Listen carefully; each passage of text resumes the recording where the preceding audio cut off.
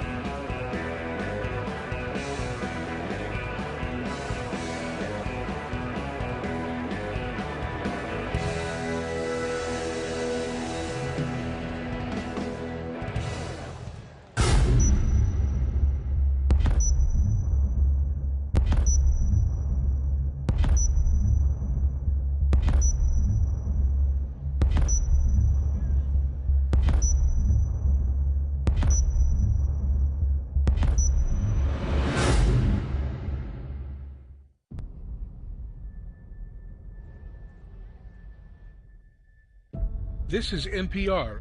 According to a new poll, 1 in 4 Americans now say they live in fear of being attacked in their own neighborhood.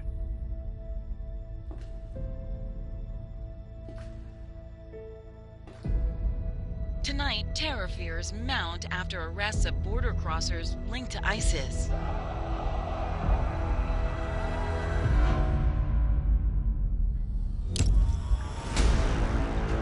Crimes against children are increasing rapidly, according to the FBI.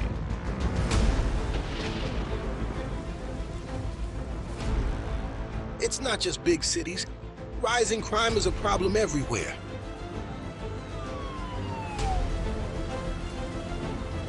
The CDC reports over 250,000 Americans are now dead from fentanyl, coming across the southern border under the Biden-Harris administration.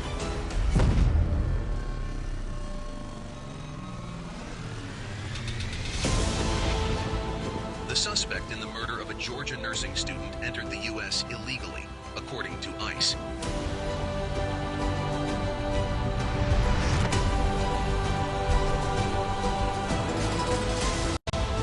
The FBI director confirmed the border crisis poses a major homeland security threat.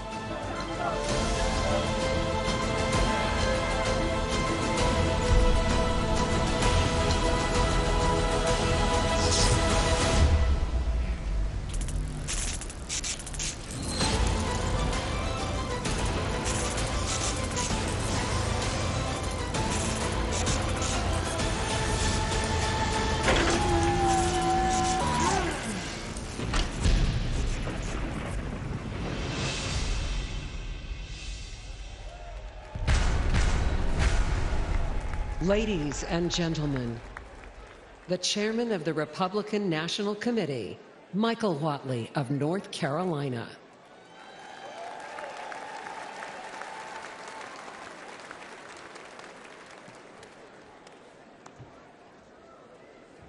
Delegates and alternates, ladies and gentlemen, I want to welcome you all to the second night of this historic Republican National Convention.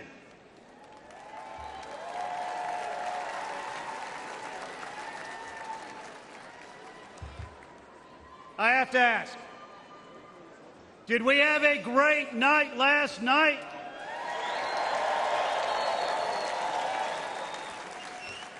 Do we have a great nominee for Vice President in J.D. Vance?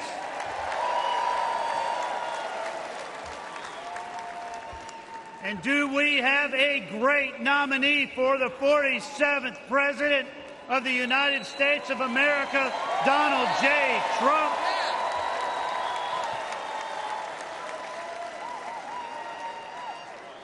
Are you ready for a great night, too? I hereby call this session to order.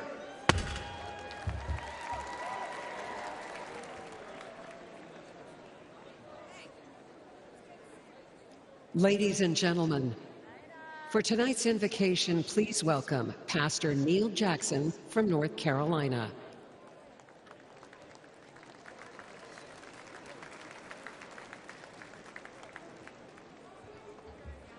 Tonight's theme is to make America safe again. That is an impossible task without divine assistance. Would you join me in prayer as we call upon the Lord to make our country safe once again? Let us pray. Heavenly Father, we thank you for the blessings upon the United States of America. Thank you for your provisions upon this land, your protection of this land, and your promotion of this land, which is undeniable. Your word says, "Blessed is the nation whose God is the Lord." Tonight, we claim that for America, believing that you desire to bless and prosper our country as we honor you and your ways. Father, forgive us for when we have strayed from your commandments. and grant us mercy. Tonight, we ask that you would protect our country from those who would do us harm. Thank you for protecting President Trump from the many attacks leveled against him, but especially the attack this past Saturday. Tonight, we pray for our military leaders and officers. Pray for our police officers, our firefighters, our first responders, as they risk their lives so we can continue to be the land of the free and the home of the brave. You commanded Joshua to be strong and courageous.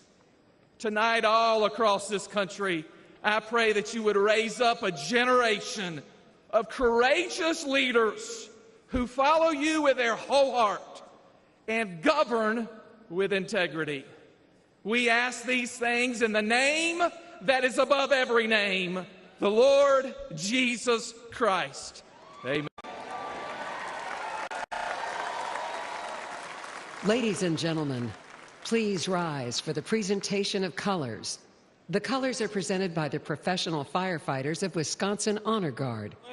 Let's give them a warm welcome. Left, right, left, left, left, right, left, left, left, right, left, left, left, right, left, left, left, right, left, you left, you left, right, you left, left, right.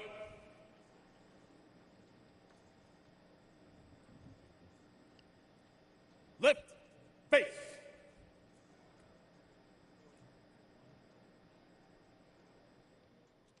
Please remain standing for the Pledge of Allegiance and our national anthem. Present arms.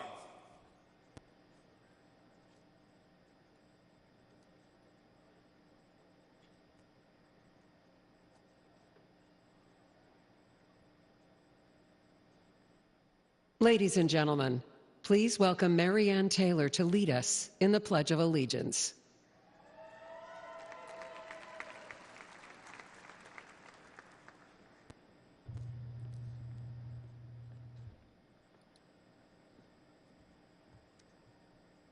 Hello, patriots. Are you ready to pledge this American flag and give them our loyalty?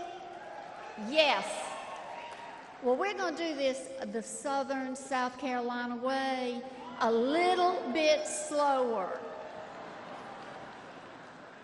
If you are military, and I'm looking out, and a lot of you already are poised, if you're like me from a military family but not military, we're going to stand at attention, place your right hand over your heart, and pledge with me.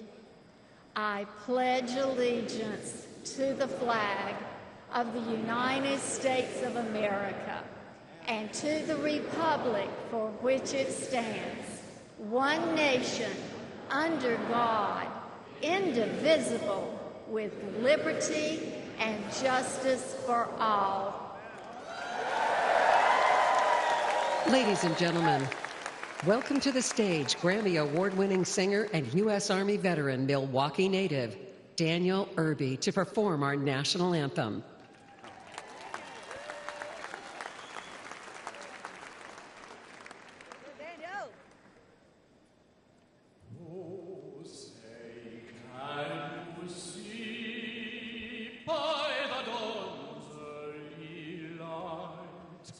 What so proudly we held at the twilight last evening, whose broad stripes and bright stars through the perilous fight, for the ramparts we watched were so gallantly streaming.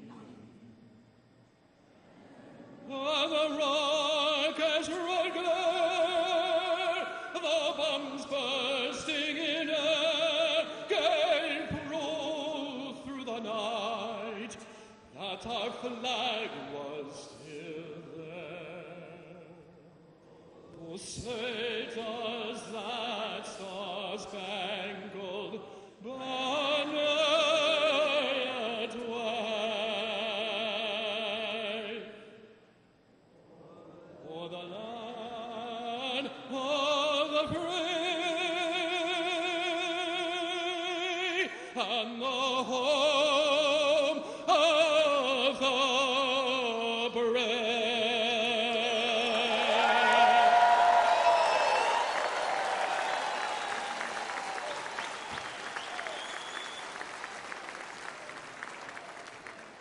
Please remain standing while the colors are retired.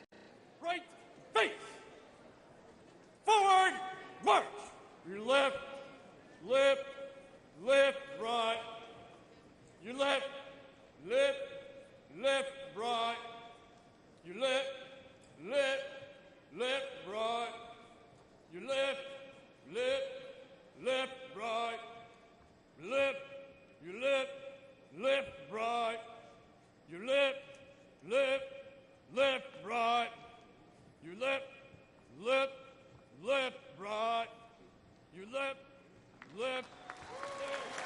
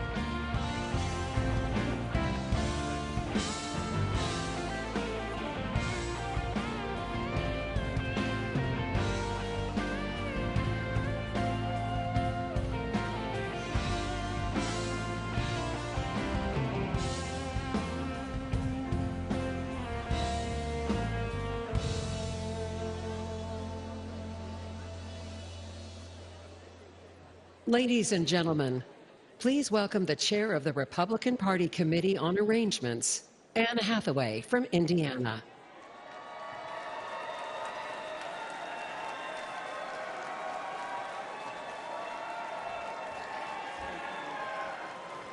Good evening.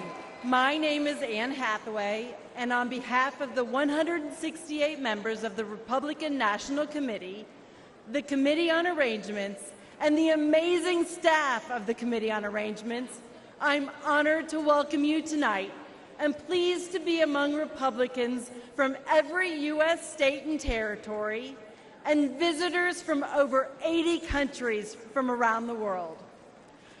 Over the next few nights, you are going to hear from the best and brightest that our party and our movement have to offer, from candidates and elected officials, to entertainment leaders, the business luminaries, grassroots activists, and the everyday Americans who power our party, united in our common goal, to make America safe again, to make America wealthy again, to make America strong again, and to make America great again. Teddy Roosevelt famously said, "It's not the critic who counts. The credit belongs to those who are actually in the arena, whose face is marred by dust, sweat, and blood." Ladies and gentlemen, this is the arena. Just by participating in this convention, whether you're a speaker, a delegate, or a viewer at home, you have an opportunity to engage in the fight for a better future for our children. So I ask you, as you watch this convention and hear these incredible speakers over the next few days, to listen, to share the message that resonates with you and your friends and your family, and to help us channel the incredible energy of this convention into a resounding victory in November up and down the ballot, starting with electing Donald J. Trump as president and J.D. Vance as vice president. Make sure your friends, families, and neighbors are registered to vote.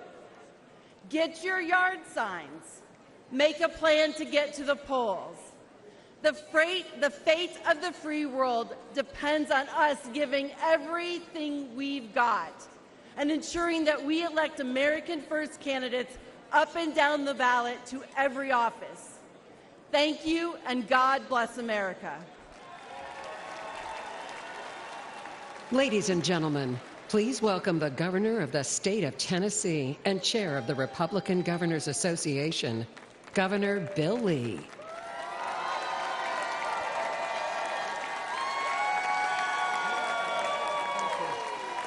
Thank you. Thank you. It is an honor to be here tonight to add my voice to yours and our fellow Americans who understand the magnitude of this moment. We have gathered here to guard and protect and defend the fundamental tenets of our free society.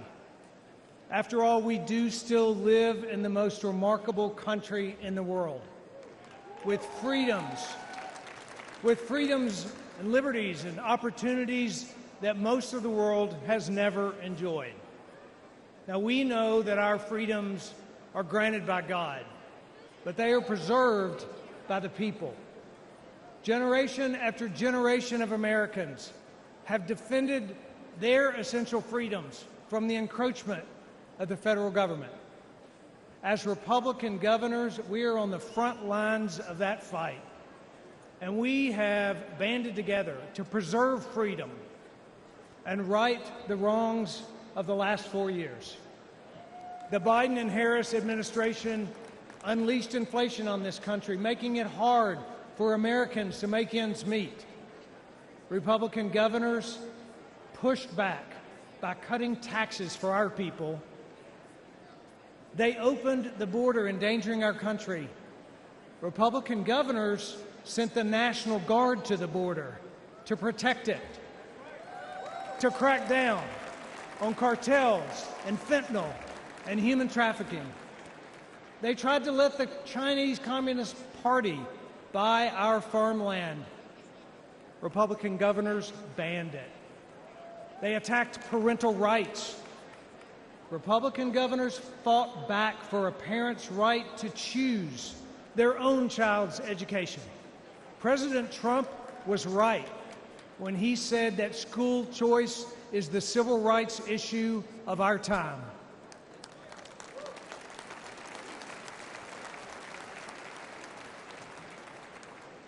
In the storm stirred by Washington, Republican governors across this country have stood as anchors of courage, their states as harbors of hope, and their people as models of freedom. But governors can only do so much. We need strong leadership in the White House. We know what that looks like. We had it before, we need it again. And that's why we, as Republican governors, are joining together, unifying in support for Donald Trump for president.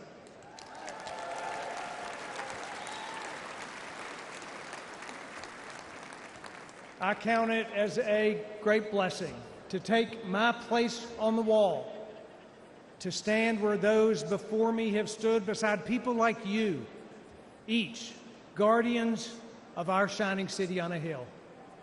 May we as a people call out to the Lord, seek wisdom, ask Him to heal our nation, and bless this country we call America. Thank you. Ladies and gentlemen, please welcome the President of the National Federation of Republican Women, Julie Harris.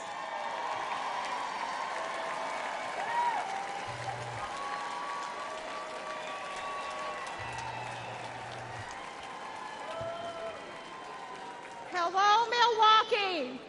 I am honored to be here representing the nation's largest grassroots Republican women's organization in our country. I'm the proud mother of 5, the grandmother of 11. My husband and I are family business owners. We work hard for everything we have and to give our children every opportunity to achieve their dreams. Parents across the country know what it's like to have a pro-family president in the White House. Under President Trump, gasoline and food were affordable. He won huge tax cuts for the middle class and created great high-paying jobs. He worked to keep crime low and to keep drugs out of this country. He's a businessman. He understands what it's like to build something of your own. Joe Biden has never built anything of his own. He uses a government to destroy things and to make it impossible to give your children the life you dreamed of for them. On day one, Joe Biden declared war on families. He made it harder for people to support themselves, to start families, and to raise children. He's robbed families of affordable homes, energy, and food. As our supply chains broke and inflation exploded, Biden's press secretary blamed us. She implied we should buy less. After destroying the economy and flooding America with illegal immigrants, Biden still wants to raise our taxes. The American dream means more than just scraping by. But under Biden, 65% of Americans say they're living paycheck to paycheck. When it's this hard to provide the basics, the other things we want to provide for our families get wiped out too. Piano lessons, summer camp, braces, family vacation, Christmas gifts.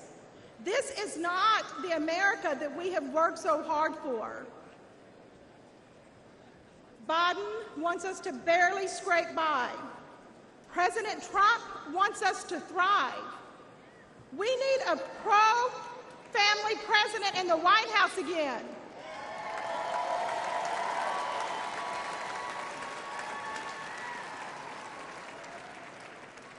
And that, and that president is Donald J. Trump.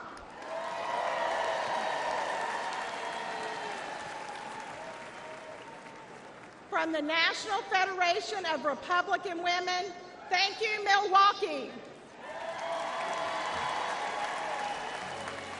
Close your eyes and I'll kiss you. Tomorrow I'll miss you. Remember, I'll always be true. And then while I'm away, I'll ride home every day, and I'll send all my loving to you. I'll pretend that I'm kissing the lips that I'm missing, and hope all my dreams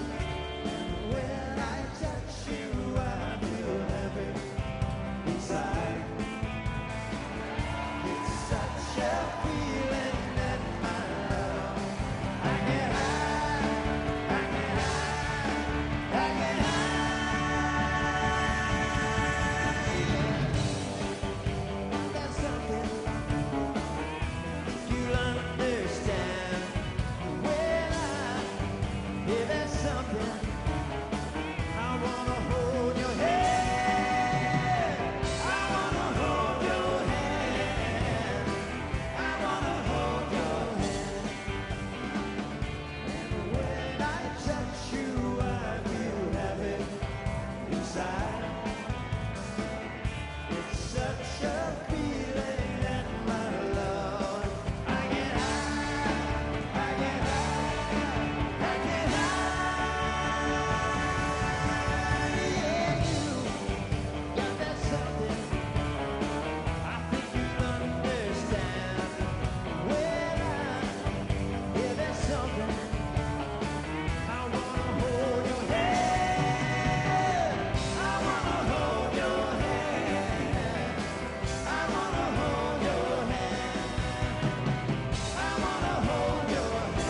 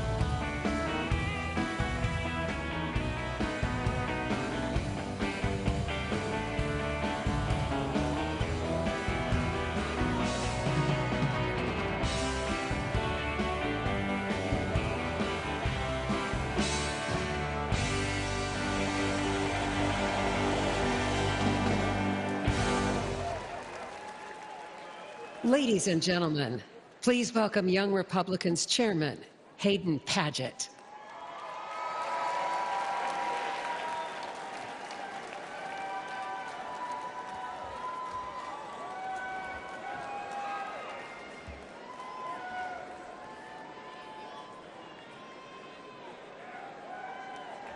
I'm Hayden Padgett. I'm the chairman of the Young Republican National Federation and a proud son of the great state of Texas. More importantly,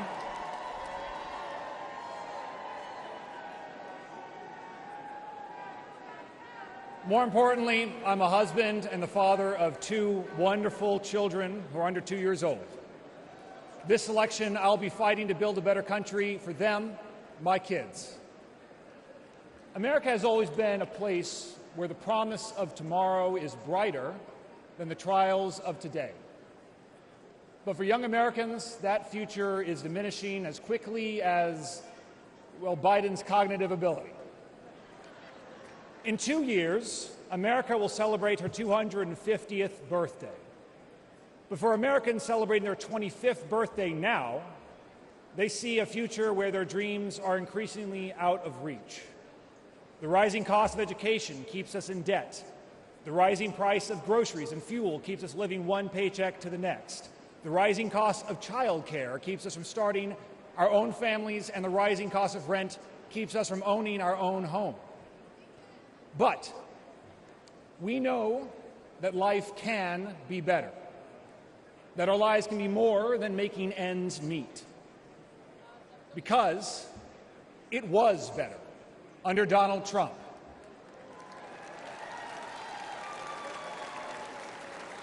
Making America great again means making groceries and gas affordable again, making education an investment and not a burden again, and making home ownership possible again. We just celebrated our Independence Day, where we were reminded that our founders did not promise us happiness, but the right to pursue it. The Biden-Harris economy has taken that all away from us. And this election, the young Republicans will be fighting to make the economy great again. We will help to throw Joe Biden, Kamala Harris, and their legacies into the trash heap of history, and we will elect Donald Trump, a man whom grace and grit have saved for our time, and Senator J.D. Vance, the first young Republican who will be elected Vice President of these United States in almost 70 years. And together, we will restore the American dream for young Americans. I owe it to my children, just as we all owe it to our future, to make America great again. Thank you very much. Ladies and gentlemen, please welcome the Chief Executive Officer of the Republican Jewish Coalition, Mr. Matt Brooks.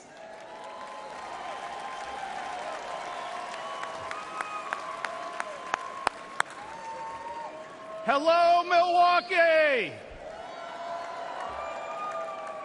Let me hear you cheer if you support Israel. Let me hear you cheer if you support Israel.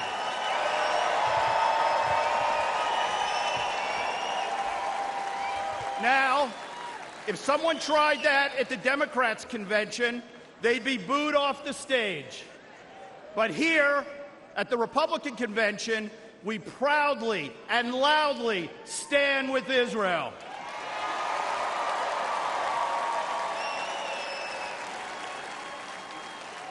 This election is a critical moment for the American Jewish community and for Israel.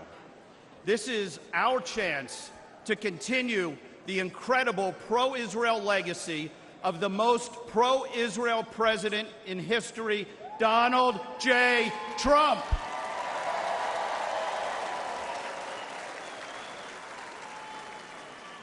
President Trump, among his many accomplishments, many of which they said couldn't be done, but he did it.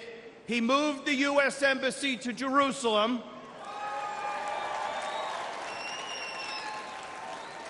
They said it couldn't be done, but he weakened the Iranian regime. They said it couldn't be done, but he delivered the historic Abraham Accords, bringing us closer to peace in the Middle East. With President Trump, we will repair and rebuild the U.S.-Israel relationship that has deteriorated after 4 disastrous years under President Biden. Now, today, 9 months after the historic Hamas attacks, shockingly, President Biden is still withholding critical arms that Israel needs to defend itself. Boo. America must stand with Israel and against the terrorists, especially Iran. We must stand with the Israeli people. Now, my message here today to the Jewish community is clear. There is only one pro-Israel party, and it's the Republican Party.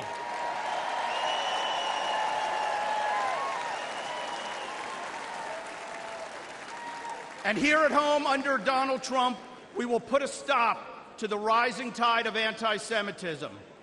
President Trump will bring back law and order so that American Jews can once again wear a kippah and walk the streets without fear.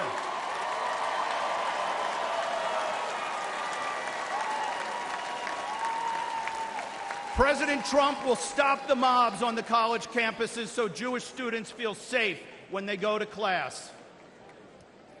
The Jewish community is ready to help elect Donald Trump and J.D. Vance. The Jewish vote continues to increase for Republicans year after year, and I promise you 2024 will be no different. So let me ask all of you, who will best stand up to the Hamas sympathizers and the squad? Donald Trump! Who will best stand with Israel? Donald Trump. Who will make sure Jews feel safe and secure? Thank you, RNC, for the opportunity to speak today, and thank you, President Trump, for your commitment to elevating Jewish American voices. Together, unified, we will win. Am Yisrael Chai!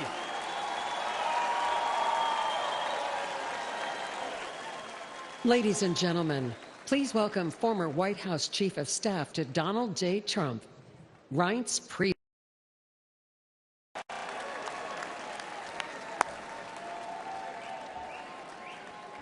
As a longtime Badger, let me say, welcome to Wisconsin. Partners throughout the city of Milwaukee and state of Wisconsin have been preparing behind the scenes for over 2 years to make this convention a reality. I couldn't be more appreciative of everyone who helped make this happen. Milwaukee is a world-class city, and Wisconsinites are some of the kindest people you'll ever meet. While you're here, make sure you experience the beautiful beaches of Lake Michigan. Order a basket of cheese curds, please. And I know you're all going to have a few beers while you're here, right? As the former chair of the Wisconsin GOP and chair of the Republican National Committee, I know firsthand that Wisconsin is the nation's premier battleground state. There's no better place to hold the GOP convention than right here in Wisconsin. And in November, you'll see Wisconsin stand with Donald Trump, and we will help send him back to the White House. I want to say and begin by saying my prayers are with the victims of the shooting in Pennsylvania, and our prayers are with President Trump. As White House Chief of Staff, I saw him right the ship after 8 years of Democrat failed policies, and I'm confident he'll do it again once more.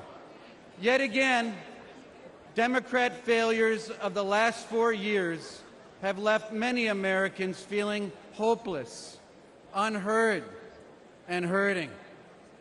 But when Donald Trump tells you what he'll do on the campaign trail, well, look out, because he will deliver when he walks into that Oval Office. Let's remember, while president, he decided to drill, baby, drill. He shut down the border. He confronted China head-on, made Europe pitch in on NATO, lowered taxes, put conservatives on the Supreme Court, and he defeated ISIS. Republicans can turn the tide in the United States and make America great again. We, together here, the Wisconsin GOP, we can make Wisconsin red again in 2024 and send Donald Trump back to the White House. Let's stand united as Republicans. Let's stand united as Americans. Let's make America one again. Let's get to work expanding our majority in the House and taking back the Senate, and let's re-elect Donald Trump president. Thank you, and God bless you.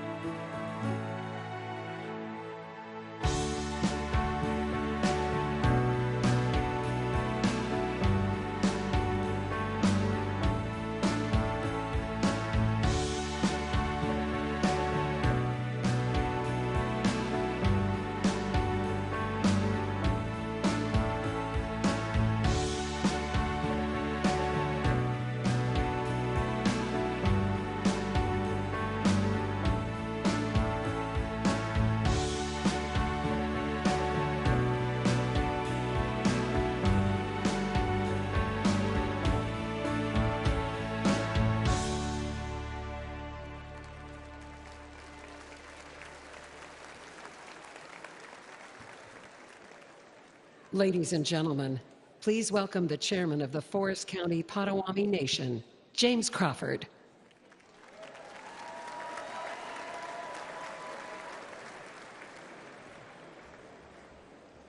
Hello, everyone, and hello, Wisconsin.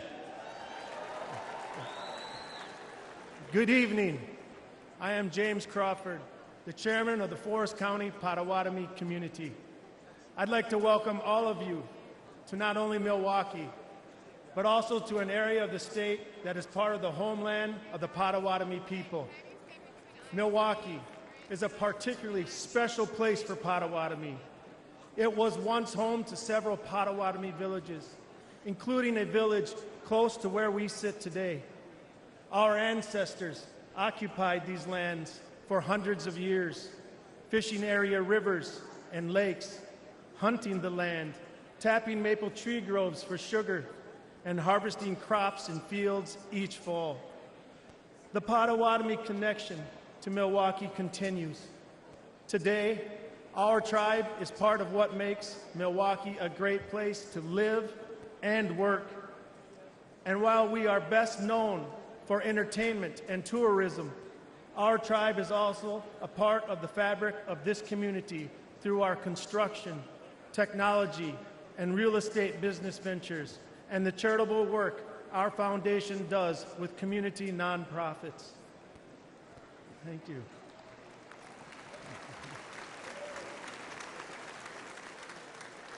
Potawatomi are just one of 11 tribes in Wisconsin and one of 574 in the United States. Even though each tribe is unique with their own histories, cultures, and distinct challenges and opportunities, the tribes still share many commonalities, especially a desire and need to keep our people safe. And right now, Native people are facing real threats to ensure our safety. The growing use and abuse of illegal drugs are claiming countless lives on reservations across this country. And Native American women and girls continue to be exploited, trafficked, and subjected to violence at reprehensible levels. So tonight's theme, Make America Safe Again, is especially important for us.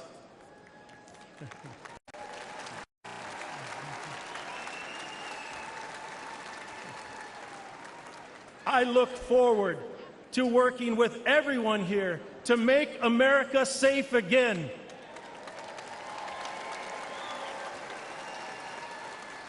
To help us preserve, protect, and enhance our future generations. Miigwech, and God bless America.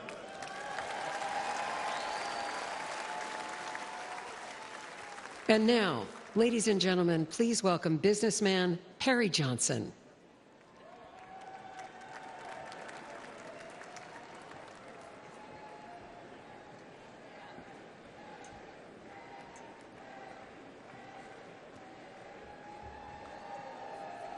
Well, what a group.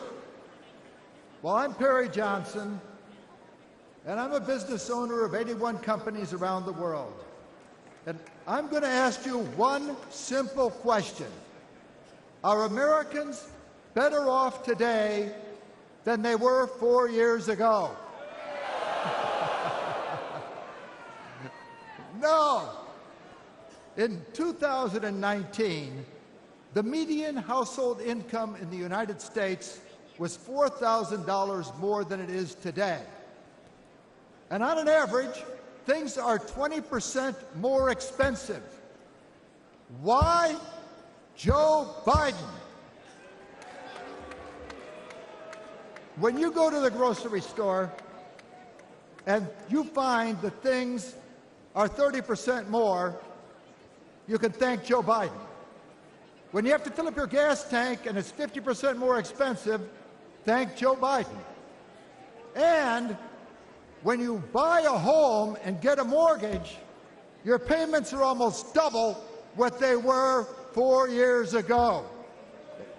And I know because one of my companies is a mortgage company. Now, what do you say we fire Joe Biden?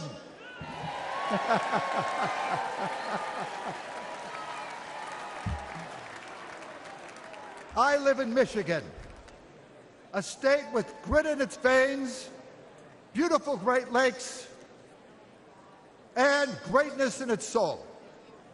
We built the auto industry.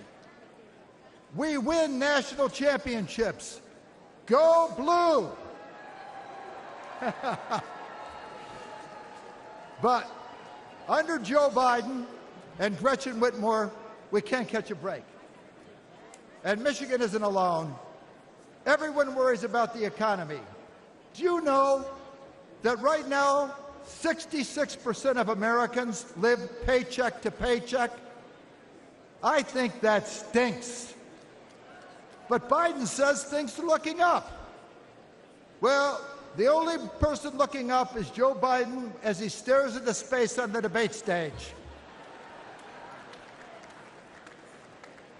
In 2016, Americans elected Trump to fix Washington. He built the strongest economy in our lifetime. What do you say we give Trump a hand with no inflation?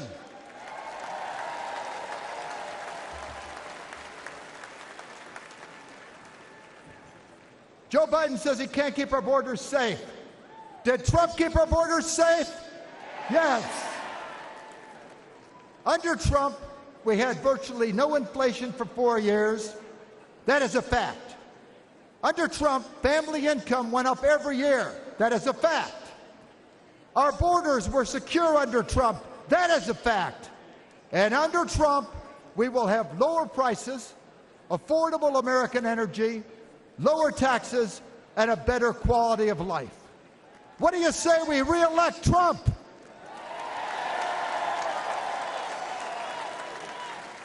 Trump. When I brought quality to the auto industry, it was pivotal in saving the auto industry. In Washington, he will save America. Joe, Carmela, and Gretchen, I have a message for you. Michigan is the state that gave Donald Trump the win in 2016, and Michigan will be the state that sends President Trump back to the White House in 24.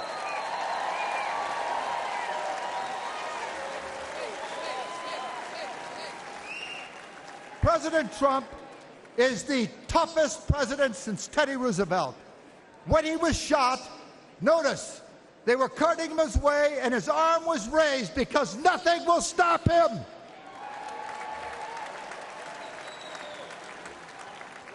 Fight. For him, America is always first. He has the heart of a lion, the brain of a genius, and he's done it before. President Trump is ready to save our country, to make America great again.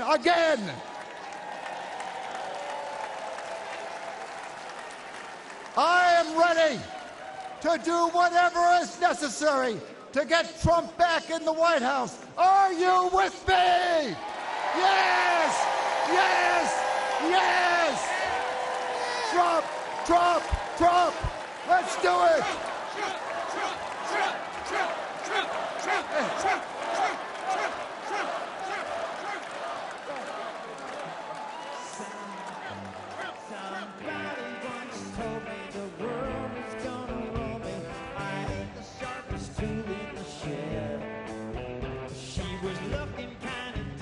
Her finger and her thumb in the shape of an L on her forehead.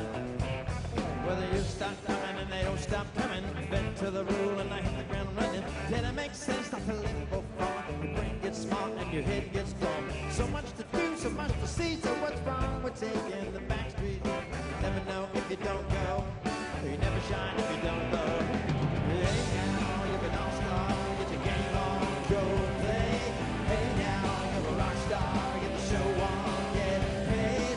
All that the letters is gold. Only shooting stars break the mold. It's a cool place. Say it gets cold. You bundled up now. Wait till you get getting bigger. The media man begs to differ, but judging by the hole in the satellite picture, ice we skate is getting pretty thin. Water's getting warm and you might as well swim. My world's on fire, how about yours? That's the way I like it and I never get bored. Hey now, you're an all-star, here's a game on, go play. Hey now, you're a rock star, get the show on, get paid. All that glitters is gold, only shooting stars break the mold.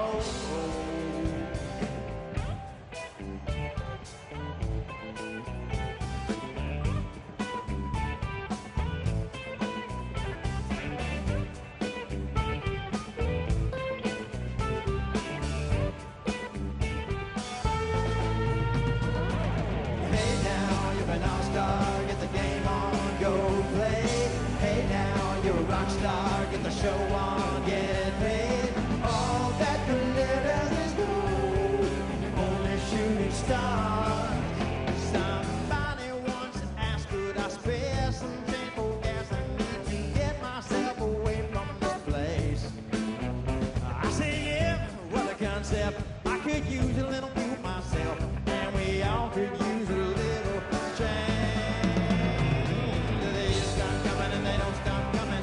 To the rule and I hit the ground running. Till it makes sense to live more fun. Your brain gets smart and your head gets dumb. So much to do, so much to see. So what's wrong with taking the back streets? You never know if you don't know. Go!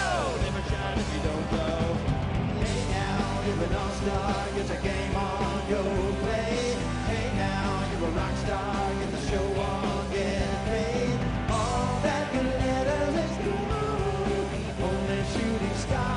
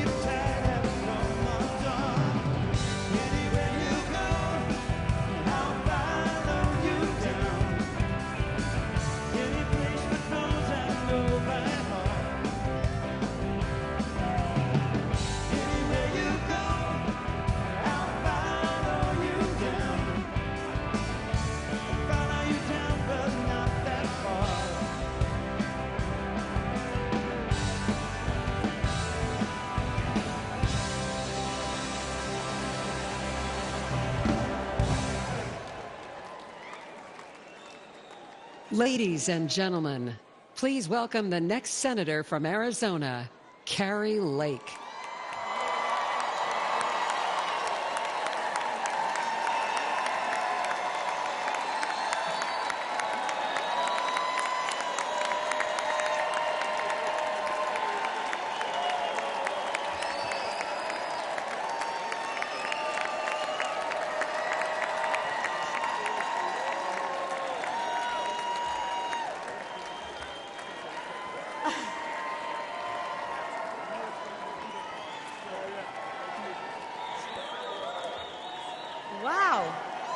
Hello. I love you. I love you. I love you, Arizona. You guys are amazing. Wow, this is MAGA energy tonight, guys. Love it. Oh, wow. This room, America, I wish you were in this room with us. This is electric. Hello, America. Welcome, everybody who's watching at home, and welcome everybody in this great arena tonight. We love you all. Actually, wait a minute. I don't mean that. I don't welcome everybody in this meeting, in this room. The guys up in the fake news, frankly,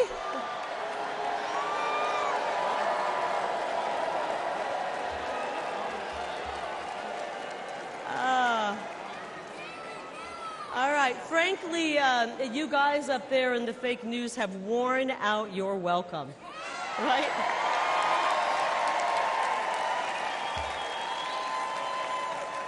You've worn it out, guys. You have spent the last 8 years lying about President Donald Trump and his amazing patriotic supporters. Actually, guys, they lie about everything. They've lied about Joe Biden's health, the economy, the laptop, the border. I could go on and on and on. But the really good news is that every day more and more people are turning off the fake news. And they're... That's right. And Americans are waking up to the truth about the disastrous Democrat policies pushed by Joe Biden and his favorite congressman, my opponent, Ruben Gallego. These guys, they're full of bad ideas. Just last week, Ruben Gallego voted to let the millions of people who poured into our country illegally cast a ballot in this upcoming election.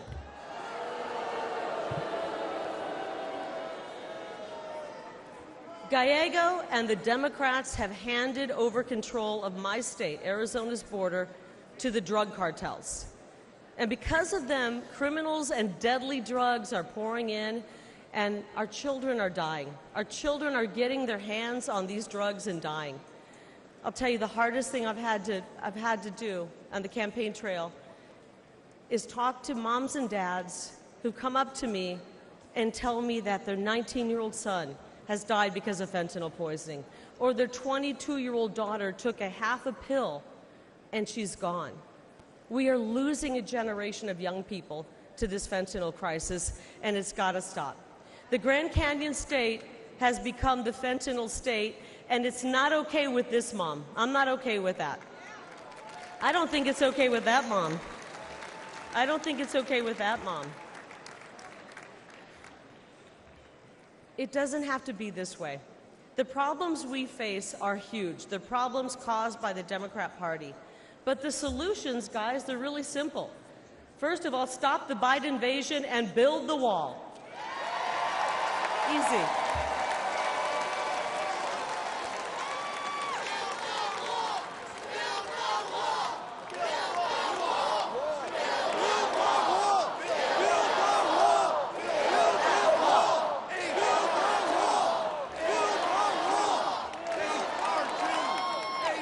And while we're building the wall, let's kick Bidenomics to the curb and bring back the MAGAnomics. Is that okay? I miss the strong Trump economy. And because I'm a mama bear, I want to replace this indoctrination, this psychological abuse they're inflicting on our children with a real, solid, quality education. It's all common sense.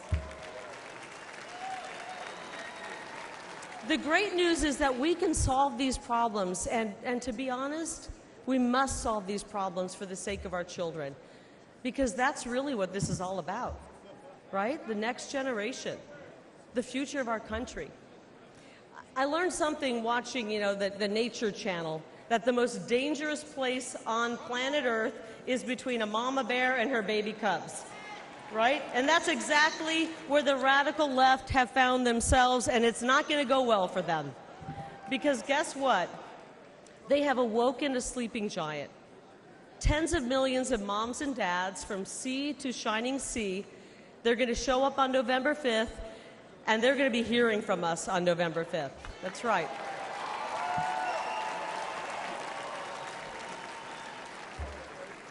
Actually, I can think of one thing more dangerous than a grizzly bear, and it's a middle-aged, fed-up mother in Washington, D.C. And I haven't even started my hot flashes yet, guys. Just wait. Just wait. But seriously, I want every mother and father to know this, that we, the Republican Party, will fight. I will fight, not just for my kids and my daughters over here. Are you over there, Ruby? Wave to me. Wave to Mom. My daughter's over there. I want to fight for, selfishly, I want to fight for my kids, but I want to fight for your kids as well. They deserve a better future. They deserve a better future. But the really good news here, and the fake news the fake news wants us to believe we're 50-50 at each other's throat. They're creating division and anger. Americans are actually much more united than people believe, right? You see it. We see it.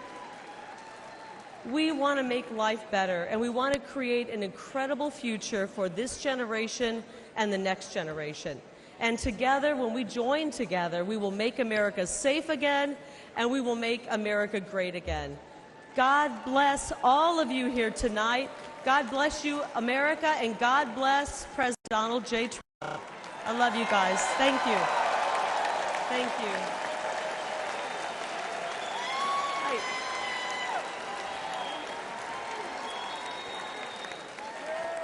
Ladies and gentlemen, please welcome the next senator from Wisconsin, Eric Hovde.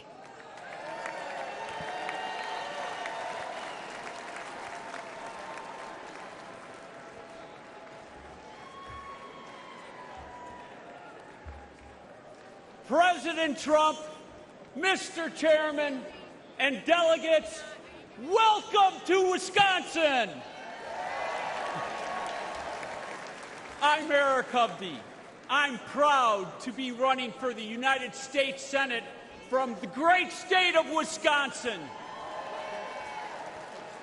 where my family has lived for more than 100 years. We're all here today for one reason: to make Americans safer, stronger, and more prosperous. We are blessed to live in the greatest country in human history, America, our home.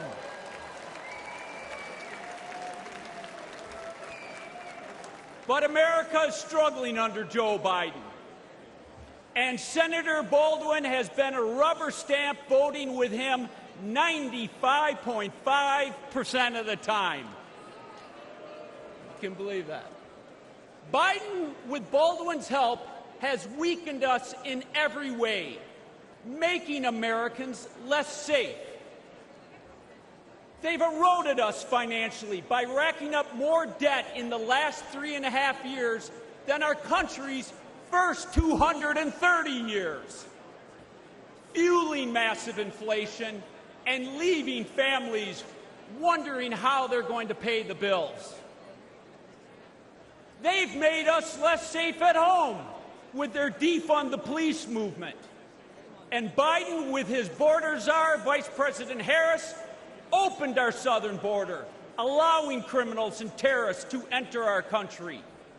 They've emboldened drug cartels to flood our streets with fentanyl, killing over 100,000 Americans every year. It is sad.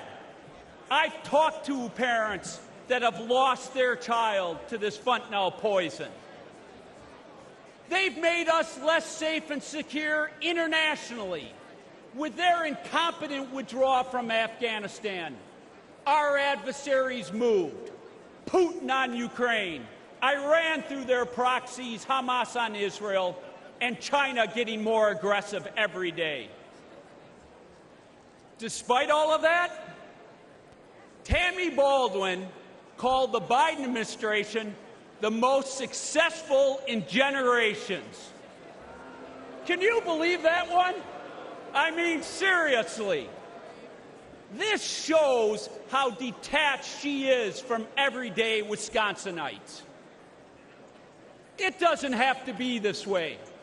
Under President Trump, family budgets were more secure. Our border was secure. Our world was secure.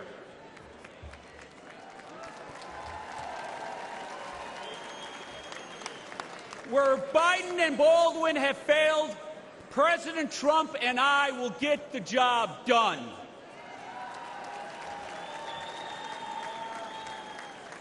Our country has become too divided, though. Instead of putting on just the blue jersey or the red jersey, we need to put on the red, white, and blue jersey and come together as Americans. We need to heal this country from the division that the left has brought. And the media, you have to stop dividing us. If we can come together, we will win Wisconsin. We will restore America. But it's going to take everyone getting involved. Are you ready to go save your country? Are you ready to restore the American dream? Thank you, everyone. God bless. Ladies and gentlemen, please welcome the next senator from Ohio, Bernie Moreno.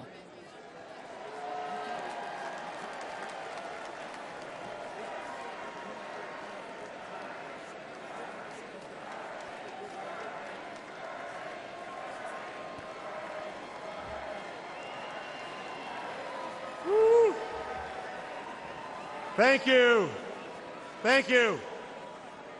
I'm Bernie Moreno, and I'm honored to stand before you tonight as the Republican nominee for the U.S. Senate from the great state of Ohio.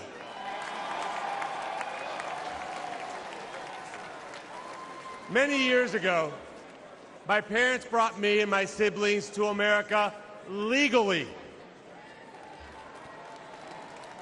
They left Colombia because they wanted their children to live in a country where they could achieve anything. I will forever be grateful to them. I love America, and I've lived the American dream. I married my best friend, raised a family, built successful businesses, and created thousands of jobs for hardworking Americans. But the American dream that I lived is under attack from Joe Biden and his enablers in the Senate like Sherrod Brown. They have encouraged millions of illegals to invade America. And Joe Biden's border czar, Kamala Harris, and the Democrat Senate have put the welfare of illegals ahead of our own citizens. They've destroyed our border. They destroyed our economy. They've destroyed our standing in the world. And they'll destroy America if we don't stop them. In November, we will fire Biden and Harris, and we will re-elect President Donald J. Trump.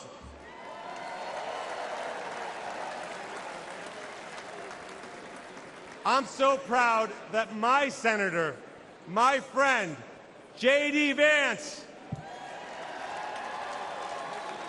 will be the next Vice President of the United States. He represents the best of Ohio, the best of America, and will be an incredible leader and defender of President Trump's plan to always put America first. And he won't stop there. Sherrod Brown votes with Biden virtually 100% of the time. I don't know if I agree with my wife 100% of the time. But Sherrod and Joe seem to have a very close relationship. Well, tonight, we've got a message for failed lifelong politicians like Sherrod Brown and Joe Biden. It's time to go home. A vote for Trump and Marino is a vote to put America first. We will end the invasion at our southern border. We will fix our economy, protect American workers, and rescue America's family from Biden's and Brown's inflation. We will end the wars and deliver peace. I will fight alongside Donald Trump to make America stronger, safer, and more prosperous. Thank you, and may God continue to bless the United States of America.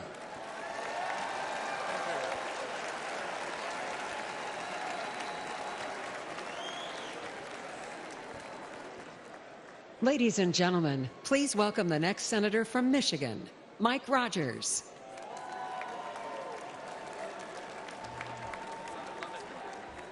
Hello, America. I'm Mike Rogers, candidate for the United States Senate for the great state of Michigan. And I want to give a quick shout out to my fellow Michiganders, the hardest working people in the United States. God bless you right there. I said, because Joe Biden and my liberal opponents' runaway spending, American families have been crushed by inflation. High costs of groceries and gasoline and rent. I was talking to a grocery clerk just recently. She said, I got it when the carts got a little skinny at the beginning of Joe Biden's administration because of high costs. But what breaks my heart is at the end of ringing up an order, they have to reach up and pull something off the counter and put it back in their cart, thanks to the Democrats in Washington, D.C. The most expensive vehicle to operate in Michigan in 2024 is your grocery cart, thanks to the Democrats in Washington, D.C. And while pockets are pinched, Biden is trying to force you to buy an electric vehicle.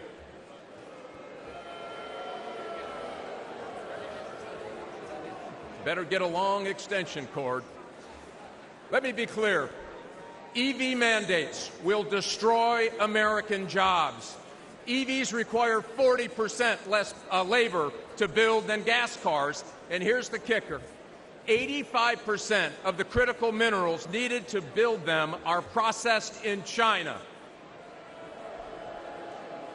It is impossible to build an EV without getting into bed with the Communist Party of China. Listen, my opponent even signed an agreement to use taxpayer money to bring a Chinese battery company to Michigan, your taxpayers' money. I'll tell you this, I will never put our children's future at the hands, or the matter of fact, the Michigan auto business in Michigan, in the hands of the Chinese Communist Party, and it's the Republicans that are going to stop them from doing that. I'm committed to keep Americans safe from threats both at home and abroad. As a former Army officer, FBI special agent battling organized crime, and chairman of the House Intelligence Committee, I've seen how dangerous the world can be. But in all my time working to protect America, I have never seen anything like the Biden-Harris open border policy. They are rolling out the red carpet for violent gangs, fentanyl, Chinese spies, individuals on the terrorist watch list. And listen, our adversaries aren't stupid. They know that all they need to do is wait until nap time at the White House to push the limit.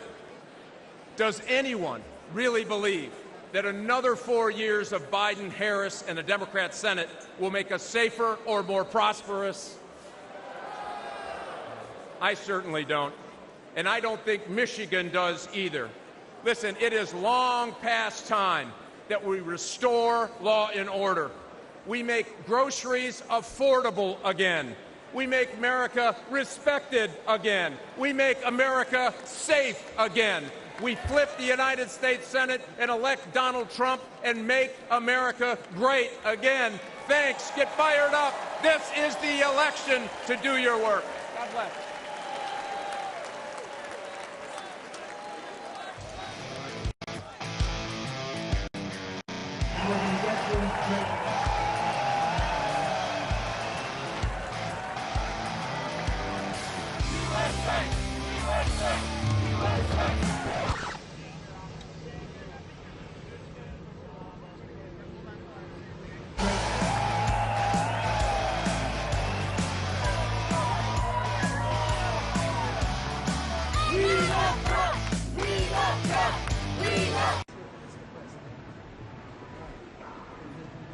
Hey.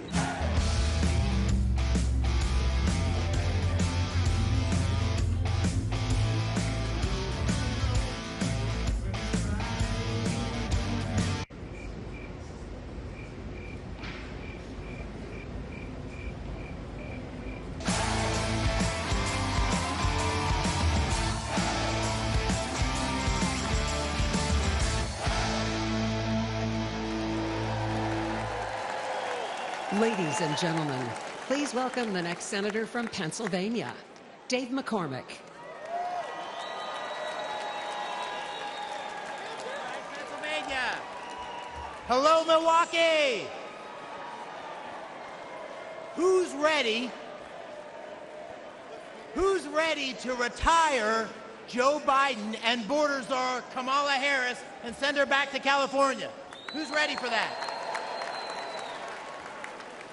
And who's ready to make Donald Trump our 47th president? Are you ready for that? And who's ready to make J.D. Vance our new vice president? And who's ready to send Chuck Schumer packing? I'm ready. I'm ready. My name is Dave McCormick, and I'm running to be Pennsylvania's next United States Senator, the great Commonwealth of Pennsylvania. And I want to first acknowledge what transpired just a few days ago in my home state, where I witnessed firsthand from a front row seat in Butler, President Trump's remarkable strength and resolve in a terrifying and unpredictable moment. The president rose brilliantly to the challenge. But what a sad and frightening day for the families of those who were injured or lost, and for our great country. And we all thank God that President Trump is okay.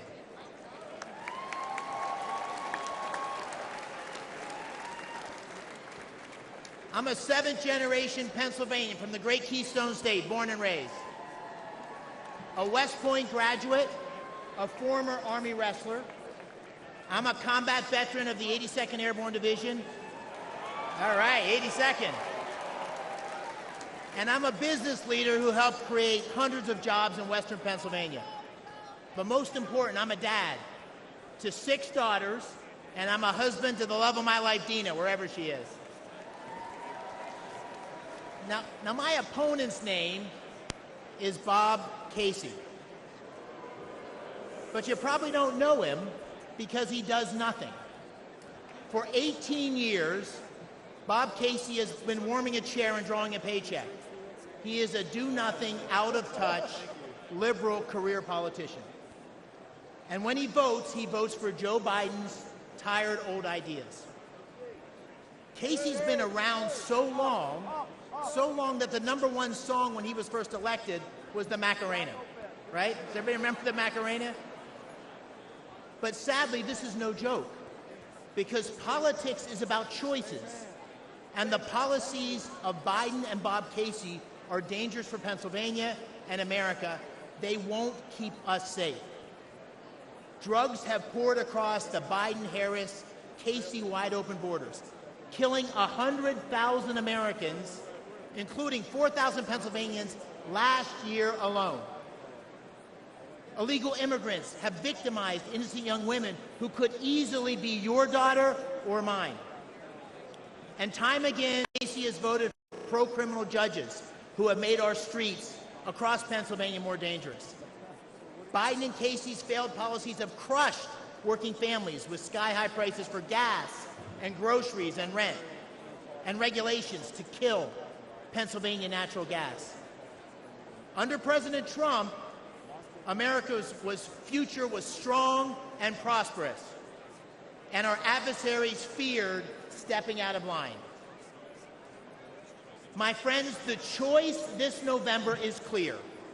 It's a choice between strength and weakness, a choice between America's greatness or its sad, disgraceful decline. This is, my friends, the most important election of our lifetimes.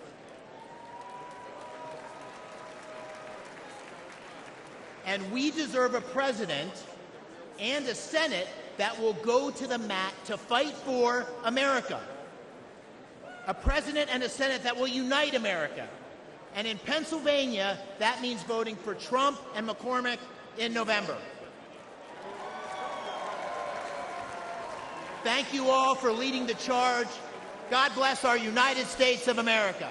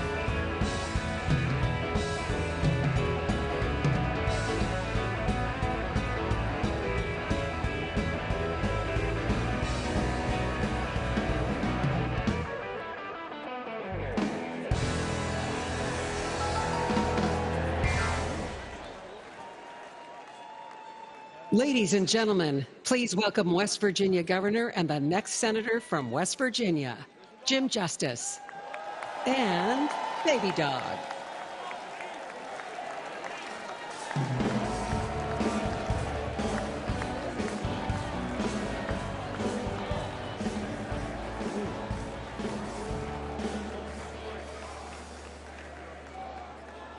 Hello, everybody. I'm Jim Justice, and I'm from West Virginia, and I absolutely believe with all my soul we've got the greatest people in the world in West Virginia. And we want you to come and try us out someday. Now, with all that being said, I know that a lot of you want to meet my little buddy. So if Baby Doll could come on out here.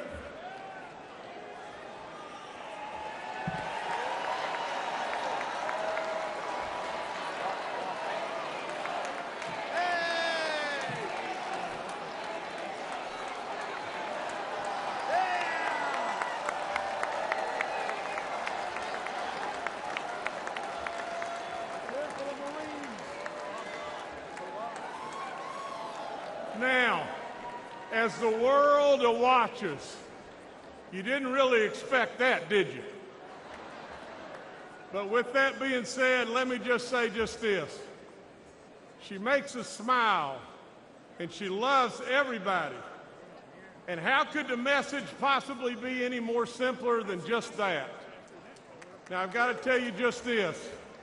The foundation of my life is the truth. I've got to tell you just this and tell you this right now.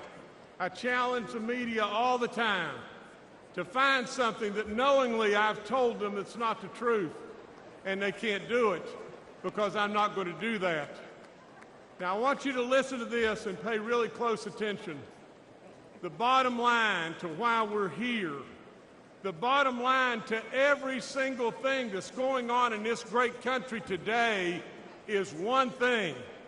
We become totally unhinged if Donald Trump is not elected in November.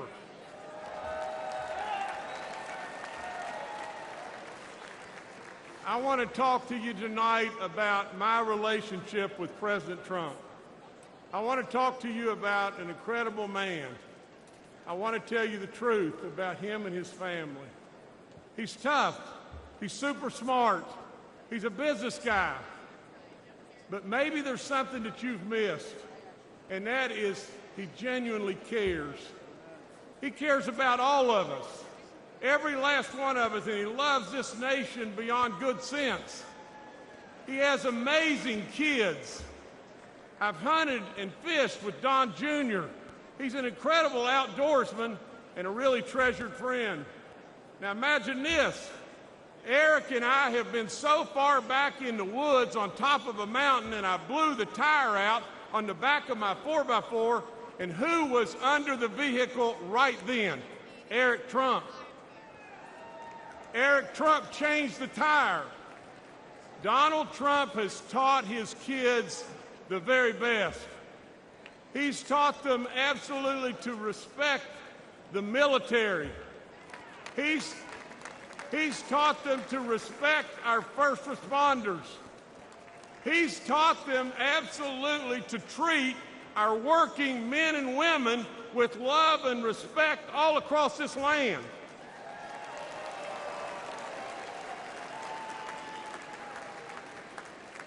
Let me tell you just this. I was in the green room with President Trump, and there was a MAGA hat laying there. I picked it up. We had just had our first grandbaby, a boy named JC. JC absolutely was just not old at all. And all of a sudden I asked President Trump if he would sign that hat for our grandbaby JC. He took it. You know what he wrote on it?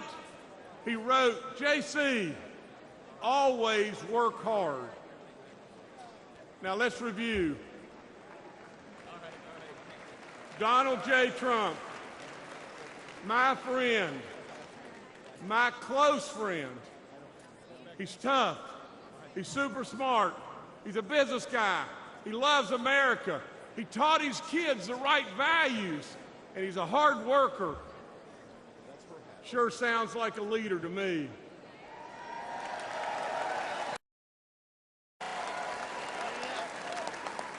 Sure sounds like a president to me.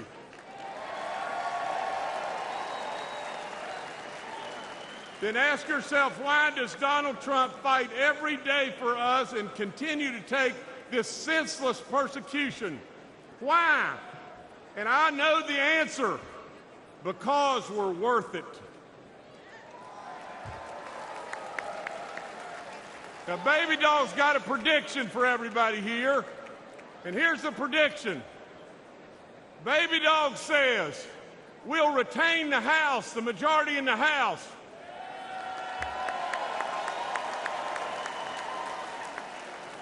We're going to flip the United States Senate.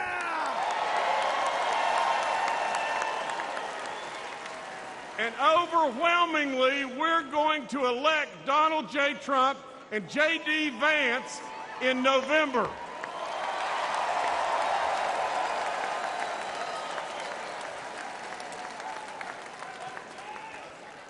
And Baby Dog says, what is the reason that she knows why we're going to win? And the answer is one thing: because we're worth it. God bless you. God bless this great country. And God bless Donald J. Trump.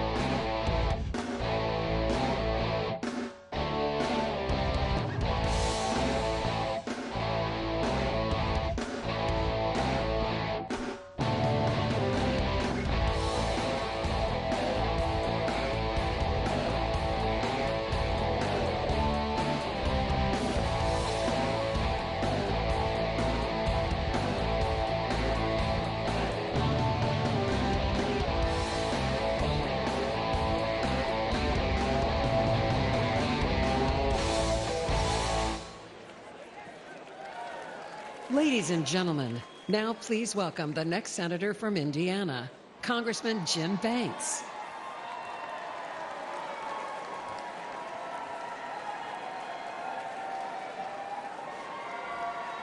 Thank you. I don't know about you, but thank God Baby Dog's a Republican. Thank you, fellow Republicans, and thank you to the great state of Indiana for making me your nominee to be the next United States Senator. Only in America could a kid like me, who was born in a trailer park, the son of a factory worker and a nursing home cook, end up here. I'm Jim Banks, and I have lived the American dream, and I'm proud of it. Holy cow. But the biggest difference today between Republicans and Democrats is that we believe America is the greatest country in the history of the world. But they don't. I got to tell you, as an Afghanistan war veteran, I've never been more ashamed than when Joe Biden's disastrous withdrawal left 13 American heroes dead, and then he lied about it.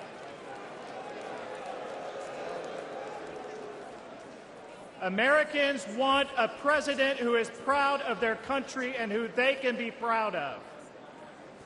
Joe Biden is an embarrassment. We went from the strongest president of my lifetime in President Trump to the weakest president in history in Joe Biden. We need President Trump back in the White House if we're going to make America great once again.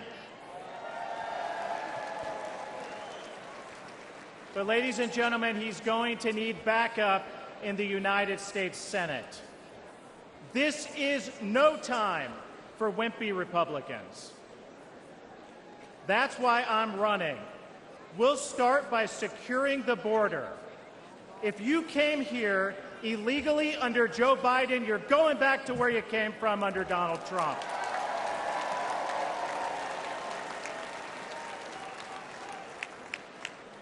My dad was a Union Democrat for most of his life. Today, he's a Trump Republican. Because my dad knows that President Trump will always put American workers first. Trump was the first president of my lifetime to hold China accountable for taking our jobs. He brought manufacturing back to Indiana and boosted wages for hardworking Hoosiers. Ladies and gentlemen, Trump saved the American dream. But if we have Biden for 4 more years, that dream won't be there for my 3 daughters.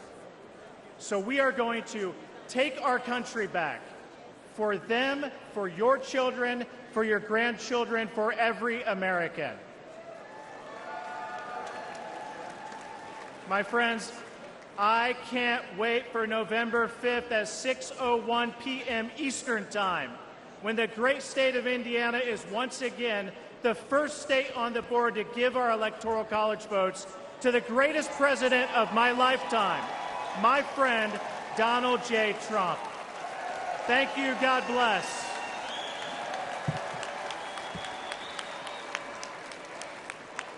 Ladies and gentlemen, now please welcome Captain Sam Brown, the next senator from Nevada.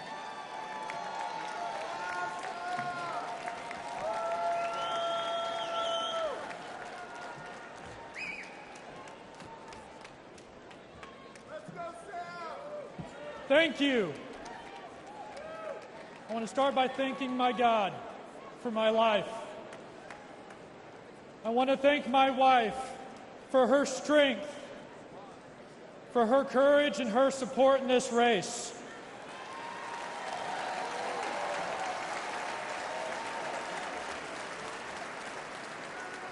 And back home, I want to thank my children.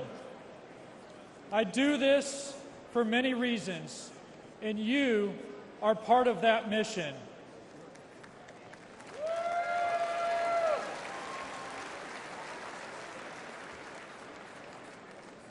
Tonight, I offer a message of hope, because I know the importance of hope in difficult times. On September 4th, 2008, my Humvee ran over a roadside bomb in Afghanistan. The explosion left me drenched in diesel and burning alive. As I neared death, I felt the flames being smothered and heard a voice say, "Sir, I've got you."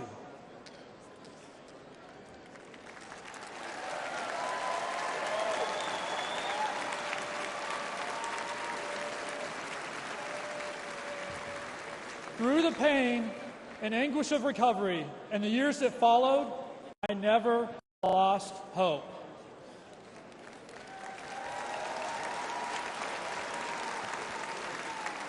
And I stand before you. I stand before you today as a Republican nominee for Senate from the great state of Nevada.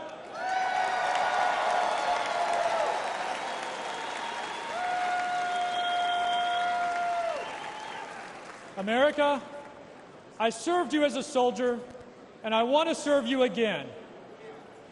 As a U.S. Senator, I will proudly stand alongside Donald Trump to make America affordable, safe, and strong again.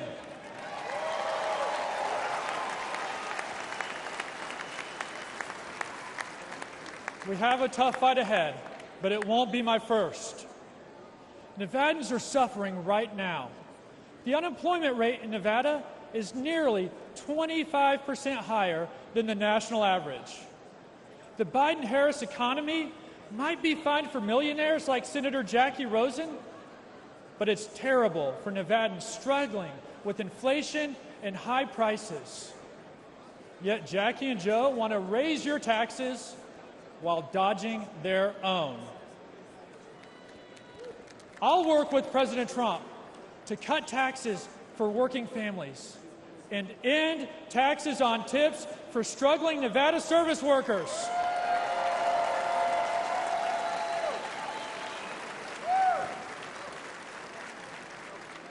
Because life must be affordable for millions, not just millionaires.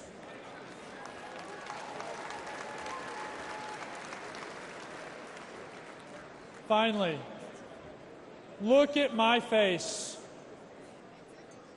This is the high cost of war. If Joe Biden stays in office, more service members will pay this price. He has brought our nation humiliation, defeat, and to the brink of more war. I've been through the fire.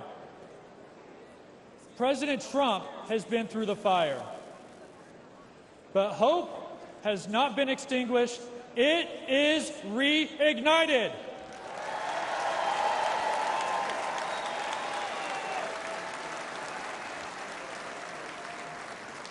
And we are more united than ever to save America's future.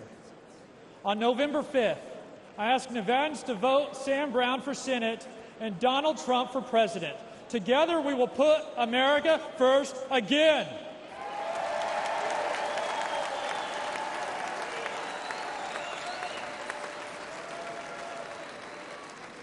I want to close with those same words I heard on the battlefield that gave me hope. America, I've got you. May God bless President Trump. God bless you. And God bless the United States of America.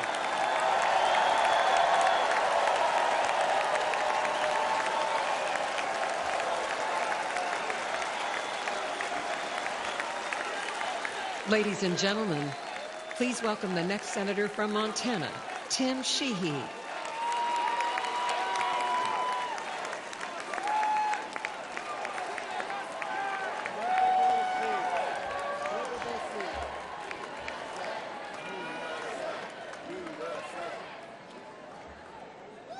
Hey, Montana, how's it going? Hey, everybody, my name is Tim Sheehy.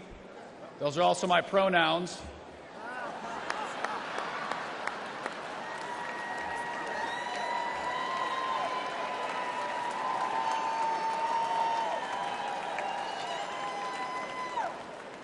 I've been a he-she for 38 years, and I can promise you going to elementary school with that name in the 80s was not fun.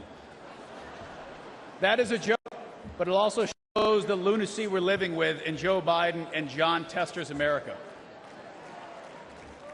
I'm a former Navy SEAL. My wife was a Marine.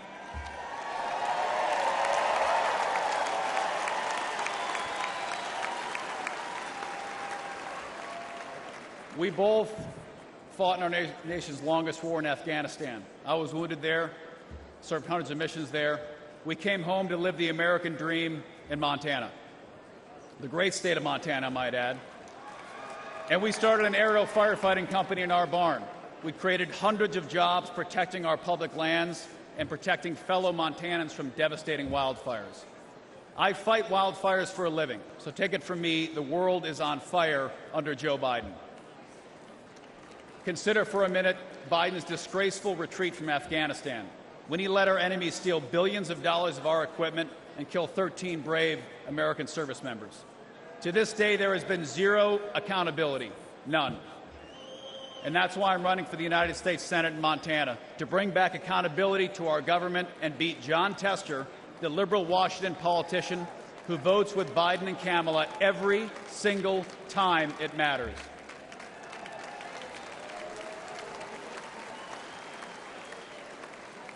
And some of you may not know who John Tester is, but John Tester is the deciding vote for Biden's America Last agenda. He's got an F from the NRA. He's voted to open our borders, unleash inflation, and he even put a liberal judge on the Supreme Court who can't even define what a woman is. And even drives a Prius in D.C. Yeah. Priuses don't work in Montana, do they? John Tester doesn't represent Montanans. He's a rubber stamp for Biden's failed presidency and extreme liberal agenda, and it's time to retire them both.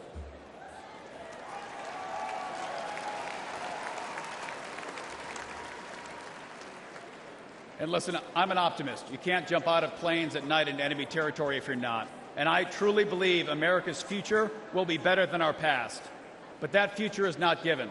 And we need political outsiders like President Trump to return common sense to our nation.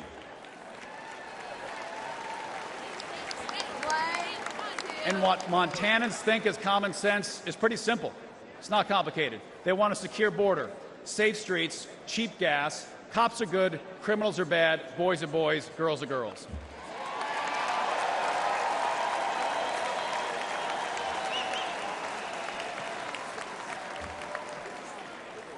And I'm ready to retire John Tester and take back the United States Senate. And I'm ready to join you in sending President Donald J. Trump back to the White House. Let's save America. We've got a lot of work to do.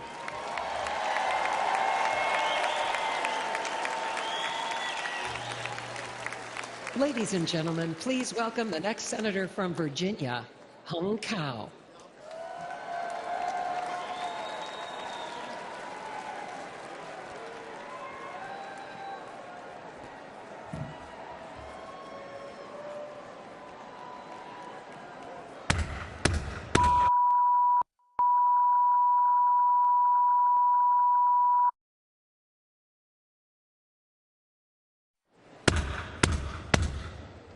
That's the last sound my parents heard when their fathers were taken away in the middle of the night, and they never saw them again. That's my family's real-life story. We escaped from Vietnam just days before Saigon fell to the communists. We were given a new life in the most generous country on earth.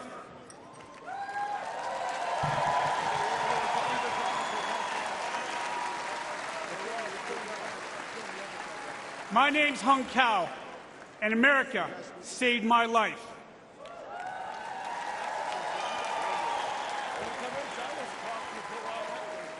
I grabbed onto the American dream. I graduated from the United States Naval Academy, but I paid back every dime of that American dream with 25 years of service.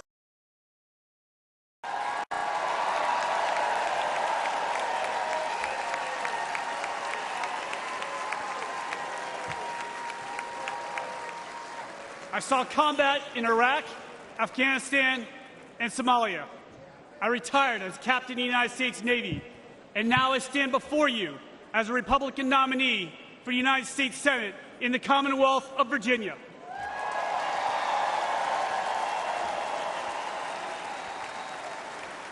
Only in America, ladies and gentlemen, only in America. But we're losing our country. Under Joe Biden, millions of illegal aliens flood our borders. They fly Hamas flags on our campuses, and they shout death to America. As an immigrant to this great country, let me be very clear to everyone who comes here. Don't ask for the American dream if you're not willing to obey the American laws and embrace the American culture.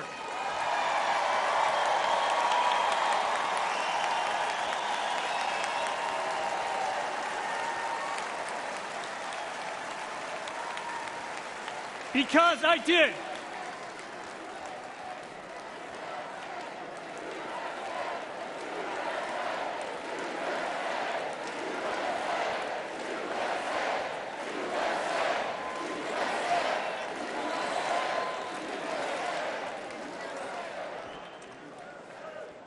I love this country so much that I wrote a blank check up to and including my life.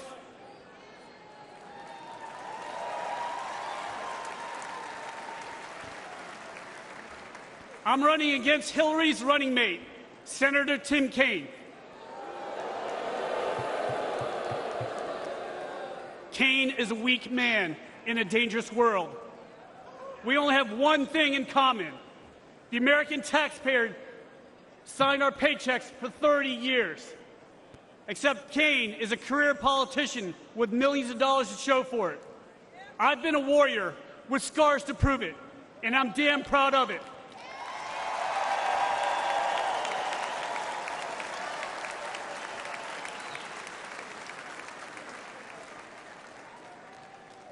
In November, the left will vote for the hatred of one man. We will vote for love. Love of God, love of family, and love for the greatest nation on earth.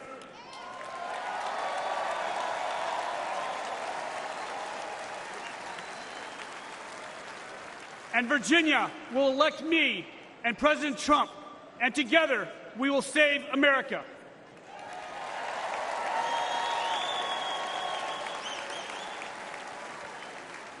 My name is Hung Cao. I'm the next senator from the Commonwealth of Virginia, and I'm not done fighting for us.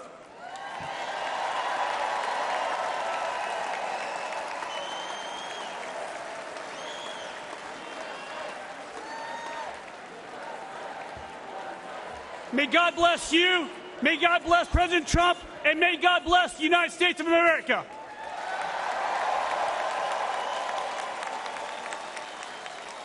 And now, ladies and gentlemen, please welcome United States Senator Rick Scott of Florida.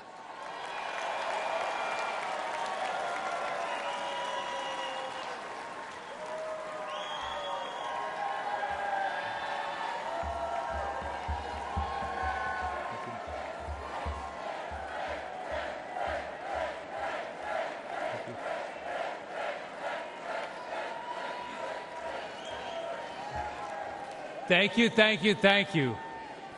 You can tell I'm from the great state of Florida.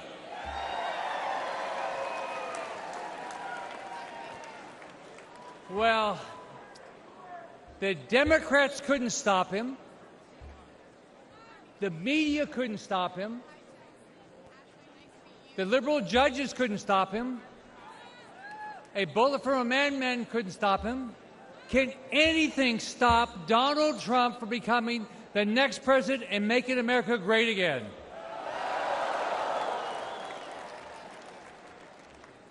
I've known Donald since before each of us ran for office, and it's an honor to be here to do everything I can to get him reelected back in the White House where he should belong every day going forward.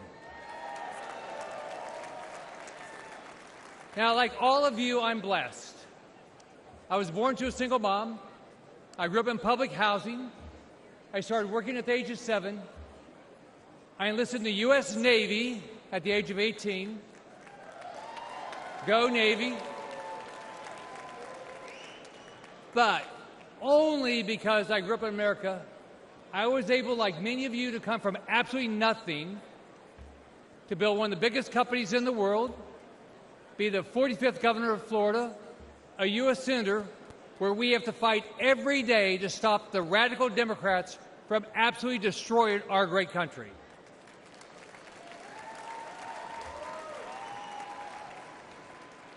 They will lose, we will win.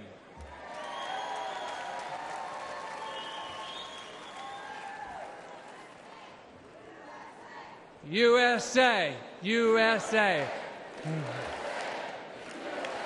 We will win. Now, let me tell you about a dream I had recently. I had a dream and I did some time traveling. I traveled into the future to an imaginary world where actually Joe Biden got reelected. Yeah. So, remember the Christmas Carol, The Ghost of Christmas Past? Well, in my dream, I met the ghost of Biden's future.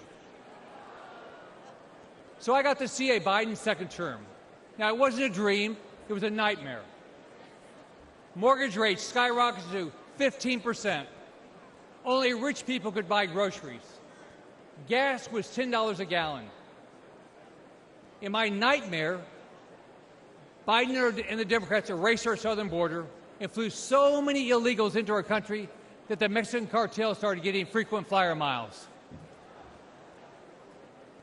It was easy for Democrats to rig the elections. They simply allowed all the non-citizens to vote. America did nothing to protect Israel from terrorists or to stop China from invading Taiwan.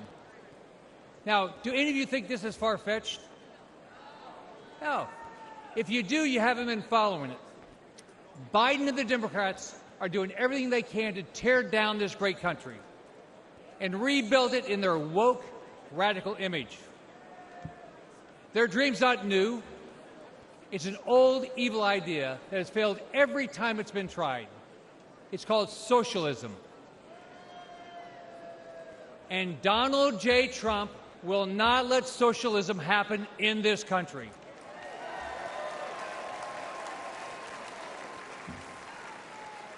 Think about it. Under Trump, we had a booming economy. We weren't at war. Our enemies feared us.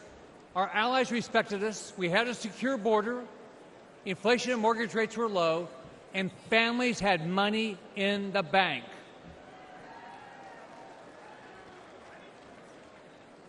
Donald Trump has given up a lot for this country. His family's been slandered. He's been impeached, censored, treated as a criminal, all because he never backs down.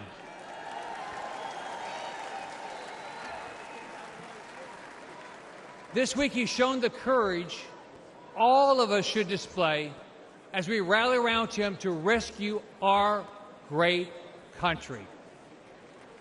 So, let's fight, fight, fight, and make sure Donald Trump gets reelected. Have a great night. God bless you.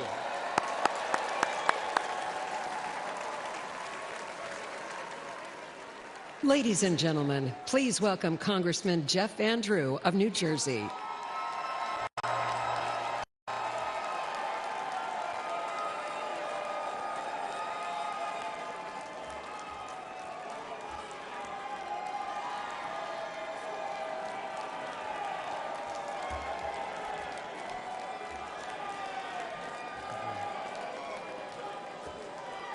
Thank you.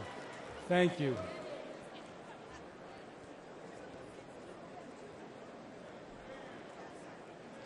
Good evening.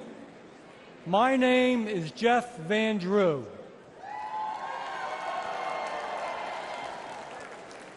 Tonight I want to tell you my story.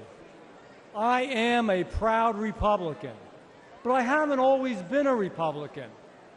I was elected to several offices in South Jersey and eventually was sent to the United States Congress, all of them as a conservative Democrat. Along the way, I noticed that I didn't like what the Democrats had become as a party.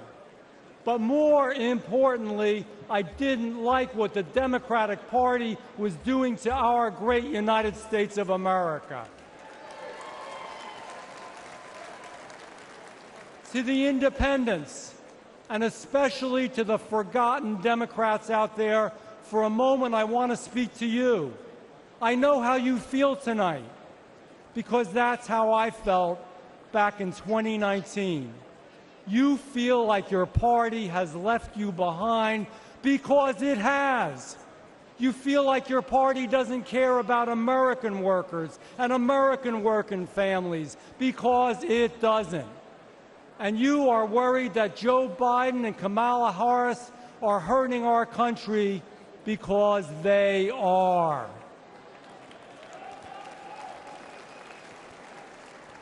I felt the same way. So after being a Democrat to vote against impeaching Donald Trump, I took a long walk with my chief of staff. I remember saying to her that perhaps my time in elected office was done. And you know what? I was okay with that. There was no way I could be a Democrat anymore.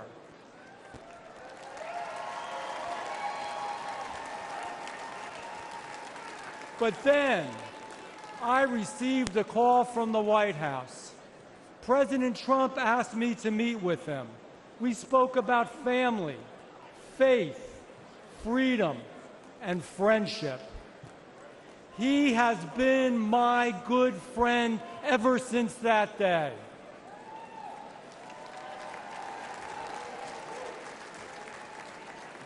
He said that I should be a Republican. I said, Mr. President, I will be a Republican.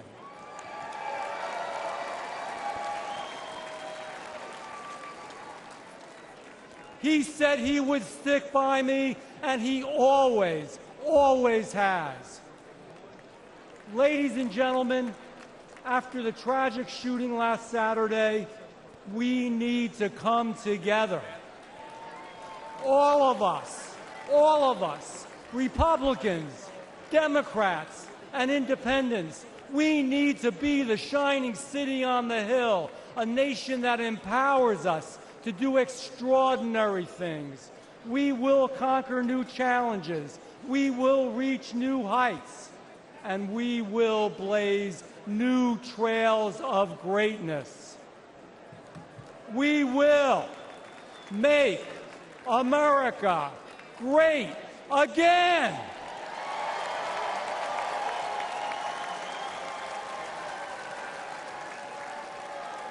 And we will elect Donald Trump this November.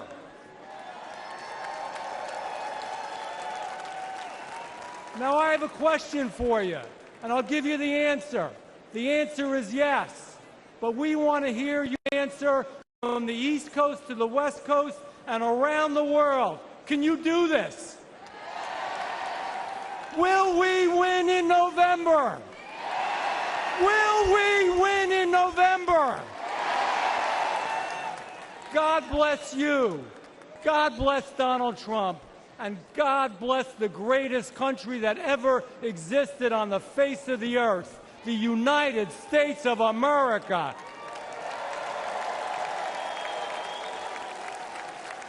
Ladies and gentlemen, please welcome the chair of the United States House of Representatives Republican Conference, Congresswoman Elise Stefanik of New York.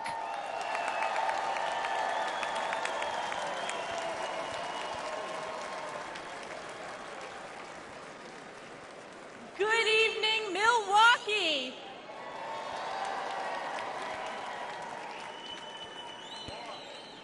We always say that this is the most important election in our lifetime, but we know deep down this one truly is. Our Constitution and the soul of our very nation are on the ballot. Under Joe Biden, the American people have suffered crisis after crisis.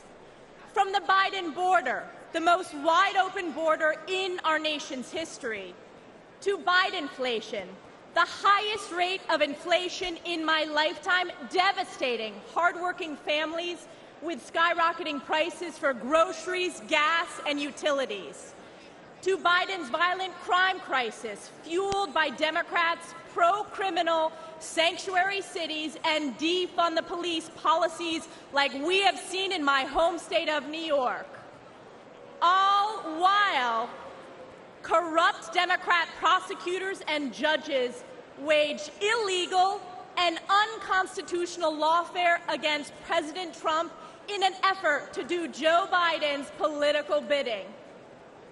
And around the world, the feckless and failed Joe Biden has caused chaos, weakening our national security. From the catastrophic withdrawal from Afghanistan, to Putin's invasion of Ukraine, to Hamas's terrorist attack against our most precious ally, Israel. And let me ask you a question. What has been the response from the radical left on our college campuses? Vile anti-Semitism, chanting death to Israel, death to Jews, death to America. This is Joe Biden's Democrat Party. Who saw that congressional hearing with the college presidents of so-called elite universities? Oh, wait, They are former presidents.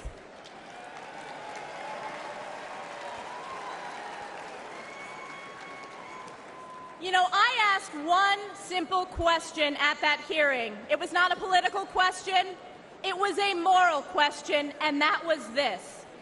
Does calling for the genocide of Jews violate your university's code of conduct? And one after the other said it depends on the context.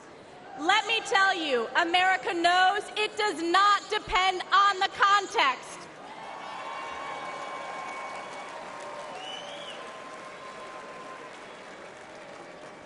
President Trump will bring back moral leadership to the White House, condemning anti-Semitism and standing strong with Israel and the Jewish people. President Trump will once again deliver the most secure border in our nation's history and unleash the American economy. And he will bring peace through strength as Commander-in-Chief, standing with our allies and causing our enemies to fear us. President Trump has done it before, and he will do it again. This November, we are counting on you, we the people, to save America by electing President Donald J. Trump. It is clear for the whole world to see nothing, absolutely nothing will stop President Trump from standing and fighting for our great country. And I have been proud to always stand in the breach during the toughest moments for President Trump, from leading the charge against illegal impeachments, to standing for election integrity, to unifying House Republicans, to proudly being the first member of Congress to endorse him for re-election. And as we embark on the difficult path ahead to save America, call upon Galatians 6:9. And let us not grow weary of doing good, for in due season we will reap if we do not give up. We the people will never give up on President Trump, and we will never give up on the United States of America. God bless you, God bless President Donald J. Trump, and God bless the United States of America. Ladies and gentlemen, please welcome the Majority Whip of the United States House of Representatives, Congressman Tom Emmer of Minnesota.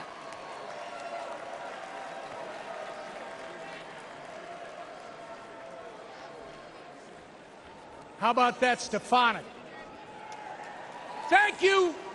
Thank you. I'm Tom Emmer, a proud American and a proud Minnesotan, and the Majority Whip in the United States House of Representatives.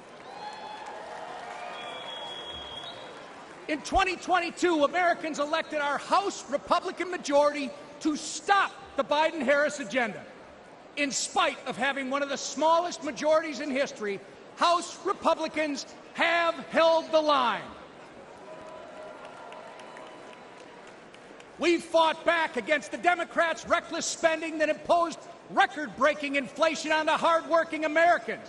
We passed bills such as the Lower Energy Costs Act and the Rein-in Inflation Act to counteract Joe Biden and Kamala Harris's failed economic agenda and to restore some fiscal sanity to Washington. We ended the vaccine mandate in our military.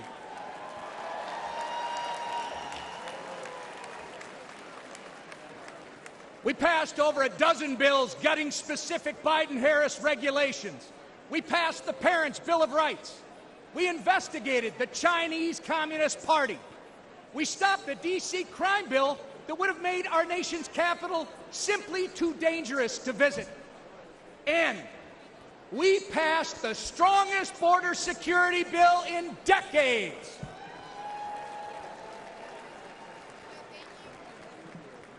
Get ready, because when we grow our majority, when we flip the Senate, and when we send President Donald J. Trump back to the White House, we won't just be holding the line anymore, we'll be moving forward.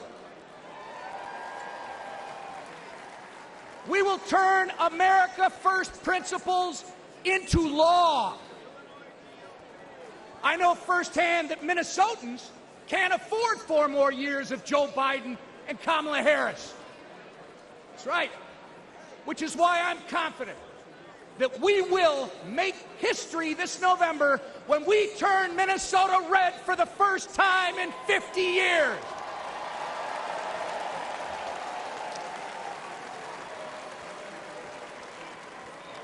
The Democrats' disastrous record on crime, trade, and regulation has ruined the lives of countless Minnesotans. When Minneapolis was in flames and businesses were in ruins, Kamala Harris encouraged and enabled the criminals and the rioters. Oh, it gets worse. She even promoted a fund to release the criminals from jail.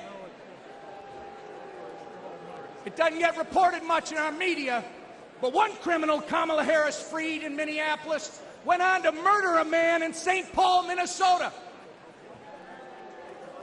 Donald Trump stands with the people and the police, our men and women in blue, not with the criminals and the rioters. Donald Trump also fought for Minnesota workers and farmers, fighting back against Chinese trade abuses, ending NAFTA, and replacing it with the USMCA. Joe Biden voted for NAFTA and China's entry into the WTO, devastating Minnesota's economy. And Kamala Harris, she opposed tariffs on China. Of course, when they aren't outsourcing our jobs through bad trade deals, Joe Biden and Kamala Harris are destroying them through taxes and regulation. They are America last. But next year, Donald Trump, with the support of Trump majorities in the House and Senate, will put America first again. Thank you. And I'm confident that together we are going to make America great again. God bless you. May God continue to bless Donald Trump and his family, and God bless America.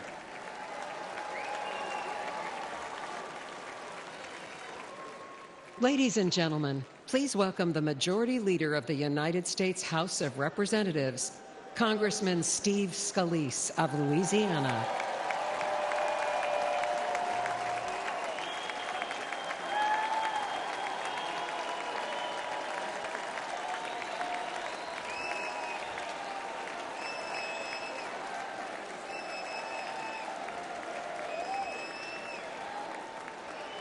God bless each and every one of you. I'm House Majority Leader Steve Scalise from the great state of Louisiana. Now, I was born in New Orleans, so I've seen some crazy things in my time. But New Orleans has nothing on Washington, D.C. these past 4 years. Joe Biden and Kamala Harris have spent your tax dollars trashing America's finances in ways no sane or sober-minded person ever would. Let's talk energy. They've eroded the American energy dominance that President Trump delivered. Joe Biden approved the Nord Stream pipeline for Russia, but he killed the Keystone pipeline here at home. Thousands of American jobs gone. It doesn't end there. Biden let Iran and Venezuela export their oil, but he stopped liquefied natural gas exports here in America. President Biden's not done. President Biden waived taxes on Chinese solar panels, but he raised taxes on Americans. When we elect Donald Trump as our next president and expand our Republican House majority, we will end the Democrats' assault on American energy once and for all. Now let's look at taxes. Biden and Harris want a $5 trillion tax hike. In our first 100 days, President Trump and a Republican majority will make the Trump tax cuts permanent. And yes, We will end taxes on tips and deliver another tax cut for working families. On the border, Biden and Harris opened it up to the entire world. Prisons are being emptied. President Trump and a Republican majority will repass H.R. 2, the strongest border security bill in decades. We will lock down the border, and yes, we will finish building the wall.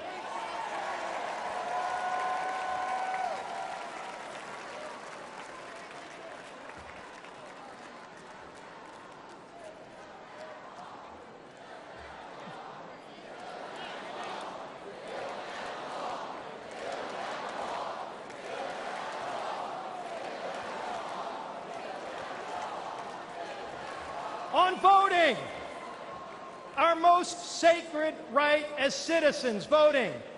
Biden and Harris want illegals to vote now that they've opened up the border.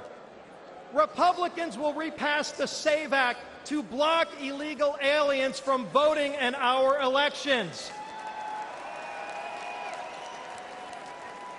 On foreign policy, Biden and Harris brought us weakness and war.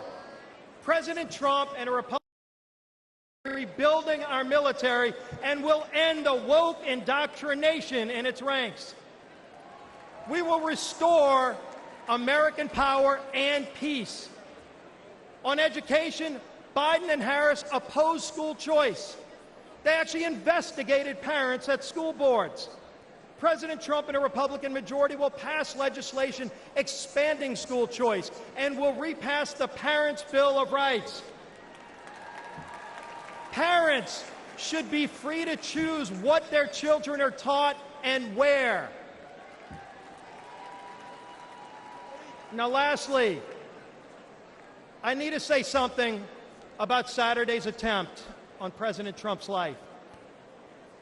Many of you know I was the survivor of a politically motivated shooting in 2017. Not many know that while I was fighting for my life, Donald Trump was one of the first to come console my family at the hospital.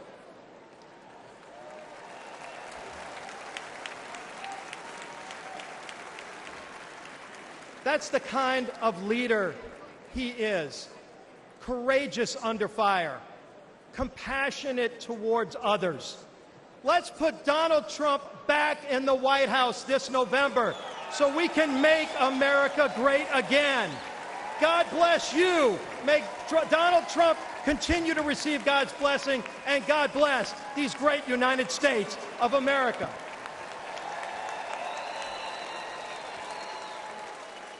Ladies and gentlemen, please welcome the Speaker of the United States House of Representatives, Mike Johnson of Louisiana.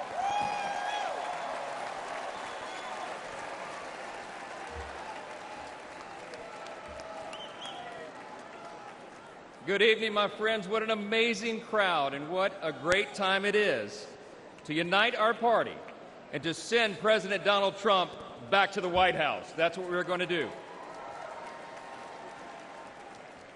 But we're not just uniting as Republicans.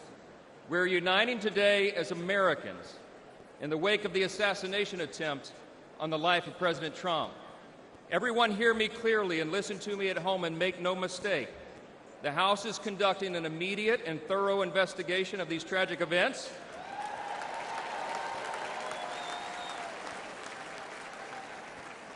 And that work has already begun. The American people deserve to know the truth, and we will ensure accountability. I promise you that. I promise you that. This has always been an important principle to us. We in the Republican Party are the law and order team. We always have been, and we always will be, the advocates for the rule of law. And we all know that that principle, as well as many others, is in serious jeopardy today. See, we've come to a moment in America where the basic things that we once took for granted are being openly challenged like never before. My friends, we are no longer just in a battle between two opposing political parties. We are, but it's not just ours versus these anymore. We're now in the midst of a struggle between two completely different visions of who we are as Americans and what our country will be. The Republican Party stands for the foundational truths that made America the greatest nation in the history of the world. We are the most free, the most powerful, the most benevolent nation that has ever been. It's not even close. It's not even close. But we have no guarantee that this grand experiment in self-governance can endure unless we respond to the call to keep it. 248 years ago, we boldly proclaimed in our Declaration that all men are created equal, not born equal, created equal, and that we're endowed by our Creator with certain inalienable rights. See, we understand that our rights do not come from government, they come from God.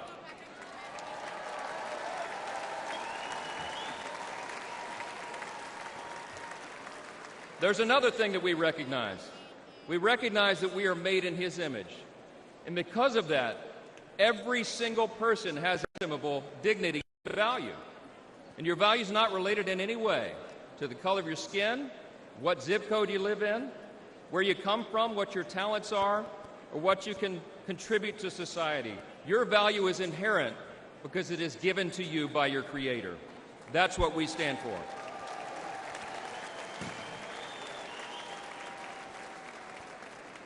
I speak a lot about what I call the 7 core principles of American conservatism. What do we stand for as Republicans, they want to know?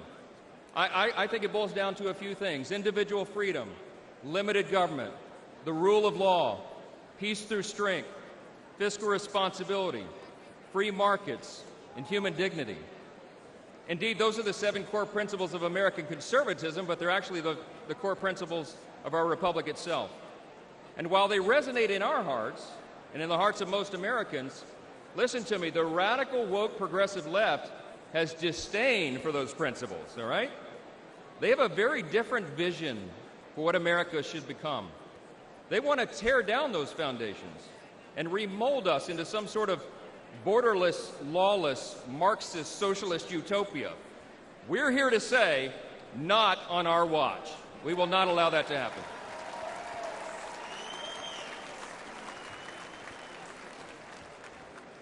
It was just 3 weeks ago that Kelly and I dropped off our oldest son at the Naval Academy. That's right. In 4 years, he'll graduate, and he'll join the 1.3 million active duty service members who bravely defend our country. We're so proud of Jack and all our children, but like most parents today, we're concerned about their future. America can't risk 4 more years of Joe Biden's weakness that has invited so much aggression by our enemies. We can't survive the dramatic increases in violence, crime, and drugs that the Democrats' policies have brought upon our communities.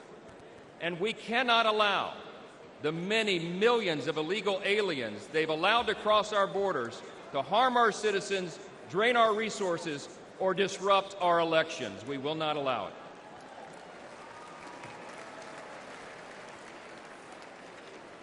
My friends, we're watching the principles of faith, family, and freedom that once defined our nation now being trampled underfoot by the radical left. As President Trump raised his fist and gave a rally cry on Saturday, now is our time to fight, and we will.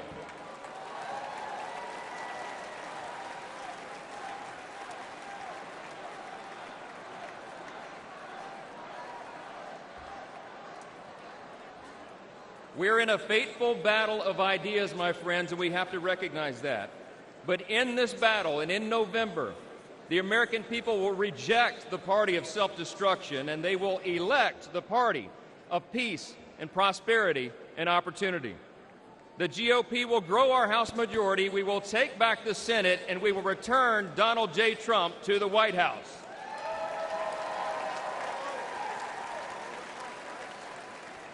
Standing arm in arm, we will make America safe again.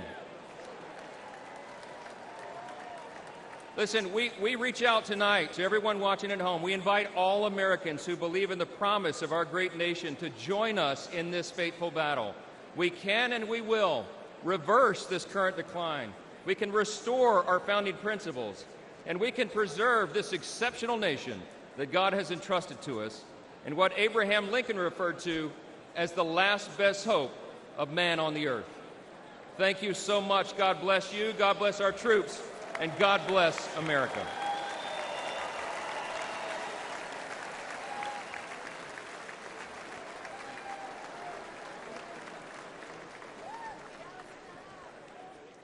Ladies and gentlemen, now please welcome businessman Vivek Ramaswamy of Ohio.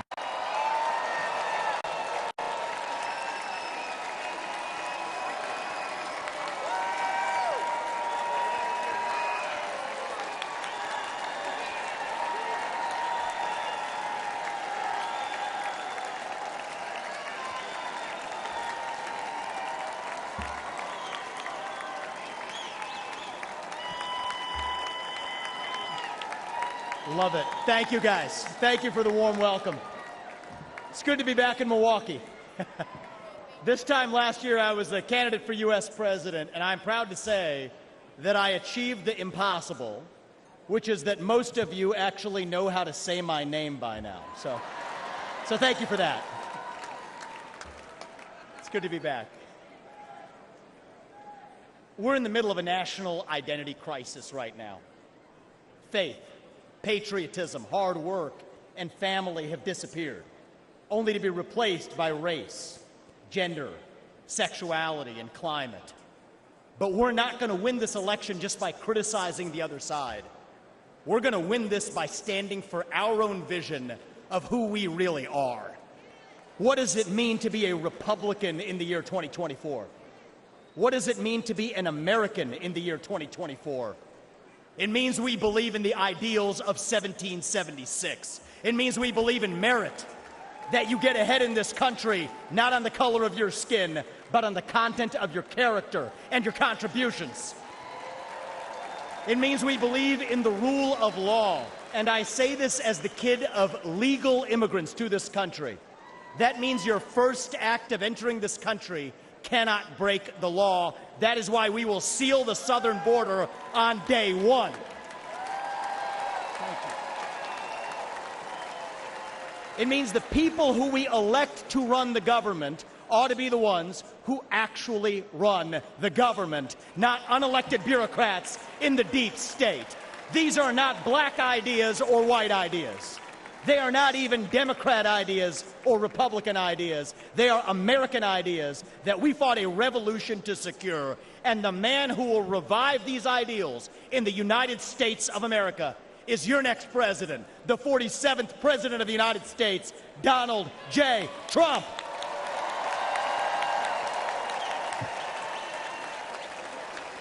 If you want to seal the border, vote Trump. If you want to restore law and order in this country, vote Trump. If you want to reignite the economy in this country, vote Trump. If you want to revive national pride in this country, vote Trump. If you want to make America great again, vote Trump. But there is one more reason I'm going to ask you to vote Trump, and it's the most important one. It's the one the media won't talk about, but it's the truth. Donald Trump is the president who will actually unite this country, not through empty words, but through action. Because you know what? Success is unifying. Excellence is unifying. That's who we are as Americans. That's who we've always been. To those of you watching this at home tonight, I'd like to deliver a message that the media doesn't want you to hear from the Republican Party. Our message to black Americans is this. The media has tried to convince you for decades that Republicans don't care about your communities, but we do. We want for you what we want for every American. Safe neighborhoods, clean streets, good jobs, a better life for your children, and a justice system that treats everyone equally, regardless of your skin color and regardless of your political beliefs.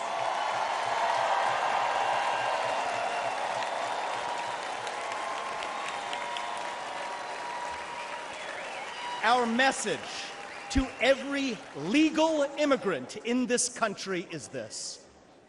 You're like my parents. You deserve the opportunity to secure a better life for your children in America. But our message to illegal immigrants is also this: we will return you to your country of origin, not because you're all bad people, but because you broke the law. And the United States of America was founded on the rule of law.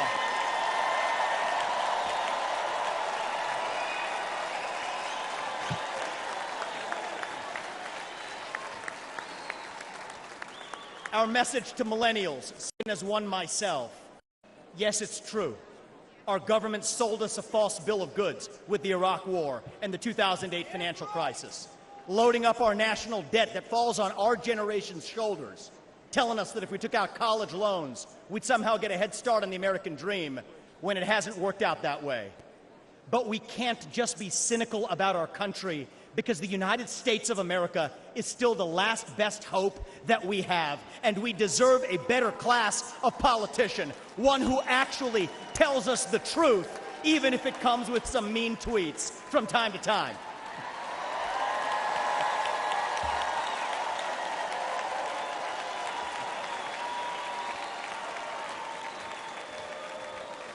And our message to Gen Z is this: you're going to be the generation that actually saves this country. You want to be a rebel? You want to be a hippie? You want to stick it to the man? Show up on your college campus and try calling yourself a conservative. Say you want to get married, have kids, teach them to believe in God and pledge allegiance to their country. Because you know what? Fear has been infectious in this country, but courage can be contagious too. That too is what it means to be an American. And you know what?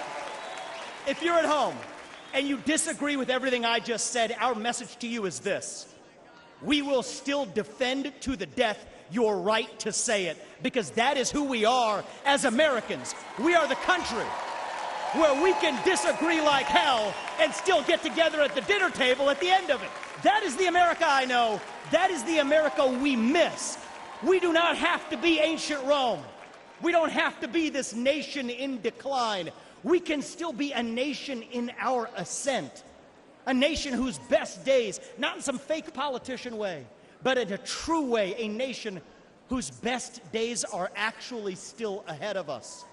Still on our way to that shining city on a hill, that country where no matter who you are, or where your parents came from, or what your skin color is, or how long your last name is, that you will still get ahead in this country with your own hard work, your own commitment, your own dedication, and that you know what? You are free to speak your mind at every step of the way. That is the American dream. That is what won us the American Revolution. That is what reunited us after the Civil War. That is what won us 2 world wars and the Cold War. That is what still gives hope to the free world. And if we can revive that dream over group identity and victimhood and grievance, then nobody in the world, not a nation, not a corporation, not a virus, not China, is going to defeat us. That is what American exceptionalism is all about. And that is what we will revive this November when we send Donald J. Trump back to the White House. Thank you all. God bless you and your families. And may God bless our United States of America. Thank you. Thank you.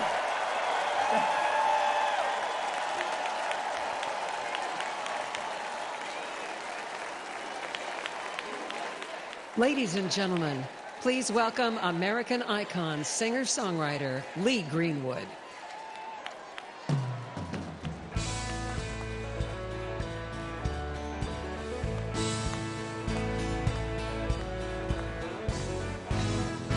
They say love is a gamble, you can win or lose. Well, I dealt me a queen the day I found you. Now the cards are in my favor, oh, and I'm gonna play them right. You're the one I've waited for, I'm gonna hold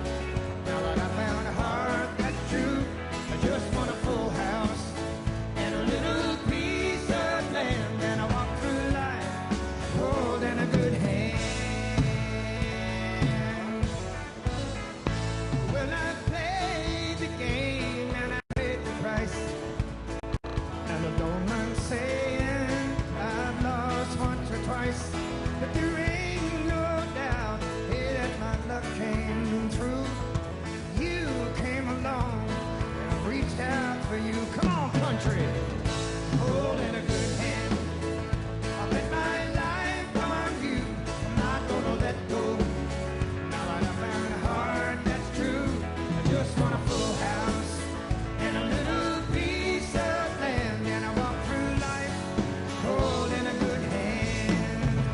Hey, holding a good hand. I bet my life on you. I'm not gonna let go. Now that I found a heart that's true, I just want a full house and a little piece of land, and I walk through life holding a good hand, holding a good hand. I bet my life on you. I'm not gonna let go. Now that I found a heart that's true, I just want a full house and a little piece of land, and I walk through life holding a good hand. I just want a full house and a little piece of land, and I walk through life holding a good hand. Let's re-elect Donald Trump, the next president of the United States. God bless the USA.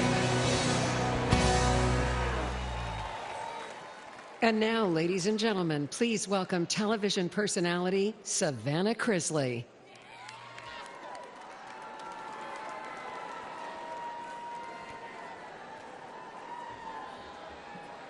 Good evening.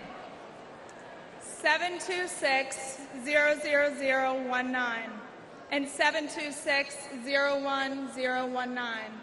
These may be just numbers to you, but to me, they're my whole heart.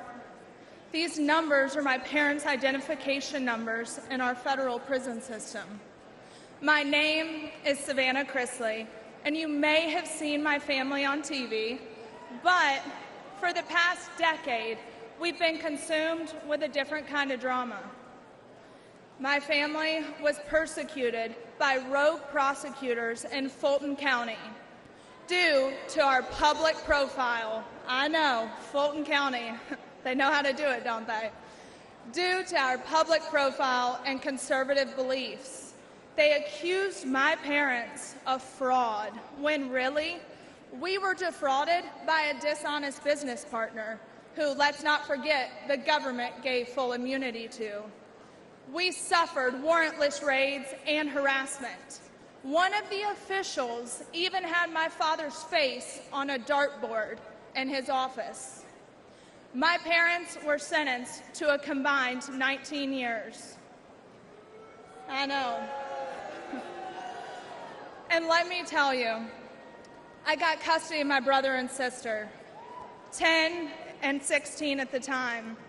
And you don't know heartache until you look two children in the eyes and say, I don't know when mom and dad are coming home. I'll never forget what the prosecutor said in the most heavily Democrat county in the state before an Obama-appointed judge. He called us the Trumps of the South. Yeah, hey, it's fun. He meant it as an insult, but let me tell you, boy, do I wear it as a badge of honor. We live in a nation founded on freedom, liberty, and justice for all. Justice, it's supposed to be blind, but today we have a two-faced justice system. Just look at what they're doing to President Trump. All while, let's face it, Hunter Biden is roaming around free and attending classified meetings. Oh, and let's face it, look at what they're doing to countless Christians and conservatives that the government has labeled extremist or even worse. Meanwhile, the Democrats are releasing actual violent offenders who have hurt innocent people.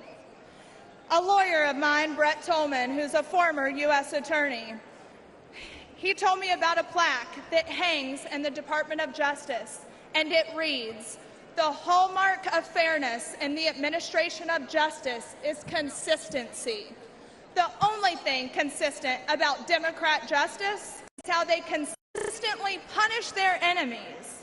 That's not justice. Look at what they've done to Steve Bannon. I mean, the man should be at home." Proverbs 24:16 says, "For though the righteous fall 7 times, they rise again. But the wicked stumble when calamity strikes." It's about time we start seeing people stumble. We need to rise above the persecution. We need to hold rogue prosecutors accountable. There should be no immunity. We need to expose the Democrats' corruption, and better yet, the Biden family's corruption. And guess what? I know just the man for that job. Donald J. Trump has only one conviction that matters, and that is his conviction to make America great again. Thank you, and God bless America.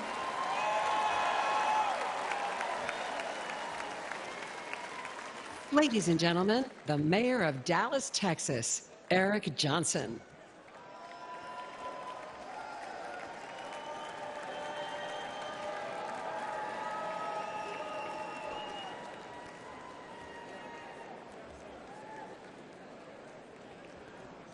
Four years ago, progressive activists stood on my front lawn with the stated goal of intimidating my family. They wanted me to defund the police. I said no.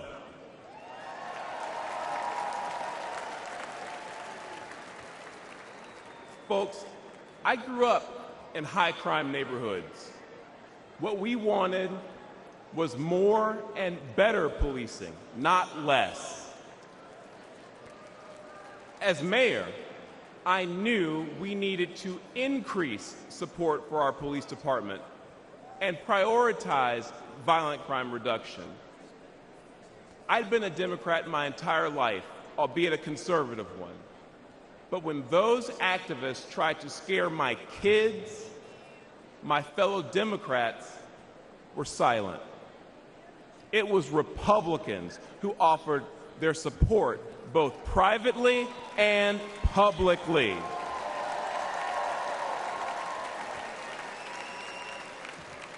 Party affiliation didn't matter. They cared about doing what was right. Today, I'm the proud Republican mayor of Dallas, Texas. The largest city in the United States led by a Republican.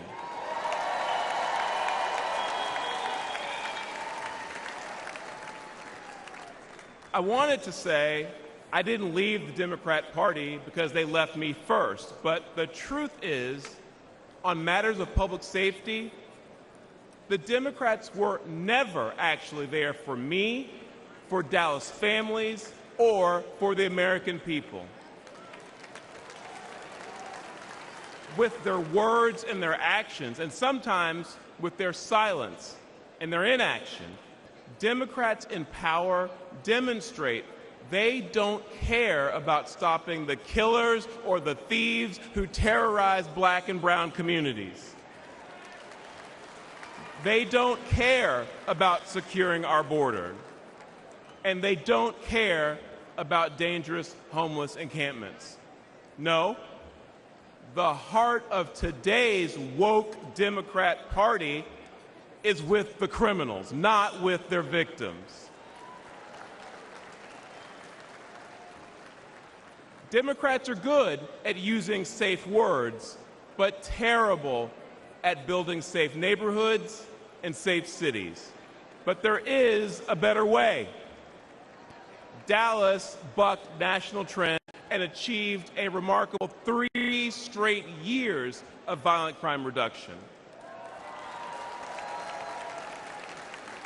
Today, Dallas is viewed as America's safest large city, and Republicans lead 11 of the top 15 safest cities.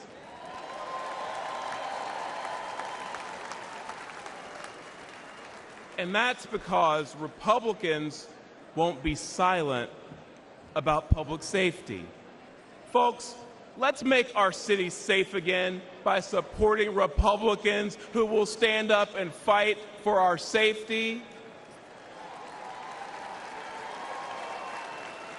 That's my focus as chairman of the Republican Mayors Association. And you know what else? Together, let's make America safe again by retiring Joe Biden and electing Donald J. Trump. Thank you.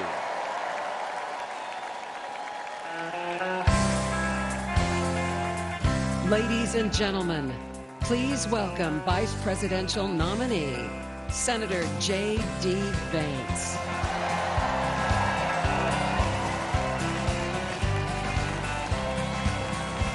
Why don't we liberate these United States? We're the ones who need it worst.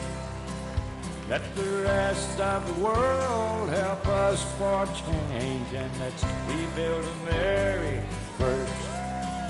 Our highways and bridges are falling apart. Who's blessed and who has been cursed? There's things to be done all over the world, but let's rebuild America first.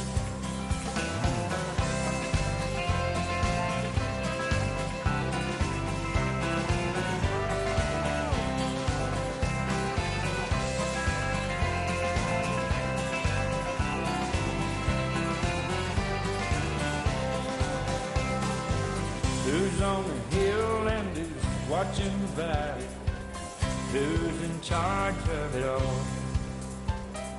God bless the army and God bless our liberty. That got the rest of it all. Yeah, men in position are backing away. Freedom's stuck in reverse. Let's get out of Iraq, get back on the track, and let's rebuild America first.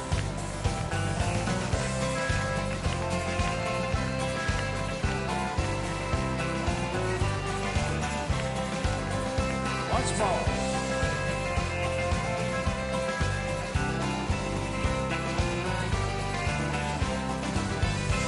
Why don't we liberate these United States? We're the ones who need it the most. You think I'm blowing smoke? Boys, it ain't no joke. I make 20 trips a year coast to coast.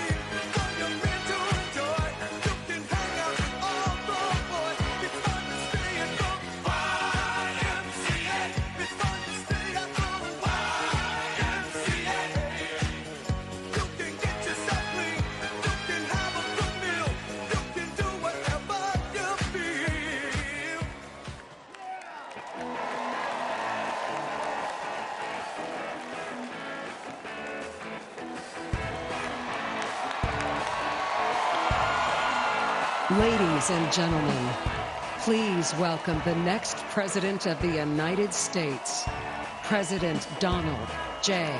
Trump.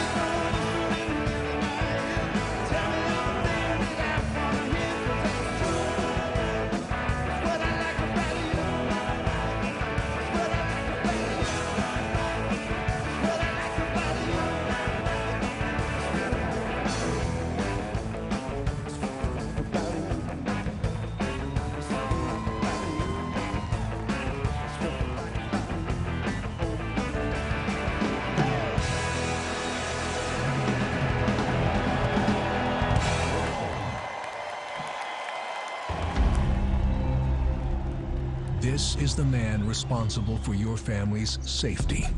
And he's failed you terribly. Biden made one of the worst mistakes of any president in history when he told illegals to come here and surge our border. I would in fact make sure that we immediately surge to the border. And surge they did. 10 million, more than the population of 40 U.S. states. And Biden's open border became an open invitation for violent Venezuelan gang members, sex traffickers, and now confirmed, ISIS terrorists entered through Biden's wide-open southern border, putting America on high alert for an attack, and your family at great risk. We immediately surge to the border. But it gets even worse.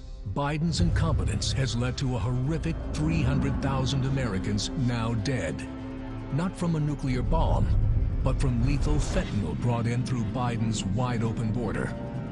And on Biden's watch, enough illegal fentanyl has crossed our borders to kill every single American.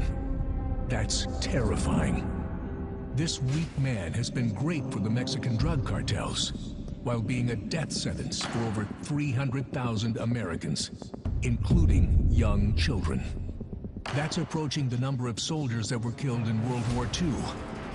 Yet what's Biden's message? Surge to the border. The Biden surge has also led to a surge in violent crimes committed by illegal migrants. Horrific crimes. Murders. Gang attacks against our police. Child sex crimes. And the brutal killing of a nursing student on her college campus. Countless families will never forget the pain and tragedy. And America should never forget who was responsible. Joe Biden. Surge to the border. And America's border czar. President Trump had our borders secure, our families safe, and he'll do it again. Ladies and gentlemen, please welcome United States Senator Ted Cruz of Texas.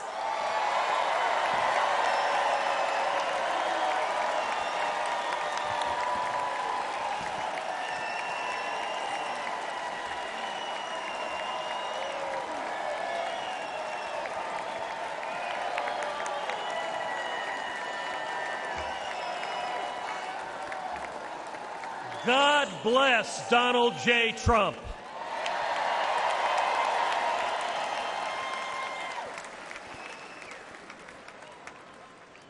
And let me start by giving thanks to God Almighty for protecting President Trump.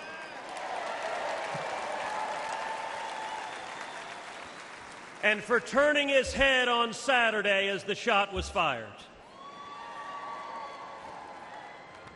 Together we lift up in prayer all of our leaders for protection. And our prayers are in particular with the family of Fire Chief Corey Comparatore and the others injured on Saturday.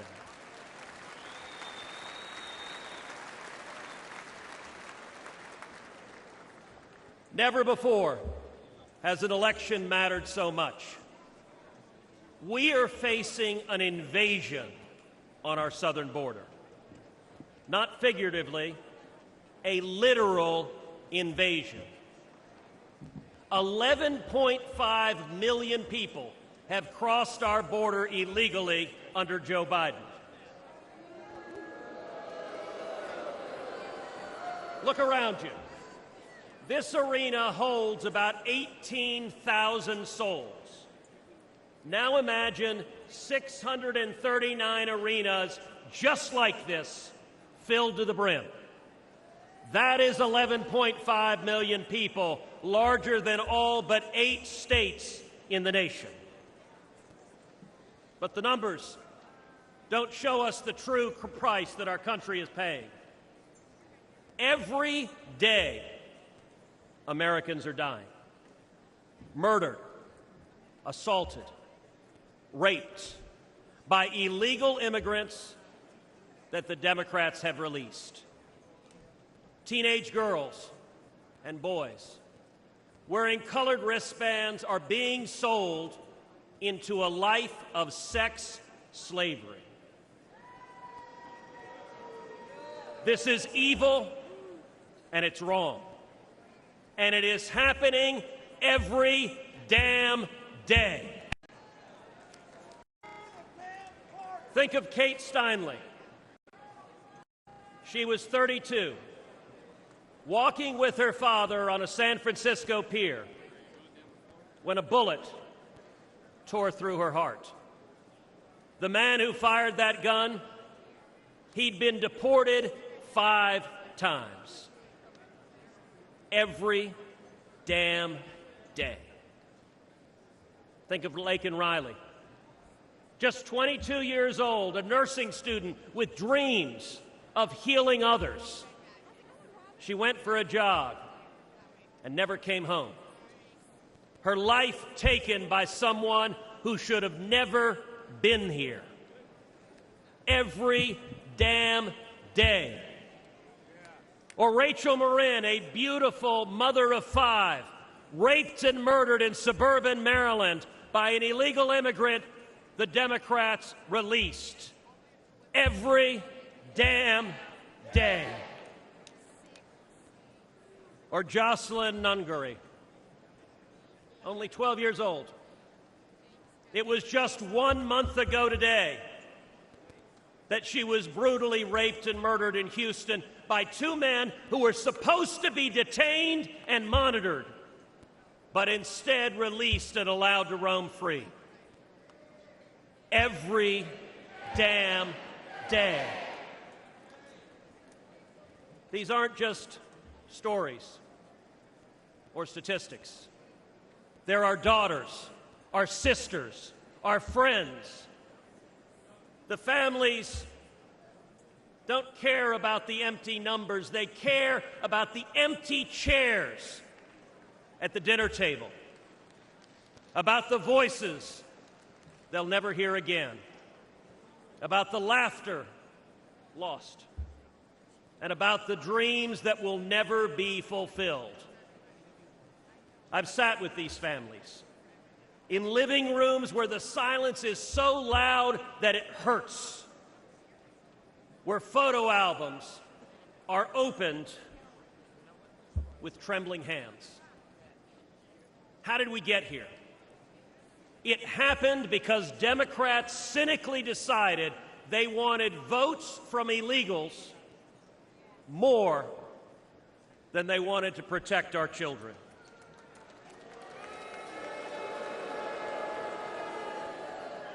Today, as a result of Joe Biden's presidency, your family is less safe. Your children are less safe. The country is less safe. But here's the good news. We can fix it. And when Donald Trump is president, we will fix it.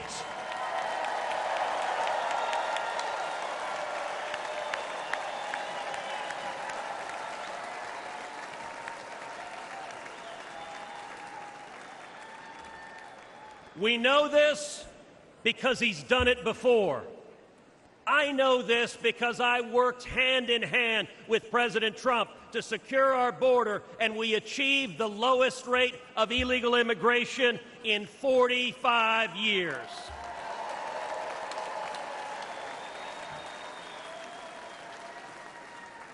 It's real simple. He's done it before, and he'll do it again.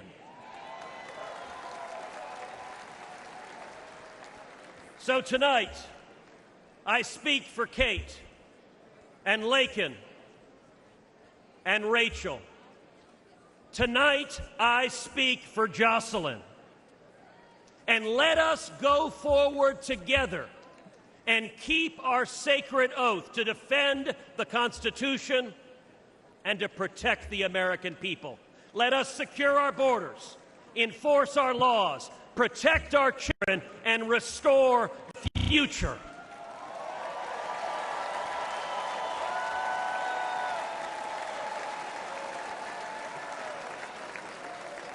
Because when we do that, when we remember who we are and who we love, and we act to protect them, then and only then will we truly make America great again.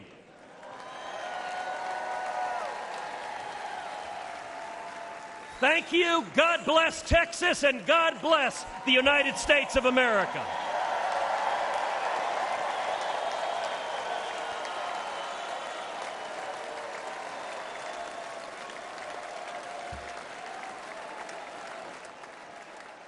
Ladies and gentlemen, please welcome former law enforcement officer Randy Sutton.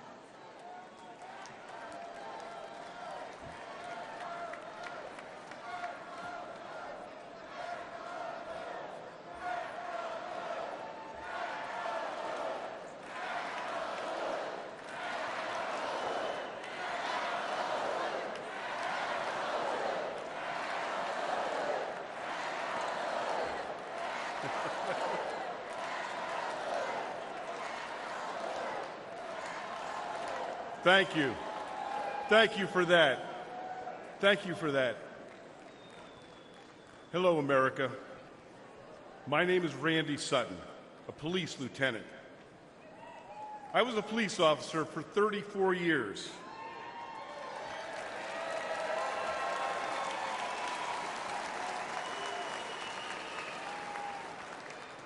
I was one of the most highly decorated officers in the history of my department. And then I founded the Wounded Blue, an organization dedicated to helping injured and disabled law enforcement officers. I've dedicated my life to law enforcement. And I'm here to tell you one thing, America. Donald Trump is the best friend we will ever have.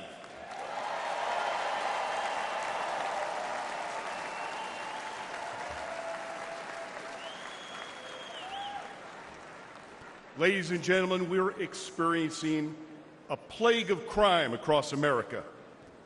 The endless tsunami of illegal aliens, no consequences for violent crime, the abuse of our criminal justice system. It's all made America more dangerous than ever before. Police are the thin blue line between criminal predators and their victims. Donald Trump and Republicans stand that line with our police. Joe Biden and Kamala Harris, well, they stand with the criminals. The last few years have been devastating for our police. The war on cops is very real, and it's getting Americans killed. Last year alone, more than 70,000 law enforcement officers were physically assaulted. They were shot, they were stabbed, they were beaten, they were hit with bricks, and in the last 5 years, 1,834 made the ultimate sacrifice and gave their lives in the line of duty. But all of this will end on the day we elect Donald J. Trump president.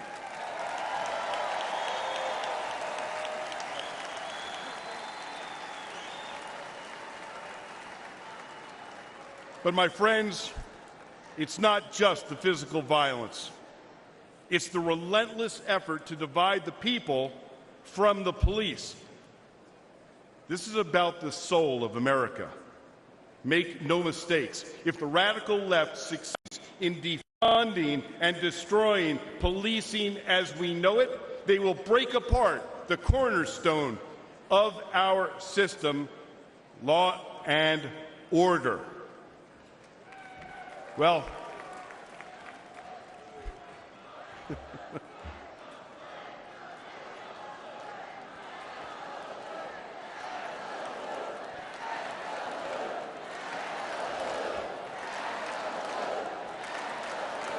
amazing. Thank you. But I'm going to tell you, there's one man that these pro-criminal, anti-police extremists fear most. And that is the once and future president of the United States, Donald J. Trump.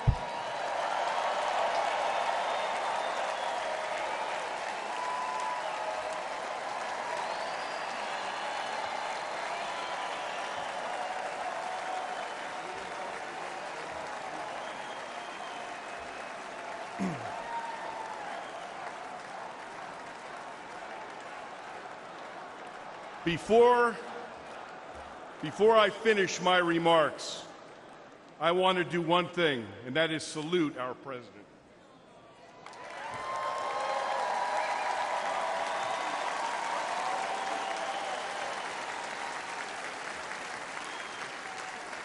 America, I make this promise.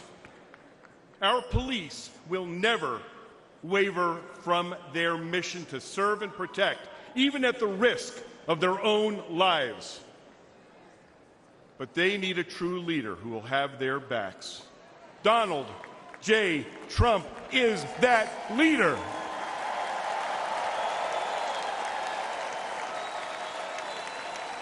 Thank you. May God bless you. May God bless those that walk the line. And may God bless America.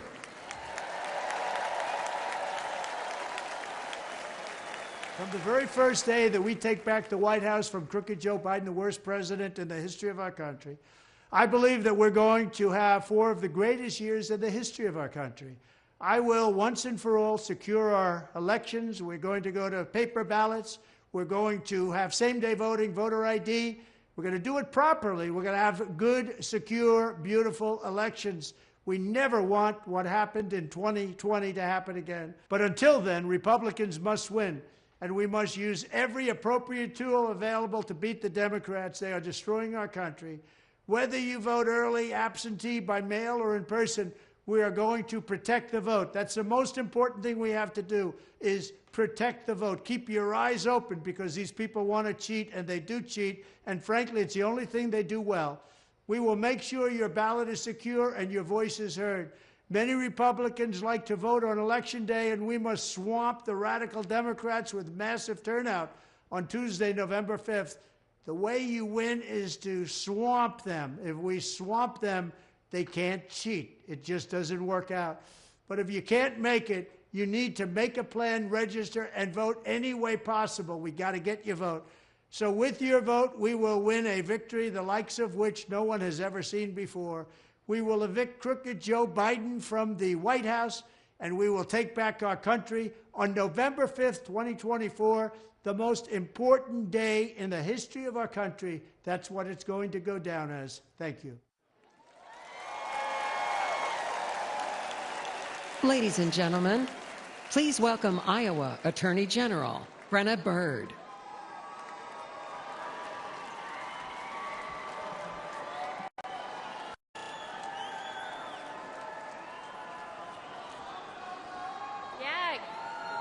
Good evening, Milwaukee. My name is Brenna Bird, and I am the Attorney General of the great state of Iowa.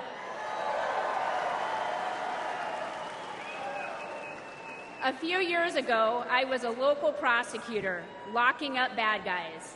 But in 2022, I ran for Attorney General and beat the incumbent Democrat who was first elected when I was just 2 years old. We won because Iowans were ready for an Attorney General who would protect them, not the criminals. An Attorney General who would stand up to Joe Biden and the radical Democrats. And an Attorney General who would defend our constitutional freedoms. But perhaps more than anything, Iowa voters wanted an Attorney General who would back the blue.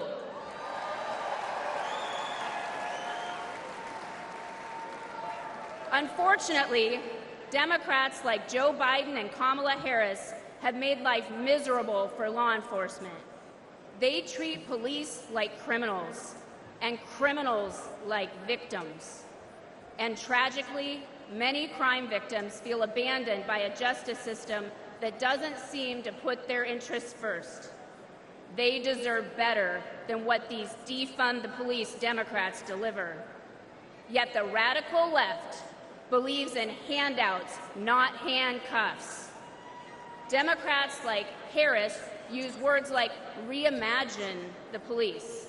They're probably imagining more DEI programs for the police. Harris even said that putting more cops on the street wouldn't make communities safer. American families disagree. Never forget. The Democratic Party is the party of defunding the police. They said it, they mean it, and they can't wiggle out of it.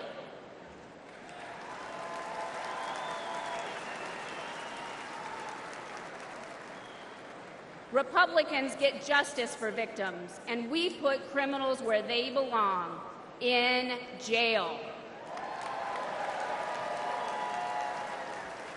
That's why we need to elect President Donald J. Trump. President Trump knows that keeping Americans safe isn't a 10 a.m. to 4 p.m. job. And rank and file cops know that President Trump, he has their back. It touched our hearts when earlier this year, President Trump attended the wake of a fallen New York City police officer. We all owe heroes like Officer Jonathan Diller a debt we can never repay.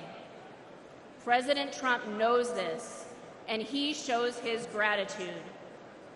Joe Biden was also in New York City that day, but instead of honoring our heroes, he attended a glitzy fundraiser with Barack Obama and Bill Clinton. None of them went to pay their respects.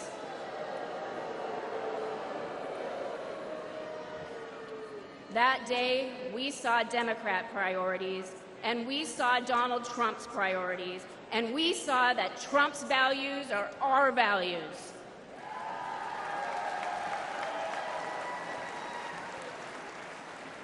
I urge everyone listening to stand with law enforcement and vote to make America safe again. I urge you to vote for Donald Trump on November 5th. Thank you, Milwaukee, and God bless you.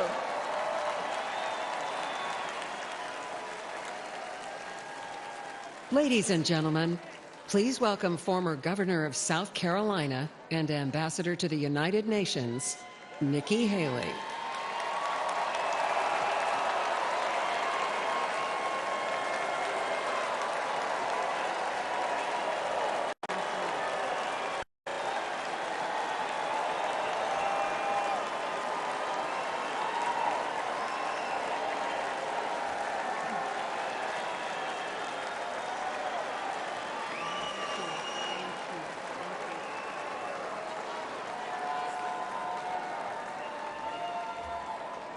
My fellow Republicans, President Trump asked me to speak to this convention in the name of unity.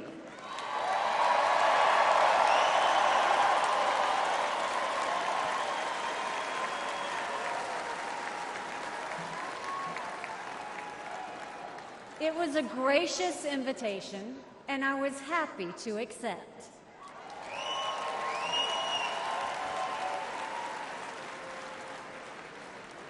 I'll start by making one thing perfectly clear.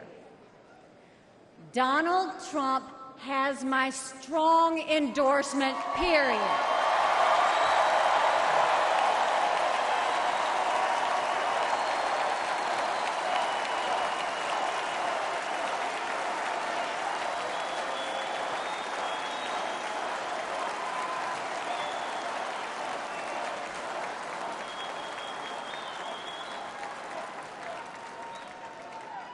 Our country is at a critical moment. We have a choice to make. For more than a year, I said a vote for Joe Biden is a vote for President Kamala Harris. After seeing the debate, everyone knows it's true. If we have 4 more years of Biden or a single day of Harris, our country will be badly worse off. For the sake of our nation, we have to go with Donald Trump.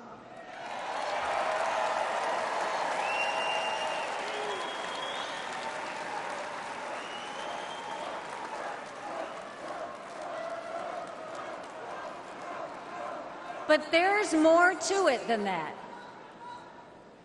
We should acknowledge that there are some Americans who don't agree with Donald Trump 100% of the time. I happen to know some of them. And I want to speak to them tonight.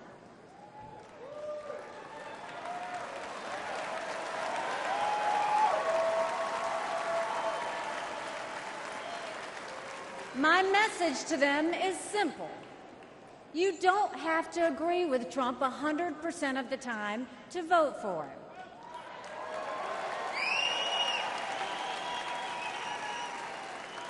Take it from me, I haven't always agreed with President Trump. But we agree more often than we disagree.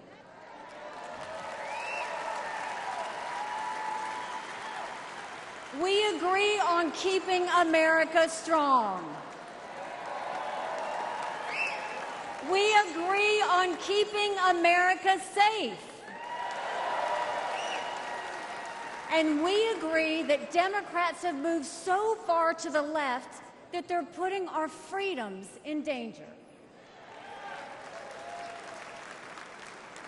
I'm here tonight because we have a country to save. And a unified Republican Party is essential for saving her.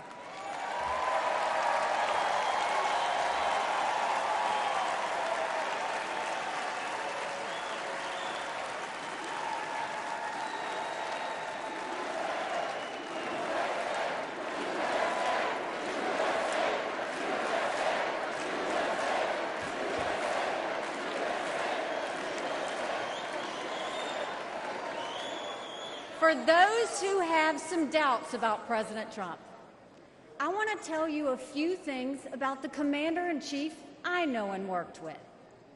As ambassador to the United Nations, I had a front row seat to his national security policies. We sure could use those again.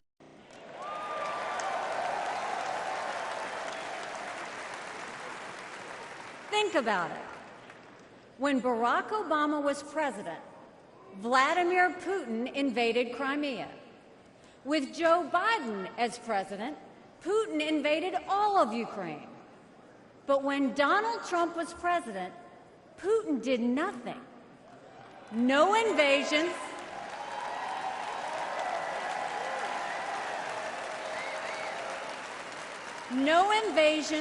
no wars. That was no accident. Putin didn't attack Ukraine because he knew Donald Trump was tough. A strong president doesn't start wars. A strong president prevents wars.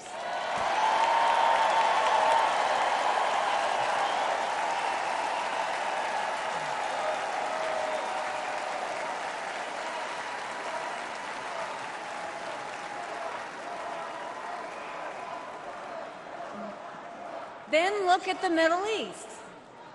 Every problem in that part of the world can be laid at the feet of Iran.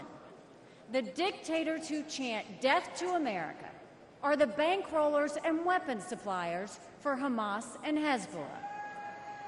They're behind the barbaric massacres and the hostage-taking. Once again, compare Trump and Biden.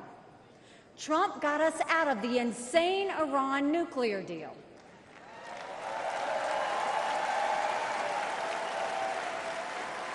He imposed the toughest sanctions ever on Iran.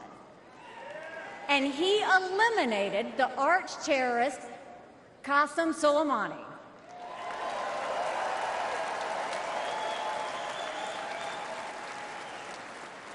Iran was too weak to start any wars. They knew Trump meant business, and they were afraid. And then there's Joe Biden.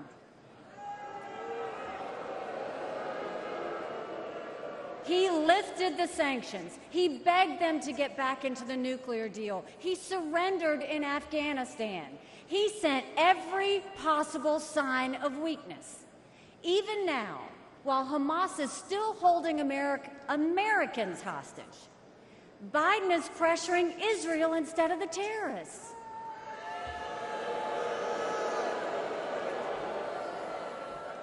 Between Israel and Hamas, Donald Trump is clear about who is our friend and who is our enemy.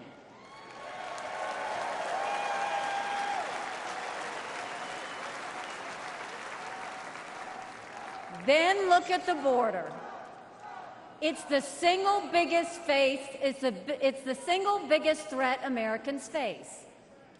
Under Joe Biden, migrants are coming into our country by the thousands every day. We have no idea who they are, where they end up, or what they plan to do. And let me remind you, Kamala had one job, and that was to fix the border. Now imagine her in charge of the entire country.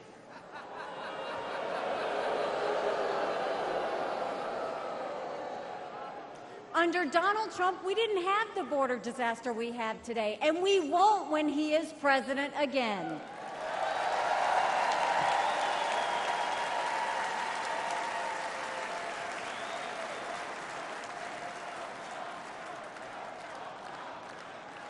I was proud to serve America in President Trump's cabinet, and I'll tell you something you won't hear from the critics. He appreciated advice and input. Americans were well served by his presidency, even if they didn't agree with him on all things. Now, to my fellow Republicans, we must not only be a unified party, we must also expand our party.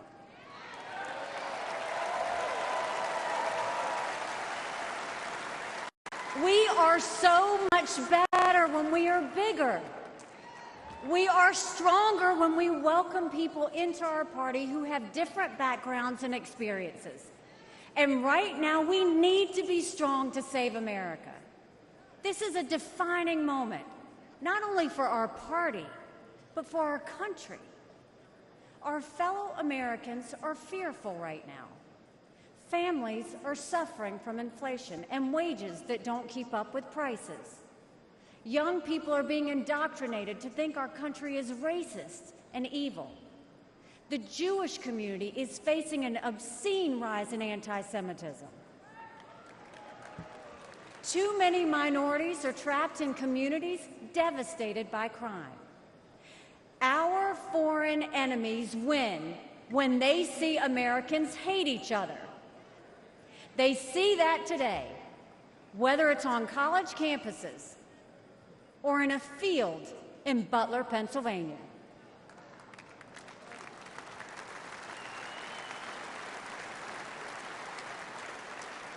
But we can conquer those fears with strength and unity. No president can fix all of our problems alone. We have to do this together. America has an amazing ability to self-correct. In this moment, we have a chance to put aside our differences and focus on what unites us and strengthens our country.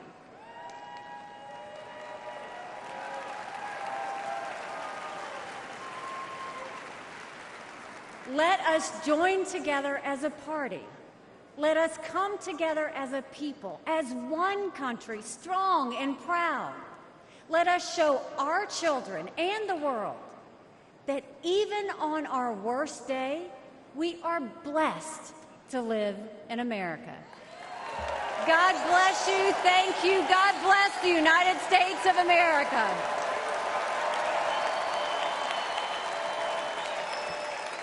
And now, ladies and gentlemen, please welcome the Governor of Florida, Ron DeSantis.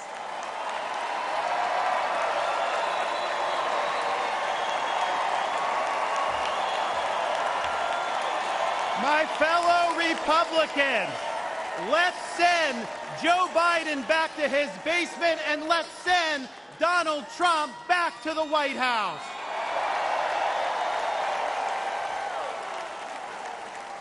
Life was more affordable when Donald Trump was president. Our border was safer under the Trump administration, and our country was respected when Donald Trump was our commander-in-chief. Joe Biden has failed this nation. As a veteran, I was appalled when 13 of our service members were killed in Afghanistan due to Joe Biden's dereliction of duty.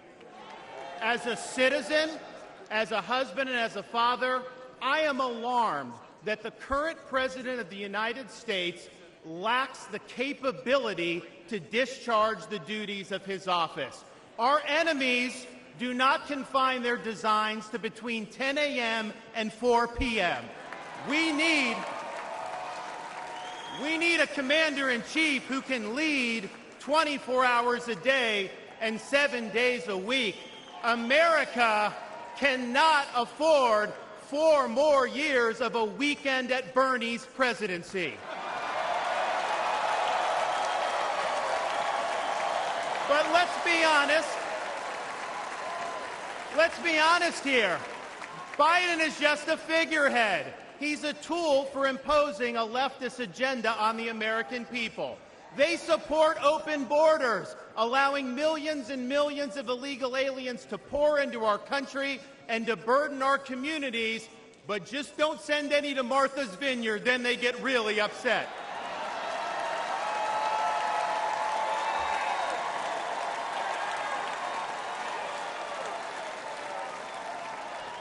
They have unleashed progressive prosecutors across our nation who care more about coddling criminals than about protecting their own communities. They use the unelected bureaucracy to impose their will on us without our consent, and they weaponize political power to target their political opponents like they've done to our own nominee. They want to ban gas automobiles, eliminate Second Amendment rights, and impose gender ideology on everyone from our infantrymen to kindergartners. They stand for DEI, which really means division, exclusion, and indoctrination, and it is wrong.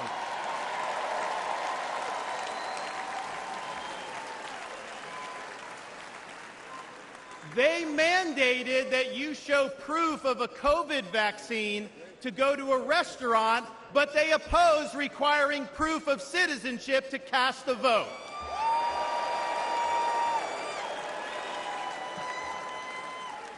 They can't even define what a woman is. Now, Donald Trump stands in their way, and he stands up for America. Donald Trump has been demonized. He's been sued. He's been prosecuted, and he nearly lost his life. We cannot let him down, and we cannot let America down.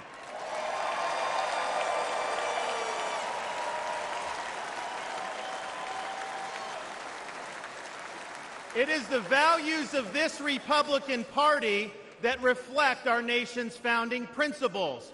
We believe schools should educate, not indoctrinate. We stand for parents' rights, including universal school choice. We support law and order, not rioting and disorder. We seek a strong, focused United States military, not one distracted by a social agenda. We reject entrenched political class, and we demand term limits for members of Congress.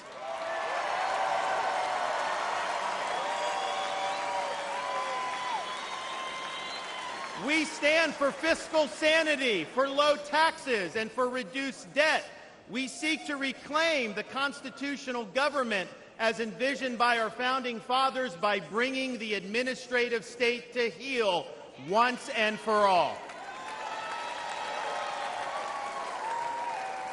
We believe that you must be a citizen in order to vote, and that photo ID should be required before casting a ballot.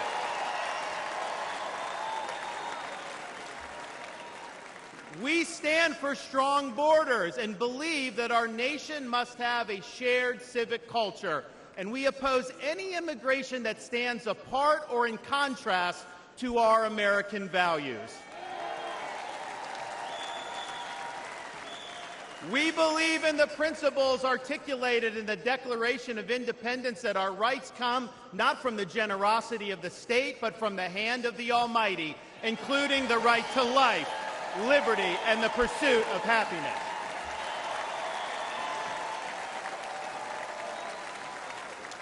Now, none of this is easy, but it can be done. For decades, my home state saw elections determined by razor-thin margins. Today, due to bold leadership, the Democratic Party lies in ruins. The left is in retreat. Freedom reigns supreme. The woke mind virus is dead, and Florida is a solid Republican state.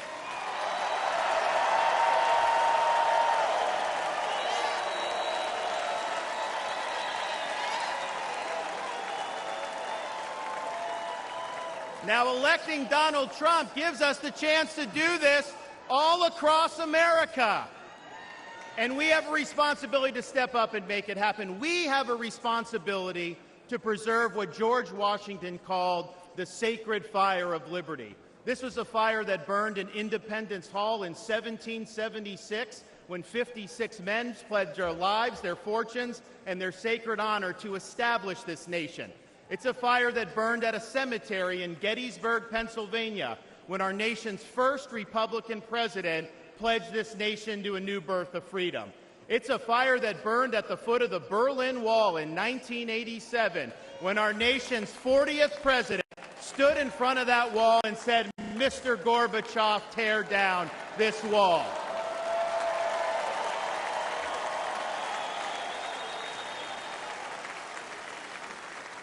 This is not a responsibility we should fear. It's a responsibility we should welcome. After all, if not us, who? And if not now, when? Let's make the 45th President of the United States the 47th President of the United States.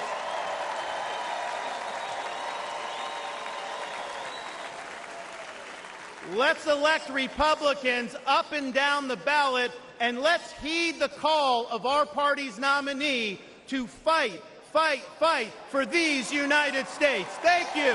God bless you. Let's win in November. Thank you so much.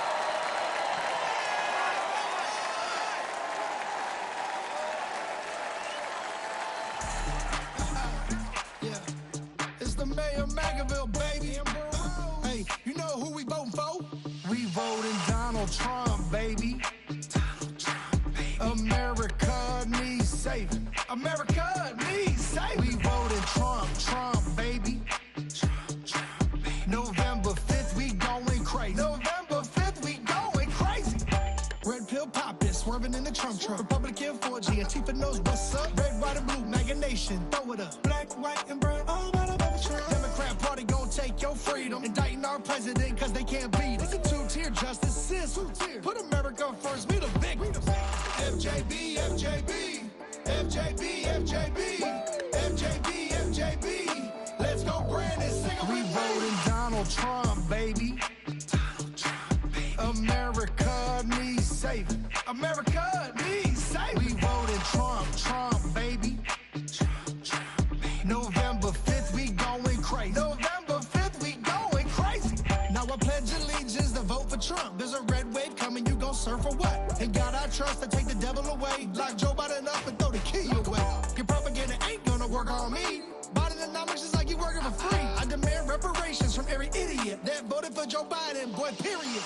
Period, Sleepy Joe is a fraud. And the bloodbath and the overall farce. The media is the enemy of the people. The Democrats and the fake news always cheat. FJB, FJB, FJB, FJB, FJB, FJB. Let's go grand and sing a We voting Donald Trump, baby. Donald Trump, baby. America needs saving. America needs saving. We voting Trump, Trump, baby. Trump, Trump, baby. November 5th, we going crazy. November 5th, we going crazy.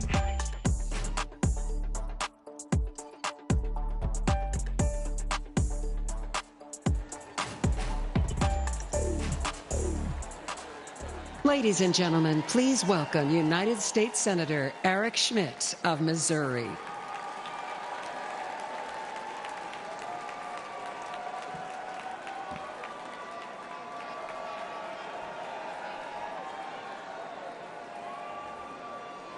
Hello, Milwaukee. Hello, America. I'm Eric Schmitt from the great state of Missouri, the Show Me State.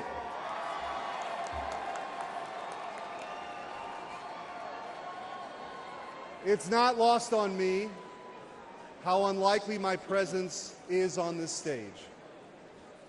As the grandson of a butcher, the son of a man who worked 7 days a week in the midnight shift, my blue-collar roots run deep.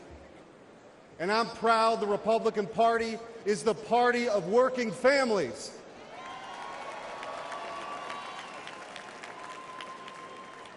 Missouri is home to cities named Liberty and Independence, and towns called Freedom and Defiance.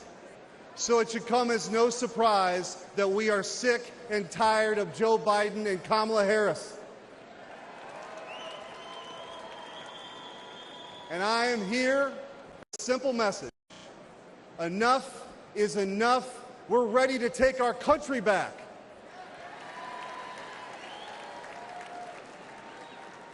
Under Joe Biden, the rule of law has disintegrated. Crime is rampant. Our communities are under siege, and our brave law enforcement officers are constantly being vilified. He stood idly by as liberal DAs and mayors pushed to defund the police agenda and empowered criminals, all while endangering law-abiding citizens. Kamala Harris shares in these failures. She campaigned as a progressive prosecutor and even called for us to reimagine public safety. Americans don't need to reimagine safety. We know exactly what safe communities look like.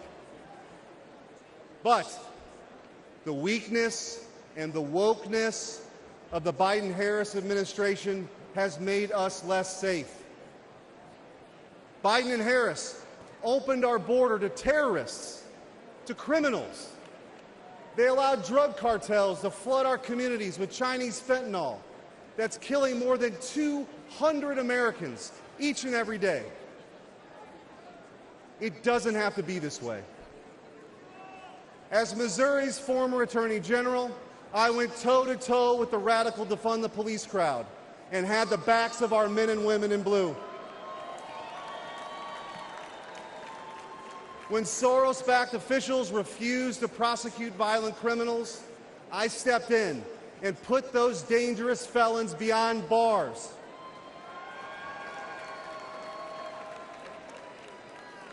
And I know President Trump will do the same. He'll restore law and order. He'll unapologetically back the blue. And President Trump will secure the border once and for all.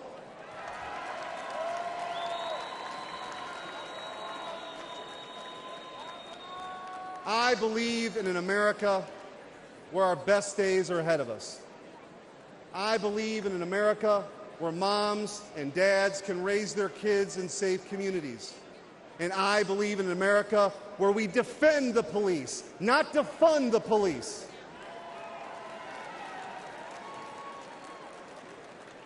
President Trump will make that dream a reality. And that's why we need him back in the White House. Ladies and gentlemen, a vote for President Trump is a vote to make America safe again. Thank you. God bless you. And God bless the United States of America.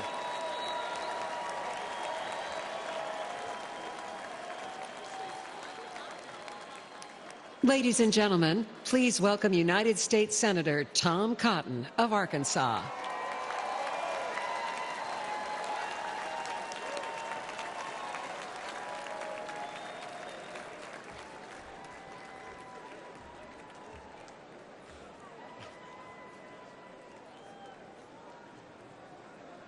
I want to share two stories about immigration and two presidents. Manuel was a house painter in Arkansas and a green card holder from Mexico. He couldn't vote in 2020 yet, but his family could. Manuel proudly told his contractor that they had just cast their first votes for president. For whom? Donald Trump, of course.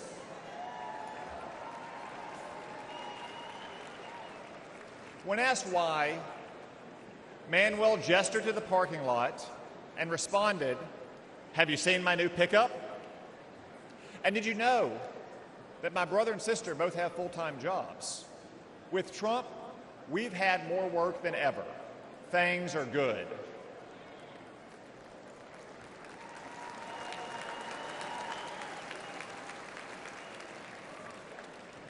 Manuel became a citizen last year, and he's excited to vote for the first time for Donald Trump.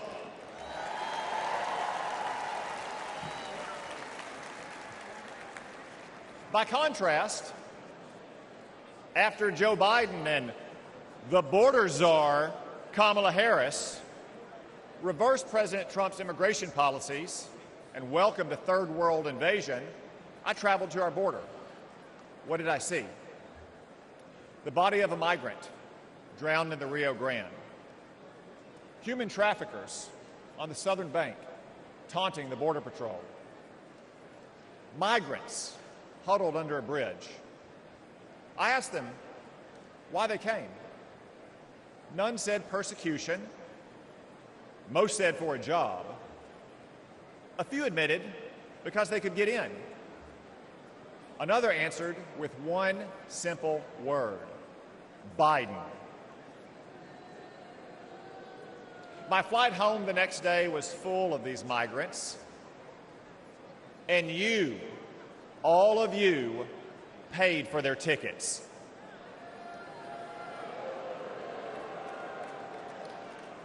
That's our choice. A secure border and an immigration system that works for all of our citizens, whether your ancestors bled with George Washington, or like Manuel in Arkansas, you just took the oath of citizenship, or Joe Biden's chaos. Donald Trump said, you can't have a nation without borders, and he defended those borders.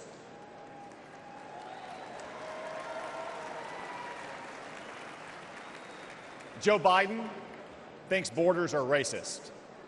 Donald Trump will secure our border once again.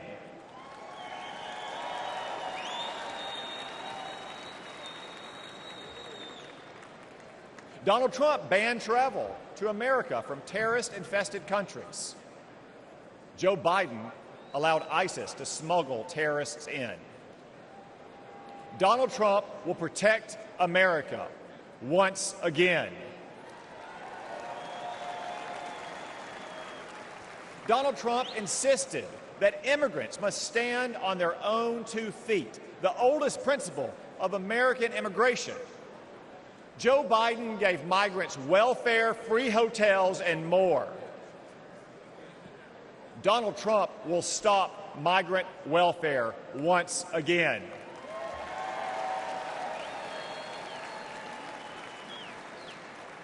Donald Trump ended bogus asylum claims. Joe Biden created an app to let illegals schedule their arrival. Seriously. Donald Trump will stop this migrant fraud once again.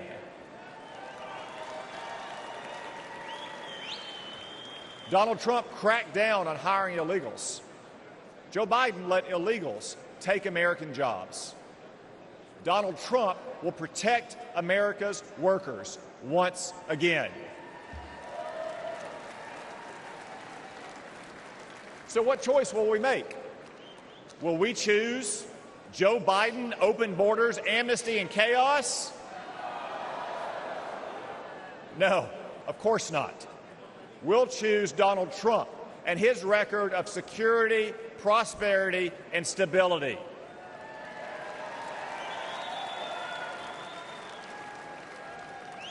As Manuel said, things were good with Donald Trump, but everything has gone to hell under Joe Biden. But this Biden chaos will end soon, because it's time for us to elect President Trump to secure our border and to make America great again. Thank you all. God bless you. God bless the United States of America.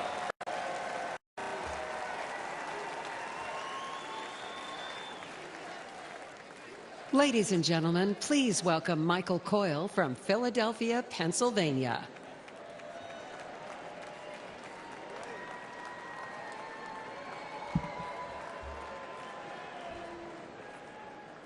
Good evening, Milwaukee.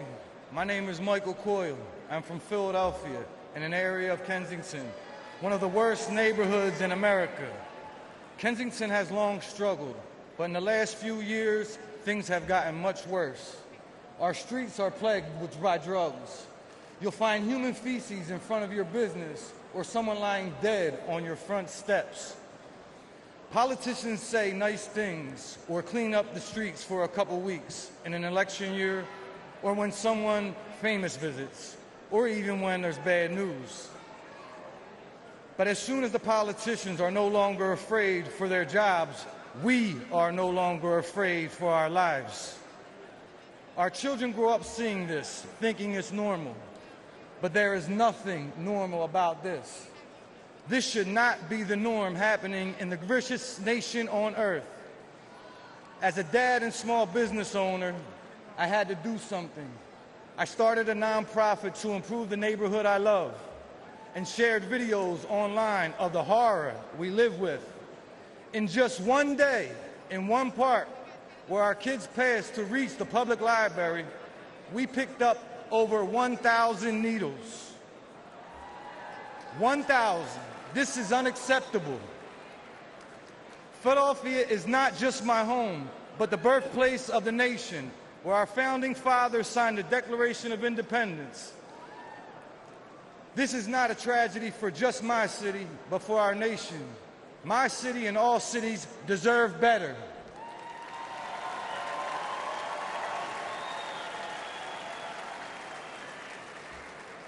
Joe Biden and Kamala Harris are the ones who opened our southern border and allowed Chinese fentanyl to pour in unconditionally. And life is only getting worse. Philadelphians aren't dying off fentanyl. They are dying off fentanyl as well. They are now using something called tranq, which is literally rots the flesh of the users. Do you know what the smell of rotting flesh smells like? The people of my city do. In Donald Trump, I see a leader who will end the urban nightmare.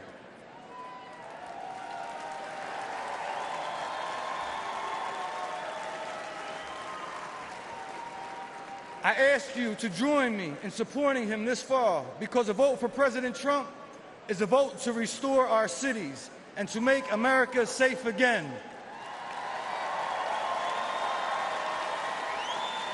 Thank you. Kensington Beach for Trump.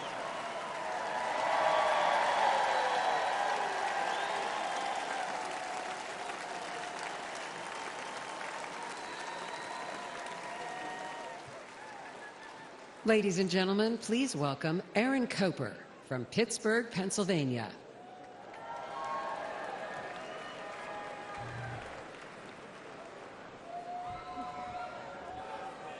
That's right.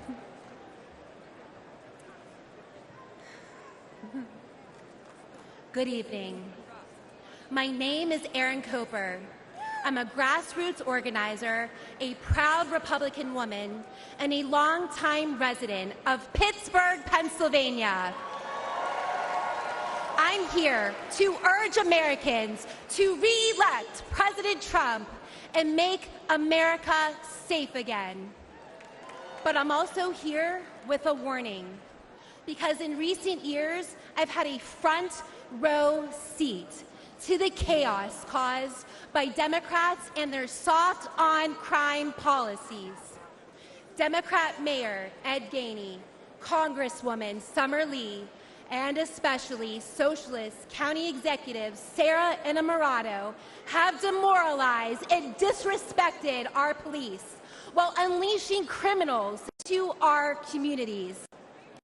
The Pittsburgh Police Department has shrunk from 991 officers in 2020 to 750 at the end of last year. Response times are soaring. One city worker got mugged at gunpoint and raced to a police station, but no one was there to help. The Democrats have given Pittsburgh defund the police on steroids. The result is crime and chaos.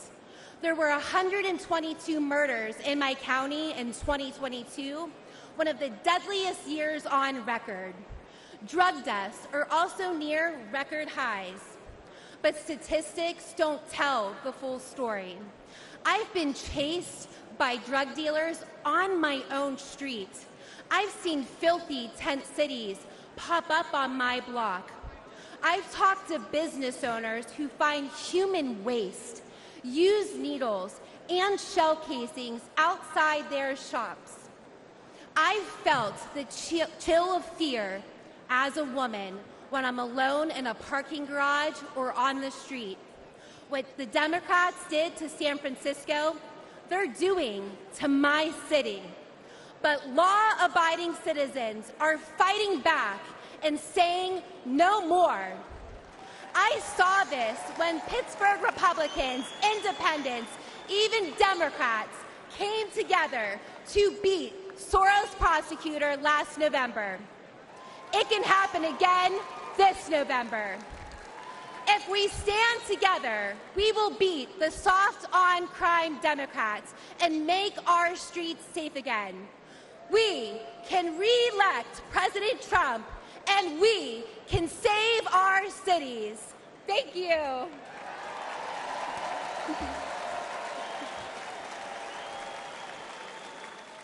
Ladies and gentlemen, please welcome American mom and funder.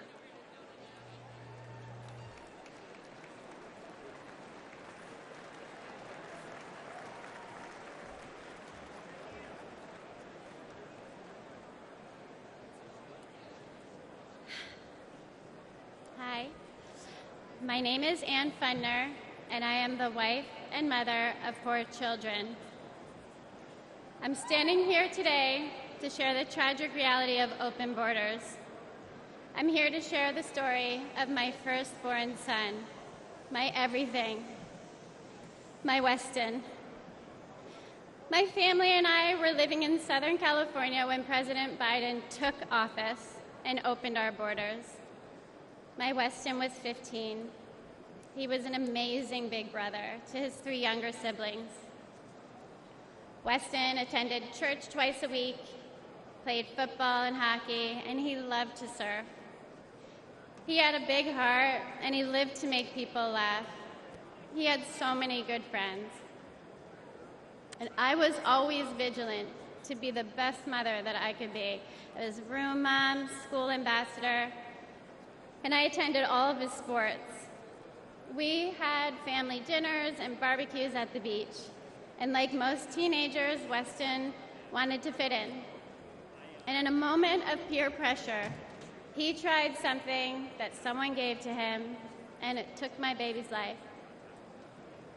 We did everything right. I had those conversations with him, and fentanyl still found my son.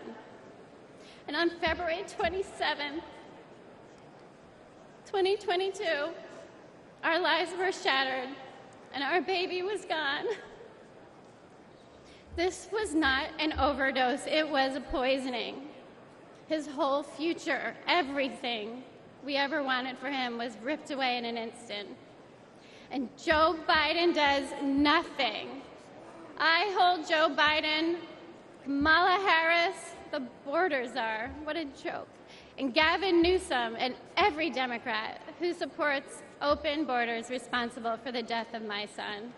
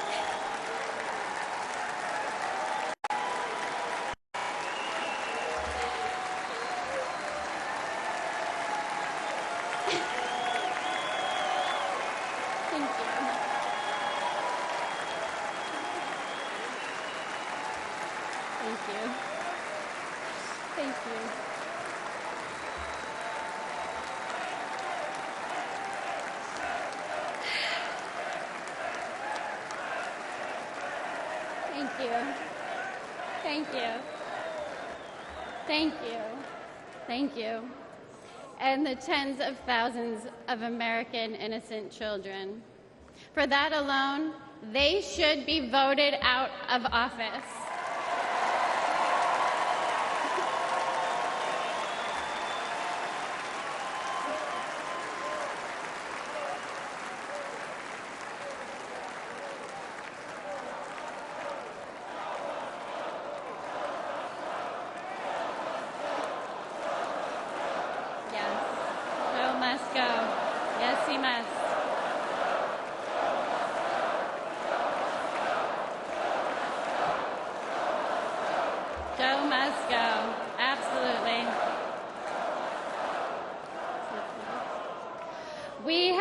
The highest number of fentanyl deaths during the Biden-Harris administration, and fentanyl is now the #1 killer of Americans ages 18 to 45, and it is quickly becoming the leading cause of death for teens, with 14 and under being the fastest growing demographic.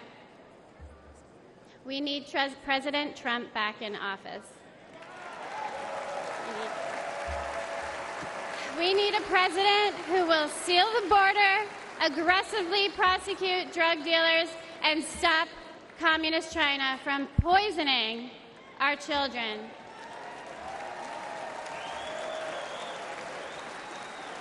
This is not a red or blue issue. This is a red, white, and blue issue. And fentanyl doesn't care if you're black or white. It does not discriminate. This is an American issue. We need a president who will call the drug cartels what they are: terrorist organizations.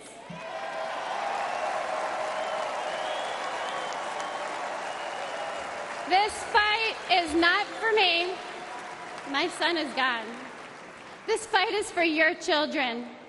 We owe it to our children to elect a president who will win the war against fentanyl once and for all.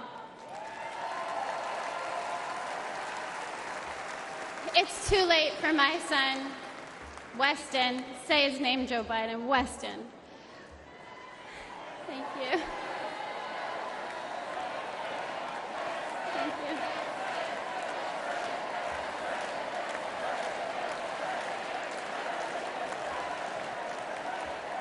But we can change this for your children.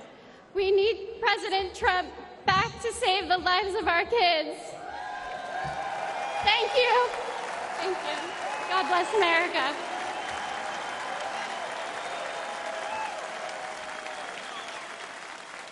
Ladies and gentlemen, please welcome the Moore family from Maryland.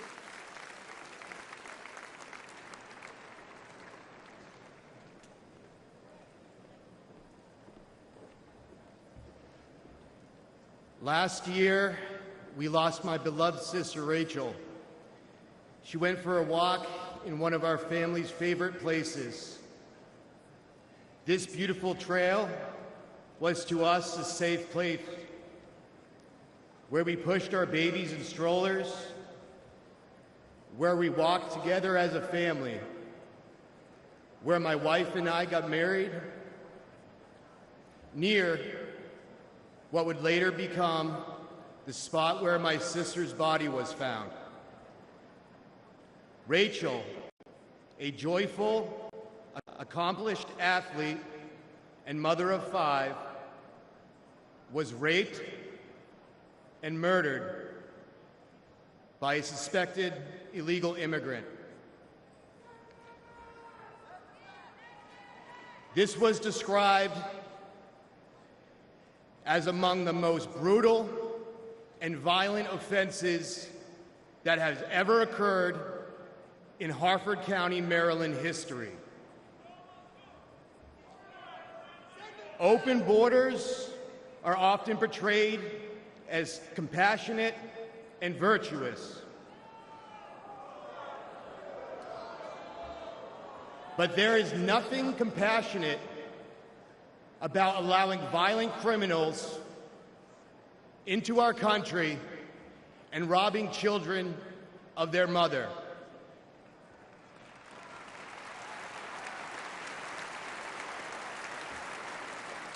My sister's death was preventable.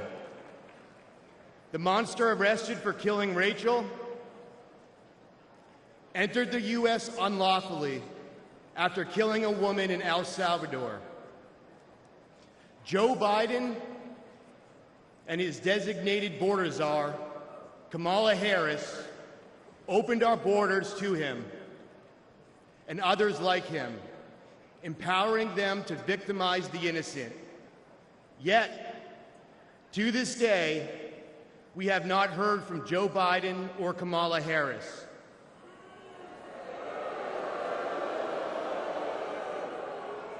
They never apologized. But when Rachel was killed, President Trump called my family to offer his condolences.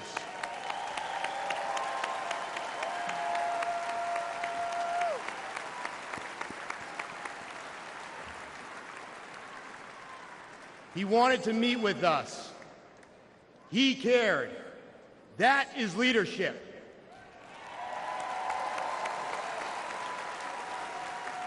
And we need real leadership back in the White House. What has gotten us through this unthinkable loss is our faith in Jesus Christ.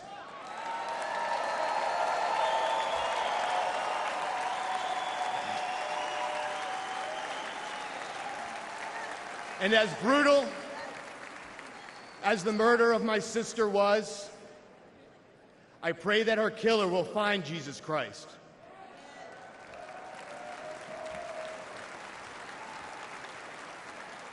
For all the affected by senseless tragedy, I pray for peace, knowing that all things work together for good, to those who love God, to those who are called according to his purpose.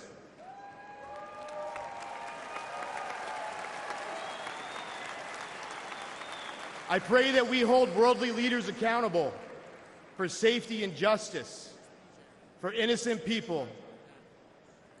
I pray that we make our country safe and secure in the memory of my sister Rachel, who loved life. Thank you. God bless America. Good night.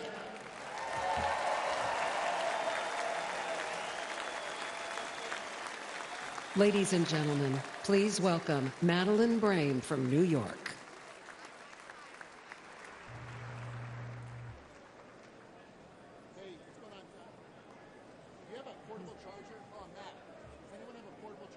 Good evening, everyone.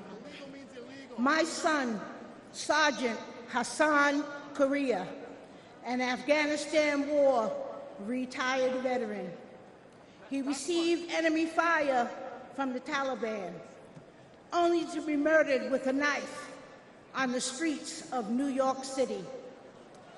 The 4 assailants responsible for his death initially were facing justice, but that changed when District Attorney Alvin Bragg was elected.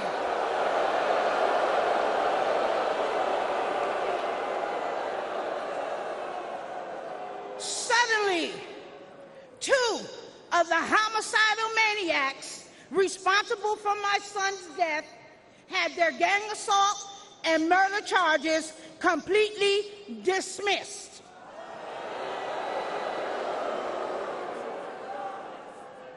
One of them received 14 months time served. Alvin Bragg charged her with assault with a shoe. And another one was sentenced to 7 years. I later learned that Alvin Bragg often dismisses and reduces dangerous criminals.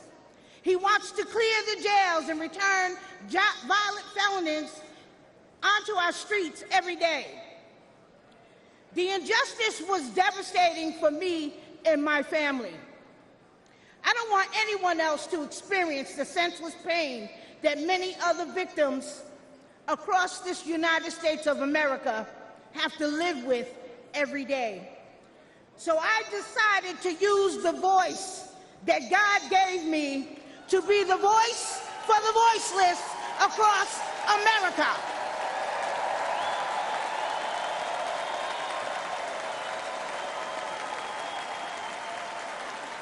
We need justice for victims, and we need accountability for prosecutors who fail in their duty.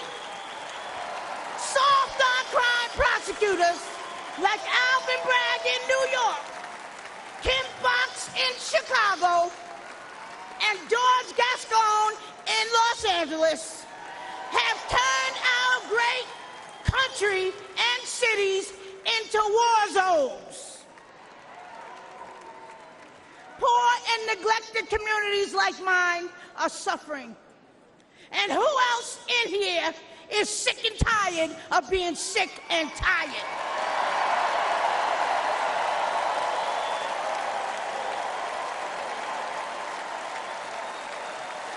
The Democratic Party that poor minorities have been loyal to for decades, including myself, all right?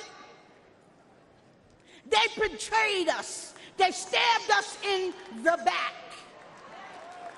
Joe Biden and Kamala Harris, who claim to represent us, have abandoned us. They neglected the poor minority communities across America.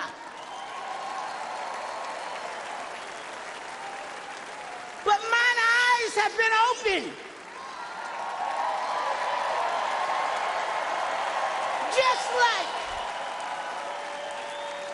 Just like so many other poor minorities across America. Donald Trump shares our values love of God and family and country.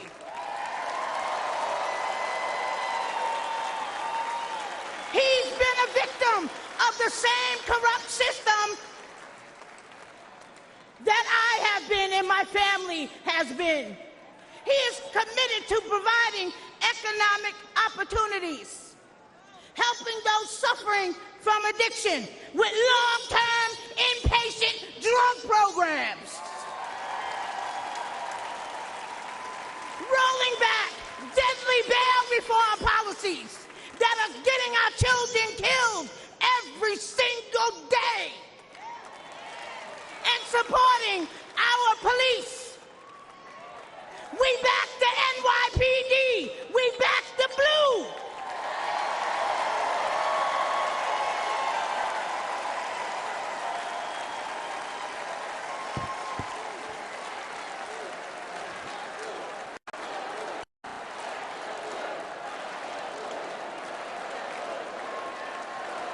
Back the blue. NYPD, black the blue. Trump was right when he said, they're after us. He's just standing in the way.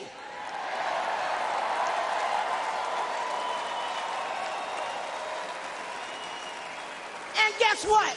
He always will. That's why I'm standing with him today. Let's make America safe again.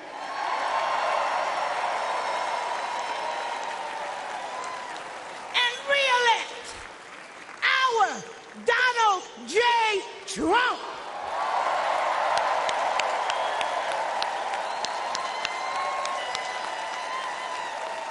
Thank you, and good night.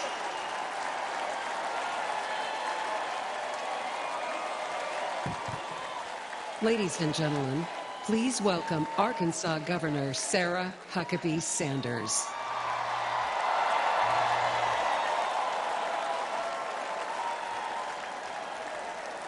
Thank you. What a powerful story to follow. Good evening. I'm Sarah Huckabee Sanders.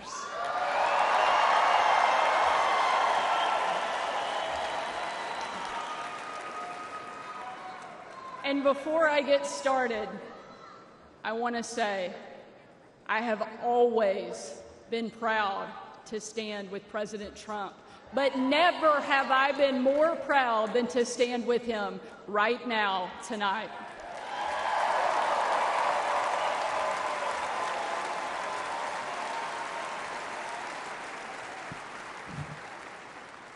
Not even an assassin's bullet could stop him.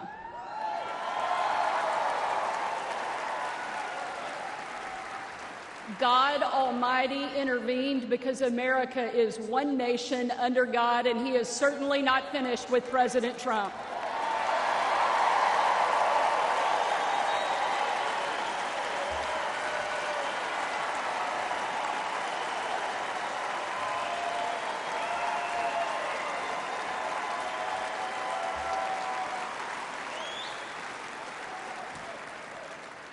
And our country is better for it. I am here tonight as America's youngest governor, the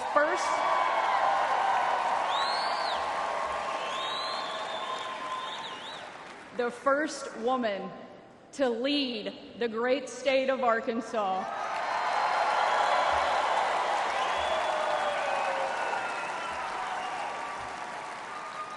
And most importantly, a mom to 3 amazing kids, Scarlett, Pop, George.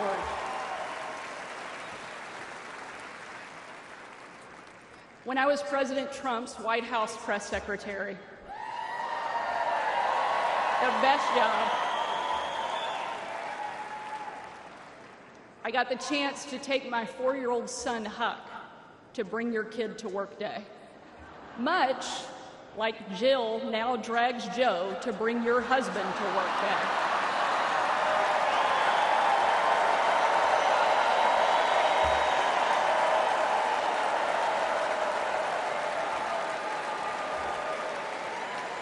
And while I was briefing the president on the upcoming event in the Oval Office, all of the kids who were attending that day gathered in the Rose Garden, getting ready to meet him. And we were walking out onto that beautiful, perfect colonnade. And I saw out of the corner of my eye that my son Huck was running full speed directly at the President of the United States. Being the gracious person he is, President Trump bent down to give him a big hug.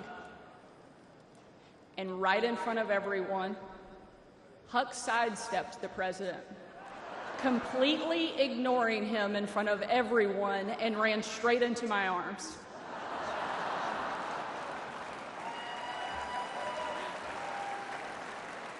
For my 4-year-old son, the most powerful man in the world had nothing on his mom.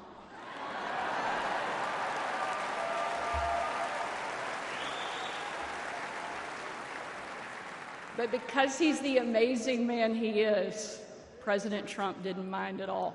After all, he's a dad to 5 unbelievable kids and a grandfather to 10.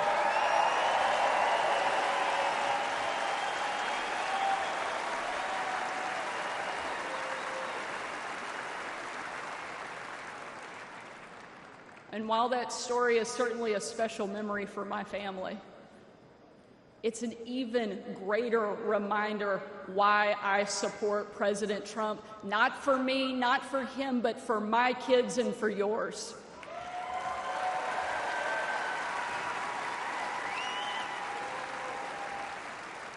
Under President Trump, America was safer, the world was safer, and it felt like the next generation would have a chance at the American dream.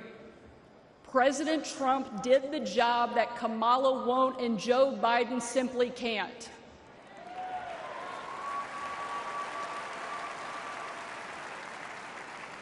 When we're honest, every American knows that we were so much better off under President Trump.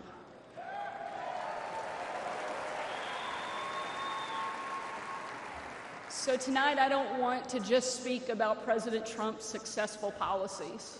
While there are many, I want to talk about the man that I know. When the president hired me, I was the first mom and only the 3rd woman to ever serve as the White House press secretary.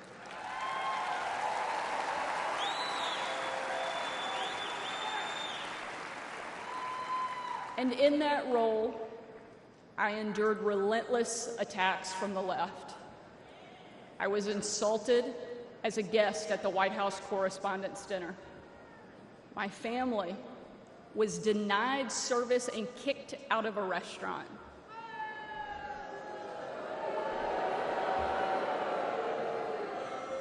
And a parent at my 3-year-old son's preschool spit on my car. And in those moments, it was President Trump who defended me. And when an MSNBC host, the author of several books on empowering women, said I was unfit to be a mother, and another MSNBC host said I was vile, not even human, and that I should be choked, MSNBC again did nothing. But our president pulled me aside, looked me in the eye, and said, "Sarah, you're smart, you're beautiful, you're tough, and they attack you because you're good at your job. Never let them stop fighting."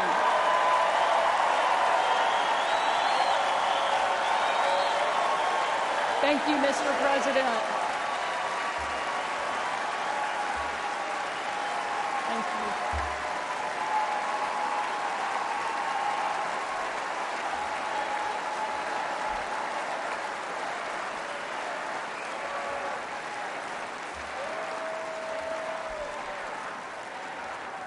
That's the Donald Trump that I know. And that's the Donald J. Trump I will always respect. The left doesn't care about empowering women. Biden and Harris can't even tell you what a woman is. They only care about empowering themselves. But we have a president who believes in empowering every American and that our country is worth fighting for.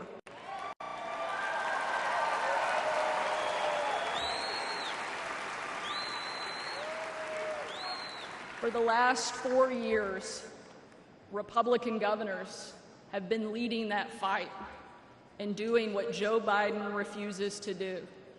We've deployed the National Guard to the border. We've cracked down on crime and drugs. We cut taxes to give hardworking Americans a break from Bidenflation. And we empowered parents with universal school choice across the country.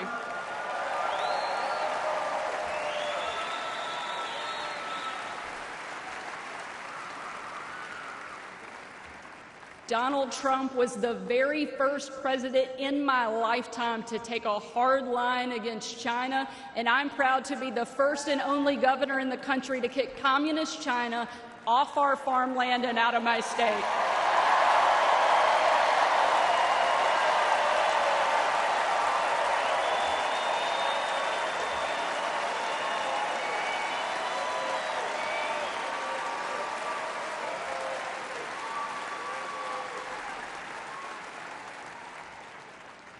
President Trump is a leader, and he's the leader our country needs. And if ever there was a doubt, earlier this week, we saw just how tough, resilient, courageous, and daring this man is, and we can't get him back in the White House fast enough.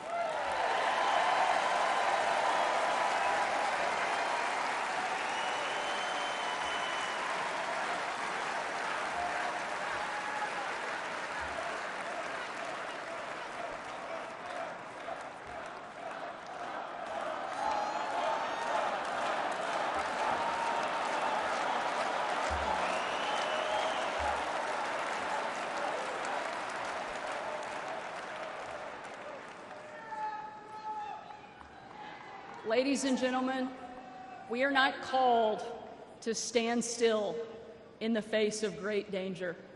You and I were put on this earth at a moment in time to charge boldly ahead. We cannot know what the future holds, but we know damn sure who holds the future in his hands.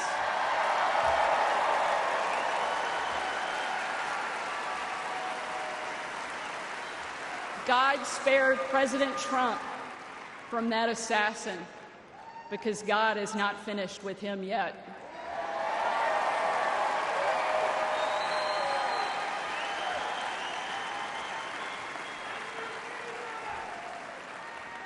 And he most certainly is not finished with America yet either.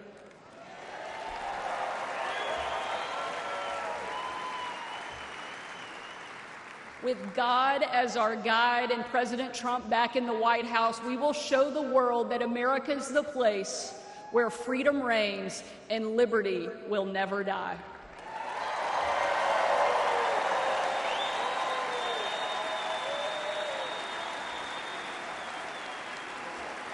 Ladies and gentlemen,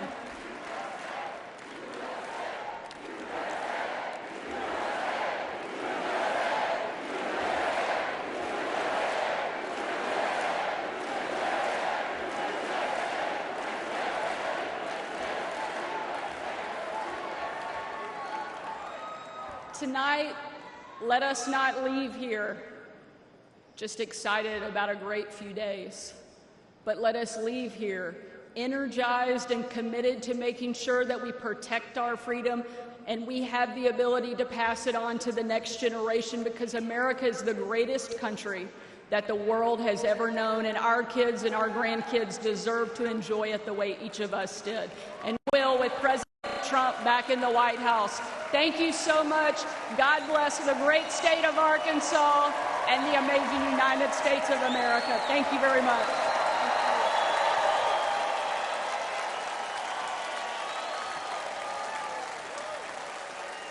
Ladies and gentlemen, please welcome former United States Secretary of Housing and Urban Development, Dr. Ben Carson.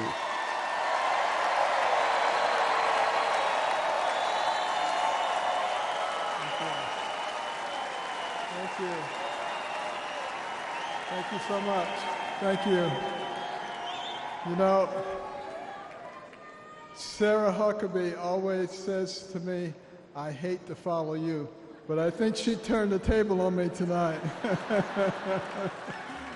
I want to thank you all for being here and for being involved. Like many of you last week, I watched with horror as the events unfolded in that Pennsylvania field. I saw President Trump, a dear friend, escape death by mere inches, and my thoughts immediately turned to the book of Isaiah that says, "No weapon formed against you shall prosper."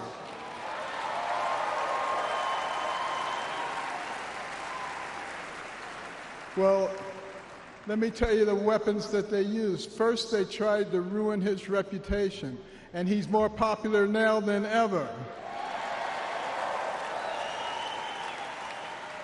And then they tried to bankrupt him, and he's got more money now than he had before. And then they tried to put him in prison, and he's freer and has made other people free with him. And then last weekend they tried to kill him, and there he is over there alive and well.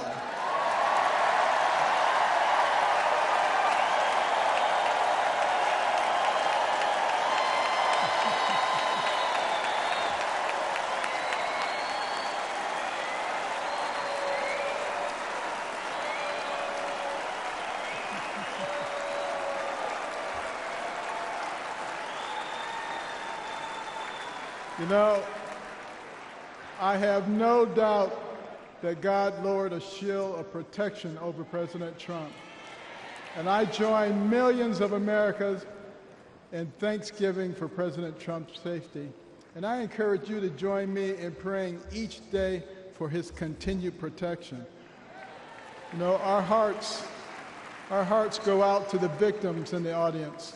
Let's also pray for them and their families. These events have brought unusual clarity to the times we are living in.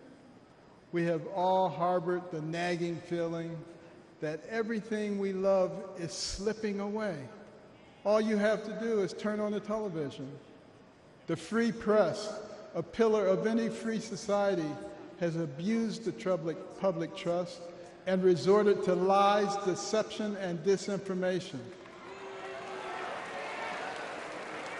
They divide us along lines of race, class, and gender, rather than uniting us around our shared bond as Americans. Our government has been no better, shredding our Constitution and upending the rule of law. We have a wide open border, a broken education system, and chaos breaking out around the world. And on top of it all, we have a president who, well, if you can't say anything good, don't say anything at all. But ask anyone around the world, what does it mean to be an American? Most will tell you that it means unlimited opportunity. That where you begin in life doesn't dictate where you will end. That's the America I grew up in.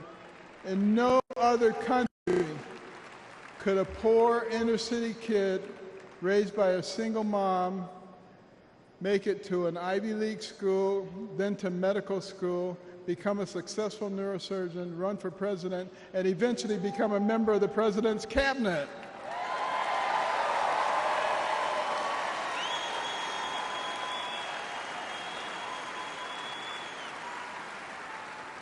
You know, and as a member of his cabinet, I had a chance to work closely with him, and I got to tell you, this is a man who is a gift to us as a nation. He is very gifted, he is very smart, he is very compassionate, he cares about people. And I'll tell you, the first time I met him was before either of us got into the political arena, and we were at Mar-a-Lago, and someone came up to him and said, "Mr. Trump, Rod Stewart just walked in." And he said, "I don't care, this is Ben Carson."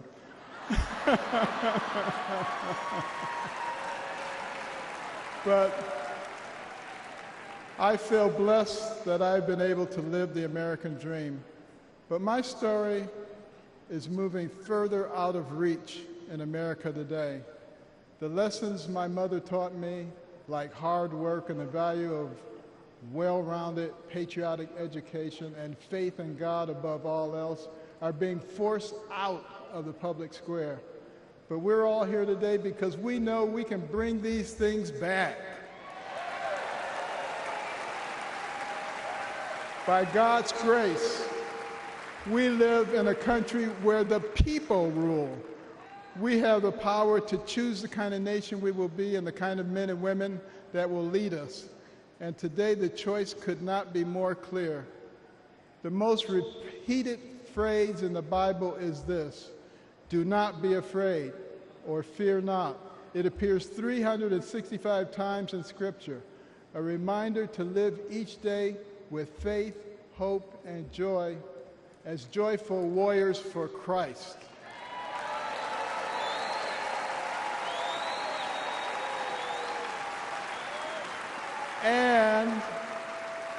And when God is with us, nobody can stand against us. With this assurance from the Almighty, even the face of evil itself cannot shake our resolve. We will keep fighting, we will keep praying, and by the grace of God, we will save our country and re-elect President Trump together with Vice President Vance this November. And I want you to remember this. In 1831, Alexis de Tocqueville came to America to study our nation because the Europeans were fascinated. They wanted to know, how could a nation barely 50 years old already compete with them on virtually every level? So he looked at our government, and he was duly impressed by our checks and balances and separation of powers. And then he looked at our business environment. He was duly impressed by how we encourage entrepreneurship and innovation. And he looked at our educational system, and he was blown away by the fact that he could find a mountain man in the middle of the woods who could read, who could tell him about the Declaration of Independence. But the thing that impressed him the most was when he went to our churches, and he heard those inspirational sermons from the pulpits that inspired a ragtag bunch of militiamen to defeat the most powerful army in the world and gave the American people a moral base.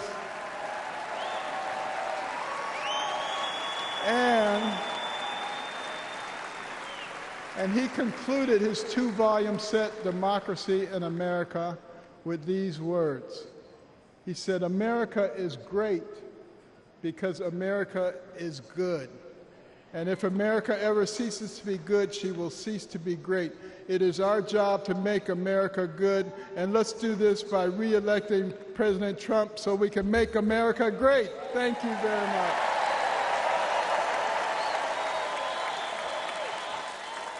Ladies and gentlemen, please welcome United States Senator of Florida.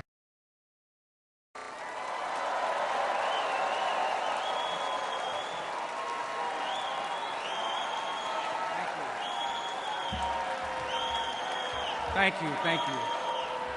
Thank you. Thank you. Thank you. Don't say polo. Don't say polo. Thank you, thank you. Thank you.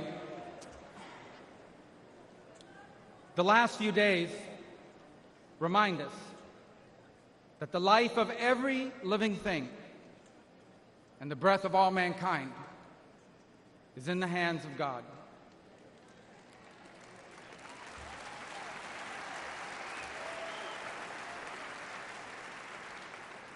We were brought to the precipice of the abyss, and by the hand of God, reminded of what truly matters in our lives and in our country.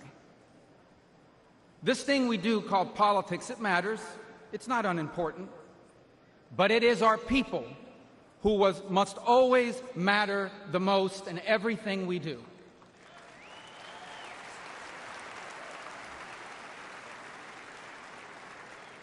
By giving voice to everyday Americans, President Trump has not just transformed our party, he has inspired a movement.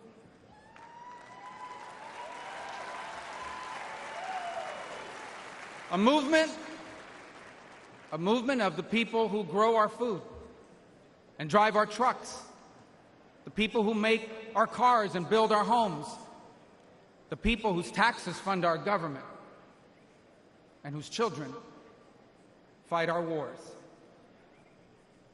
Americans like Corey Comparatori.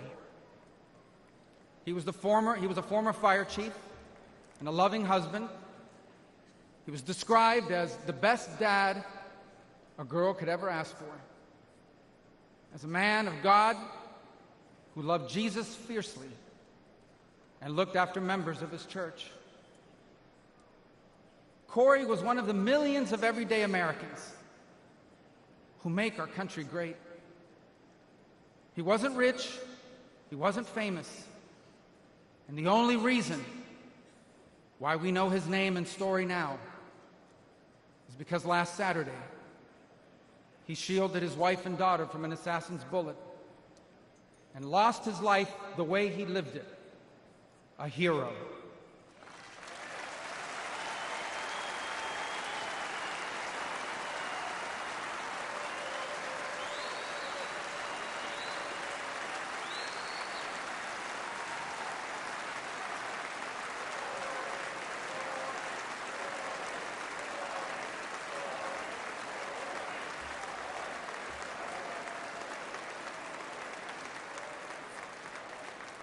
For those still wondering who are in the press and many watching at home, these are the Americans who wear the red hats and wait for hours under a blazing sun to hear Trump speak.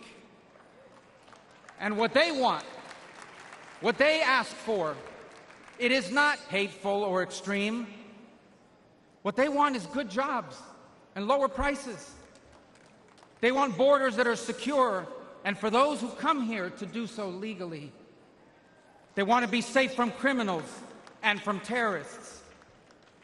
And they want for our leaders to care more about our problems here at home than about the problems of other countries far away.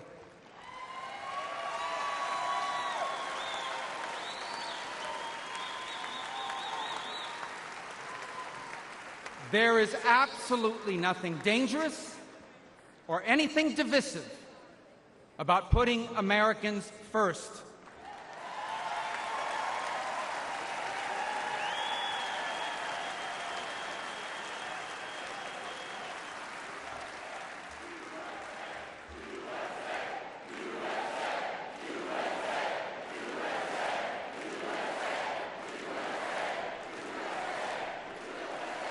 Those who are offended, anyone who is offended about putting America first has forgotten what American is and what American means. American isn't the color of our skin or our ethnicity. Americans are people as diverse as humanity itself. But out of many, we are one. Because as the life story of our next Vice President, J.D. Vance, reminds us, we are all descendants of ordinary people who achieved extraordinary things.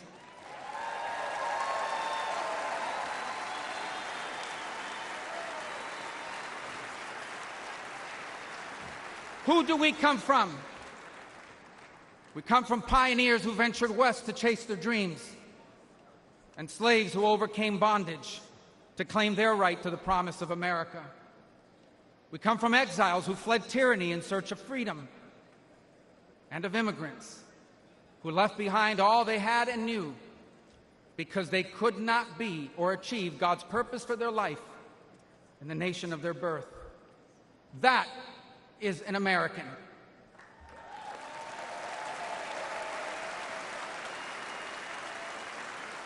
And putting Americans first must be what this election is about. When President Trump was in the White House, Americans had more money and lower prices. Our borders were secure and our laws were enforced. Iran was broke, the Taliban stopped killing Americans, and Putin didn't invade anyone.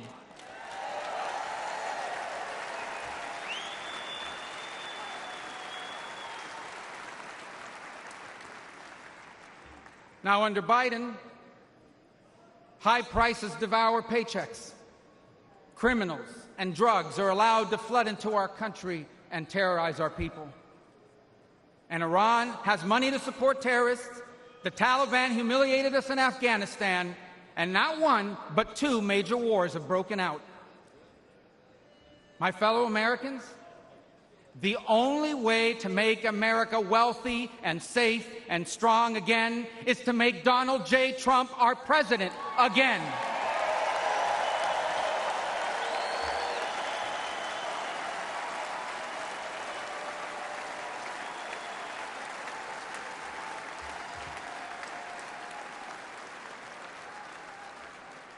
Our country has been injured by the bad decisions of weak leaders. But now, though bloodied by our wounds, we must stand up and we must fight. Fight not with violence or destruction, but with our voices and our votes. Fight not against each other, but for the hopes and dreams we share in common and make us one. And fight for an America where we are safe from those who seek to harm us on our streets and from abroad.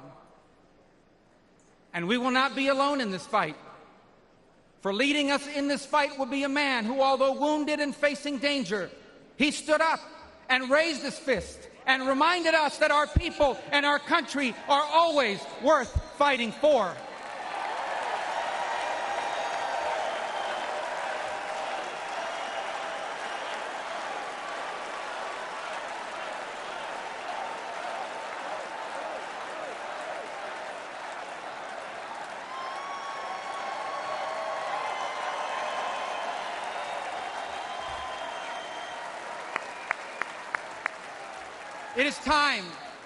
It is time to put our country and our people first again. And if we do, together, we will make our people wealthy again. If we do, together, we will make our country safe again. Together, we will make Donald Trump our president again.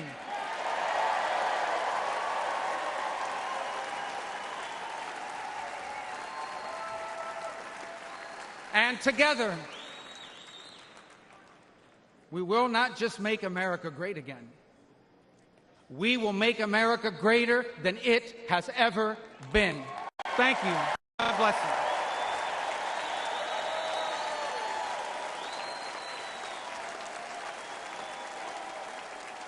you. Ladies and gentlemen, please welcome Laura Trump.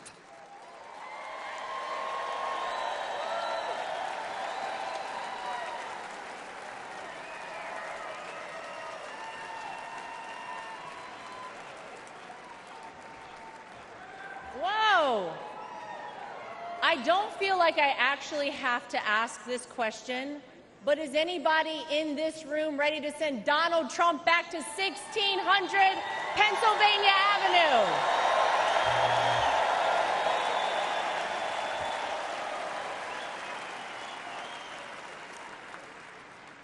Well, it may not be a surprise that I actually had a very different speech that I was prepared to give up here tonight.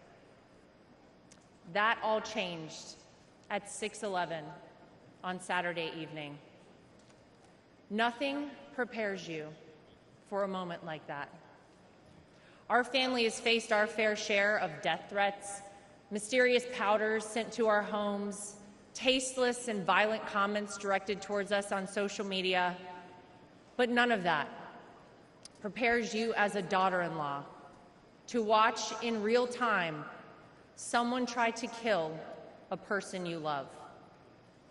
None of that prepares you as a mother to quickly reach for the remote and turn your young children away from the screen so that they're not witness to something that scars the memory of their grandpa for the rest of their lives. The prayers and well wishes we've received over the last 72 hours have been overwhelming, to say the least.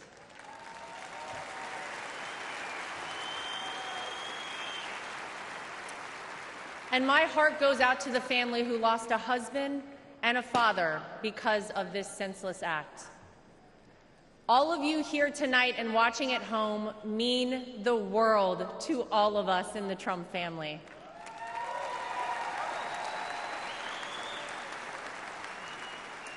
If Donald Trump has shown us anything, it's that when it feels impossible to keep going, those are the times we must keep going.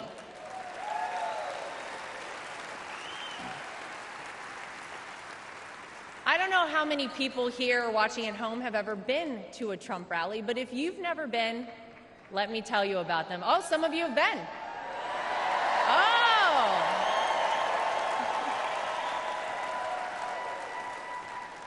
Regardless of how the media have painted these rallies, you would be hard-pressed to find and to join a happier group of people coming together over their love for the greatest country on earth, the United States of America.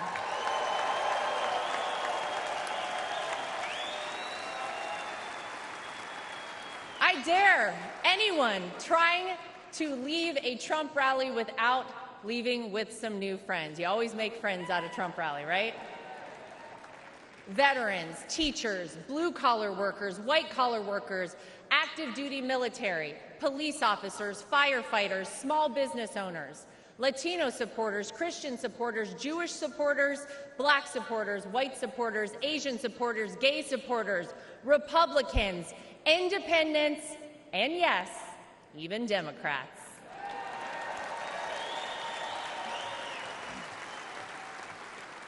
At a Trump rally, you're not viewed as your profession, your religion, or the color of your skin. You're viewed as one thing: an American.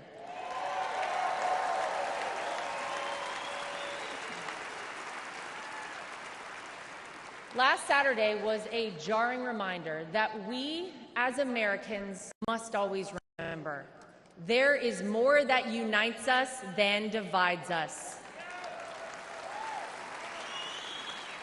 We all want this country to be great, even if we don't always agree on the best way of doing that. And with every bone in my body, I can tell you that all Donald Trump wants to do and has ever wanted to do is make this country great again for all of us.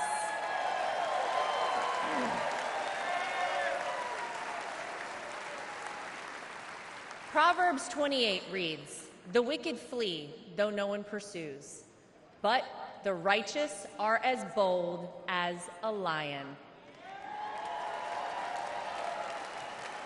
And that truly epitomizes Donald Trump. He is a lion.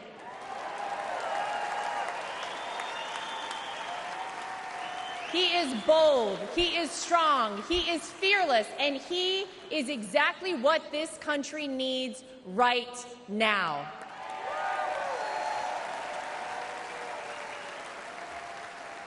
Let's not forget what life actually looked like under President Donald Trump. Trade deals across the world that benefited our economy, allied countries paying their fair share, a safe and secure southern border, record low unemployment rates for African Americans, Hispanic Americans, Asian Americans, and women, record investment in historically black colleges and universities, the creation of the United States Space Force, the most comprehensive prison reform in decades. How about the peace agreements in the Middle East that they said would never happen?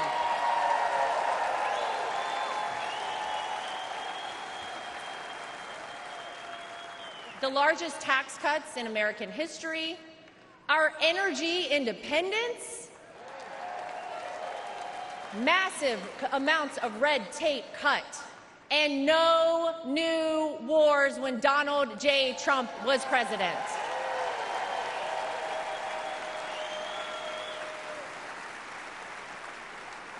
Maybe, most importantly though, you could actually feel it in your everyday life.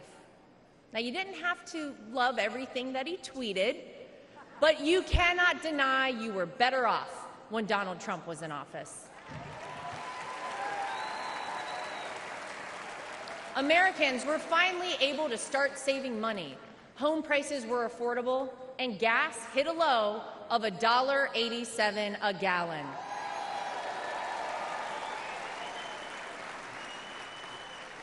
As I speak here tonight, many of our fellow Americans don't know how they'll pay for their next trip to the grocery store, new clothes for their children, or this month's rent. Many of our fellow Americans worry that we are on the verge of a major terror attack here on American soil. Many of our fellow Americans don't think their own children will be able to establish a better life than they themselves currently have. Many of our fellow Americans are right now sitting and wondering how on earth this country could have moved in the wrong direction and so quickly. The Democrats and the media know that they cannot convince you, the American people, that your life is better off now, because it's not. So what will they do? They'll try to sell you on some outrageous narrative about the terrible things that Donald Trump will do if he becomes president. But you don't have to imagine what it would be like. All you have to do is remember what it was like.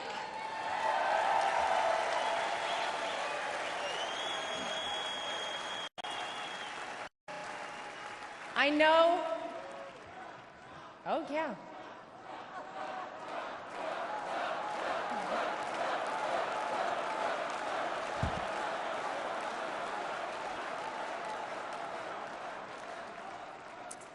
I know what you hear out there about Donald Trump. I know what you read, what the media tells you, and what out-of-touch celebrities on the left say about this man. But when I look at Donald Trump, I see a wonderful father, father-in-law, and of course, grandfather to my two young children, Luke and Carolina.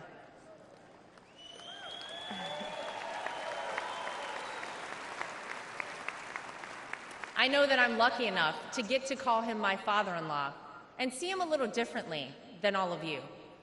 But it's through that lens that I sometimes wish more people could see him. This is a man who has sacrificed for his family and a man who has truly sacrificed for his country.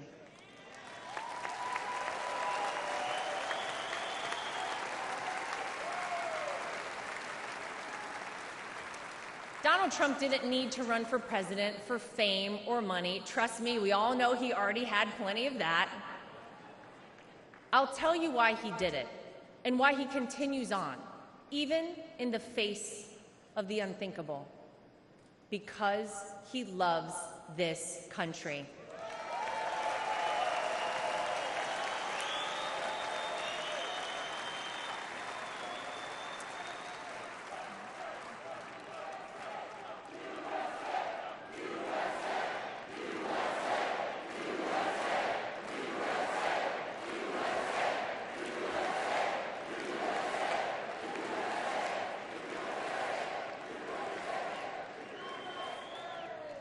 He did it for his grandchildren, for your children and grandchildren, and for the generations to come. I have seen this man dragged through hell and back, in and out of courtrooms, indictments, impeachments, mugshots, and even an assassination attempt. And yet, he has never backed down.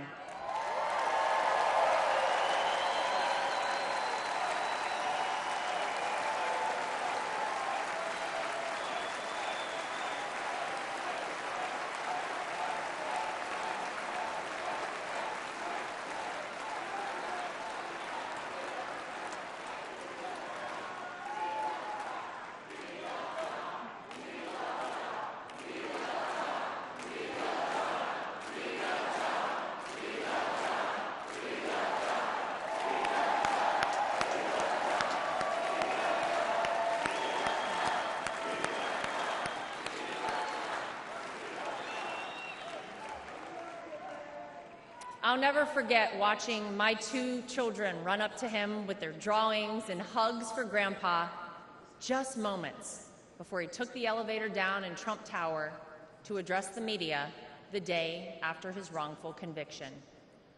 Despite everything else he had going on, he had no other focus in the entire world, just a man relishing time with his grandchildren. It's a side of Donald Trump that not enough people get to see. Maybe you got to see a side of Donald Trump on Saturday that you were not sure existed until you saw it with your own eyes. Martin Luther King Jr. once famously said, "The ultimate measure of a man is not where he stands in moments of convenience and comfort, but where he stands at times of challenge and controversy."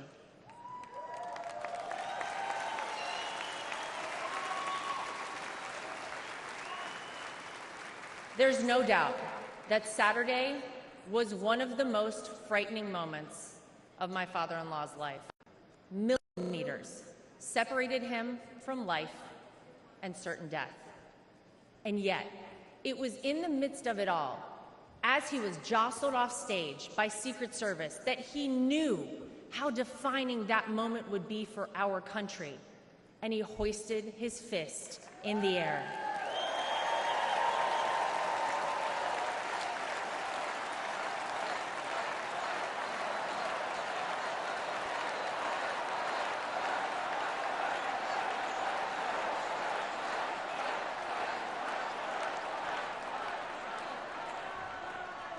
It was not just for the audience at the rally, not just for his supporters tuning in, but for all of America. And as a signal to the world that no matter what, America will always prevail.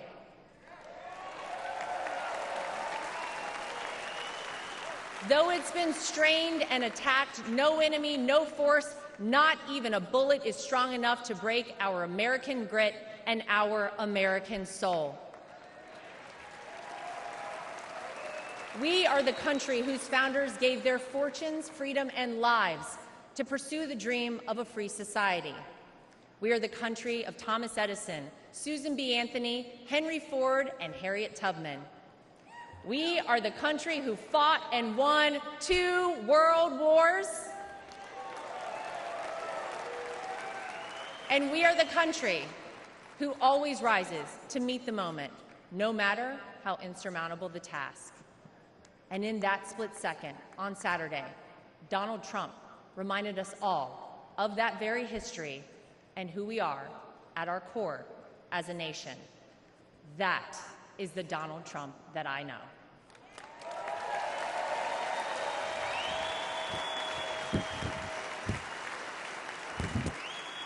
He is an American who conquered the business world, an American who made himself a household name, an American who was beloved by politicians and fellow celebrities for decades until he ran for office with an R next to his name. An American whom even Barack Obama admits people consider the American dream. And instead of sailing off into the sunset after an illustrious real estate and television career, he decided to give back. He decided to bring some of the things that had made him so successful in life to all of you in order to improve the lives of all Americans. Black, white, brown, gay, straight, all Americans, because that's the man that Donald Trump is.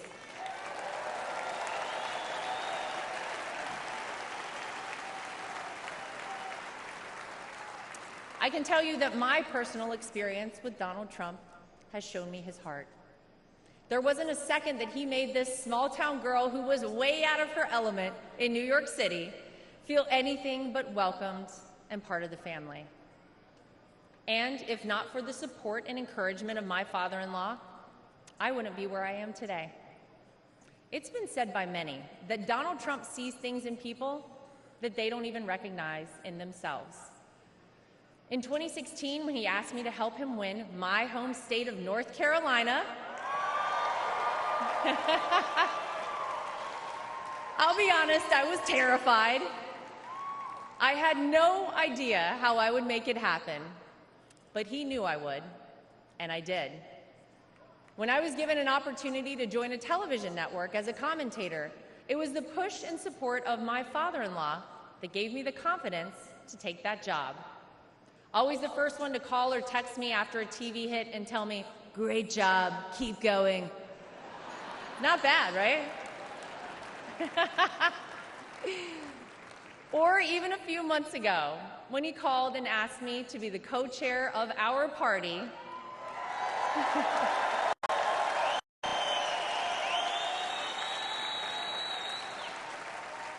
he showed me potential in myself that I couldn't yet see. So tonight, to my father-in-law, I want to say thank you.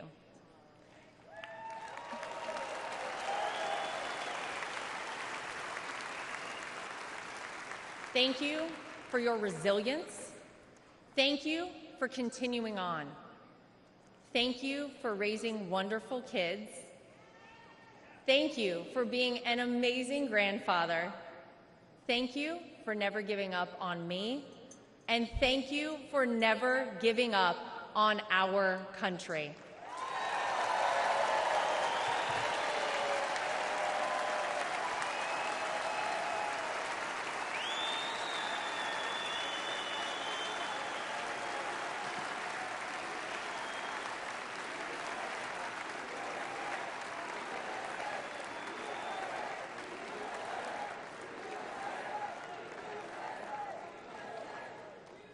Tonight, I come to you, not as the co-chair of the RNC, not as the daughter-in-law of the candidate.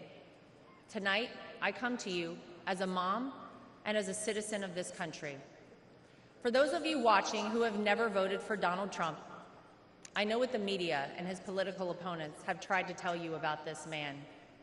Believe me, I have seen and heard it all, but I have also seen the truth. I am proud to know Donald Trump, to campaign for him, to vote for him, and to raise his grandchildren.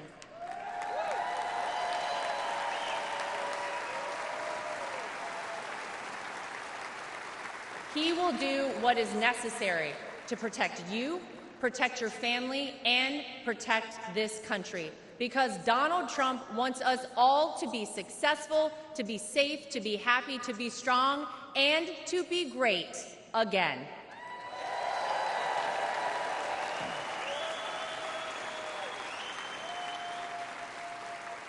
Tonight, I'm asking you to vote, not for the Donald Trump you see flashed on your TV every day, splashed across the headlines. Tonight, I'm asking you to vote for the Donald Trump that Luke and Carolina call Grandpa. I'm asking you to vote for the Donald Trump that my husband Eric calls Dad. I'm asking you to vote for the Donald Trump that I call my father-in-law. I'm asking you to vote for the Donald Trump who can and will make America great once again for all of us. Thank you. God bless you. God bless the United States of America. We love you. Thank you, guys.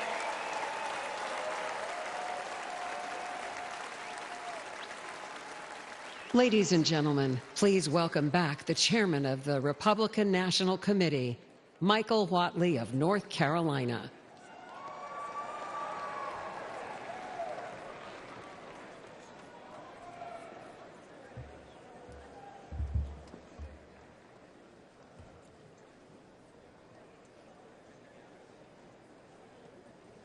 For tonight's benediction, please welcome Pastor Corey Brooks, senior pastor of the New Beginnings Church in Chicago and founder of Project Hood, an organization committed to fighting violence and poverty.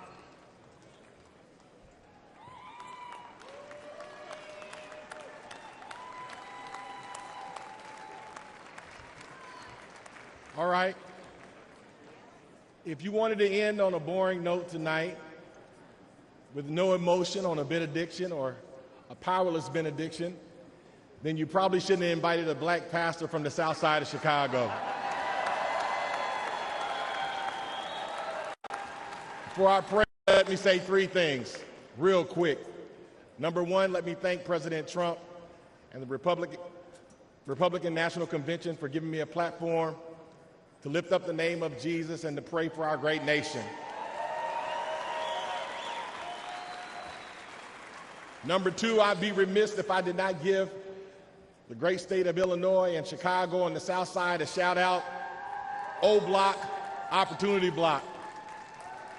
And number three, I want you to make the biggest noise in just a second. I want you to raise your signs, blow your whistles, and give God the loudest shout of praise on the count of three. And somebody may say, why? Because this week we could be having a week of mourning. But because God did not let any of those things be, this is a week of celebration and a week of life, a week of democracy and liberty. So I want to ask you on the count of three to make the loudest noise you can and let the world know that we serve an awesome God. Are you ready? Come on, are you really ready tonight? 1, 2, 3. Yes, yes, yes.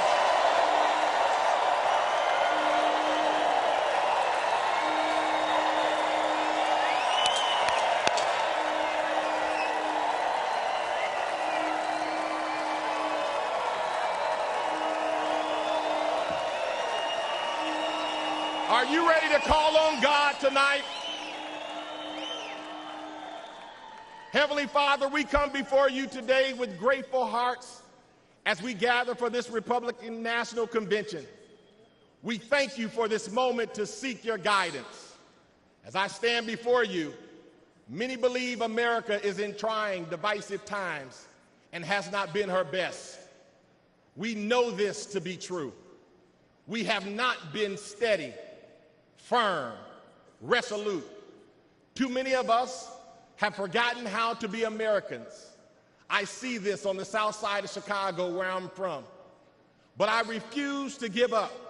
Why? Because I still see the yearning fire within us to be better Americans. Lord, we ask for your divine presence to bless every heart and mind. Grant us wisdom and courage and discernment as we chart the path of our beloved country. May our deeds reflect your will and bring glory to your name. We pray for strength to better our individual selves so that we may bless those around us. Let us be reminded that we are one nation under God, indivisible, with liberty and justice for all. Father, we lift up our citizens and leaders to you. Let them be guided by your truth. And may their actions honor the values upon which this great nation was founded. Let us remember the words of Isaiah chapter 40, verse 31.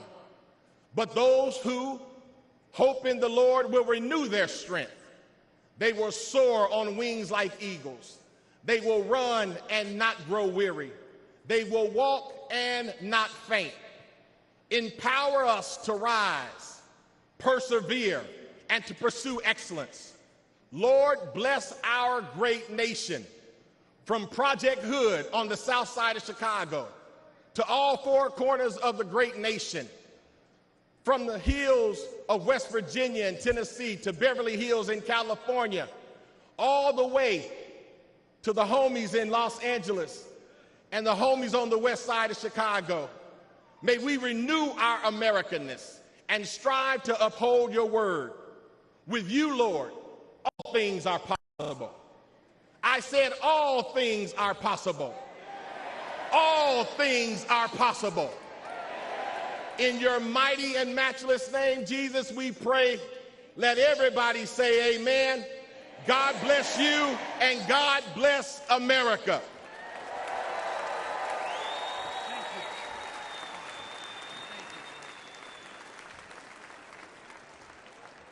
Delegates and alternates, Ladies and gentlemen, Senator Vance, President Trump, what a night. We have heard from the best of the Republican Party, members of the House, members of the Senate, governors, and candidates.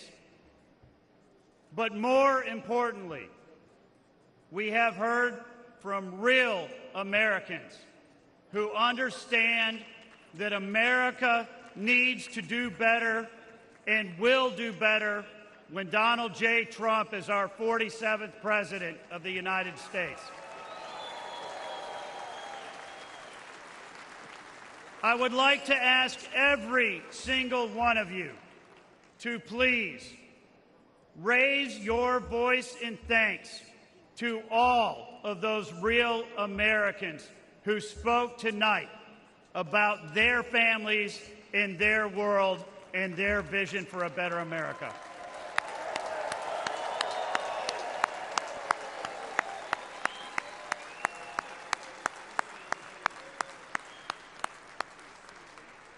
At this time, the chair recognizes the delegate from the state of Indiana for the purpose of offering a motion. Mr. Chairman, my name is Victor Smith from the great state of Indiana. And I make the motion that the convention now adjourns. The question now occurs on the motion to adjourn. All those in favor signify by saying aye. Aye. All those opposed signify by saying no. In the opinion of the chair, the ayes have it, and the motion is adopted. Accordingly, this convention stands adjourned until 5:30 p.m. tomorrow.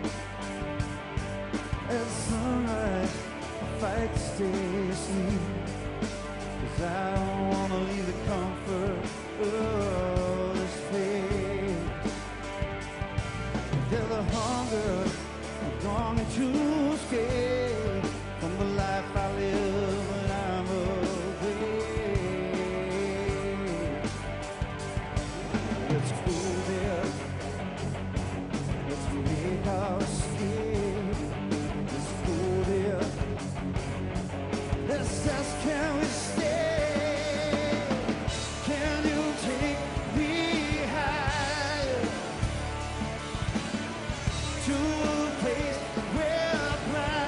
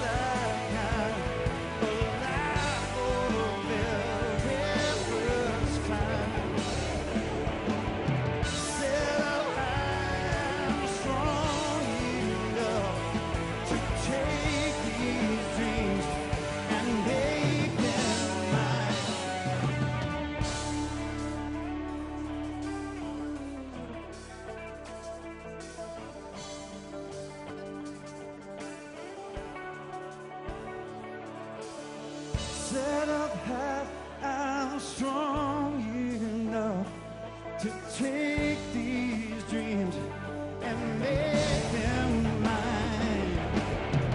Can you take me higher to a place where blind men see? Can you take me higher to a place with golden streams? Can you take me higher to a place where blind men see? Can you take me higher to a place where golden streams?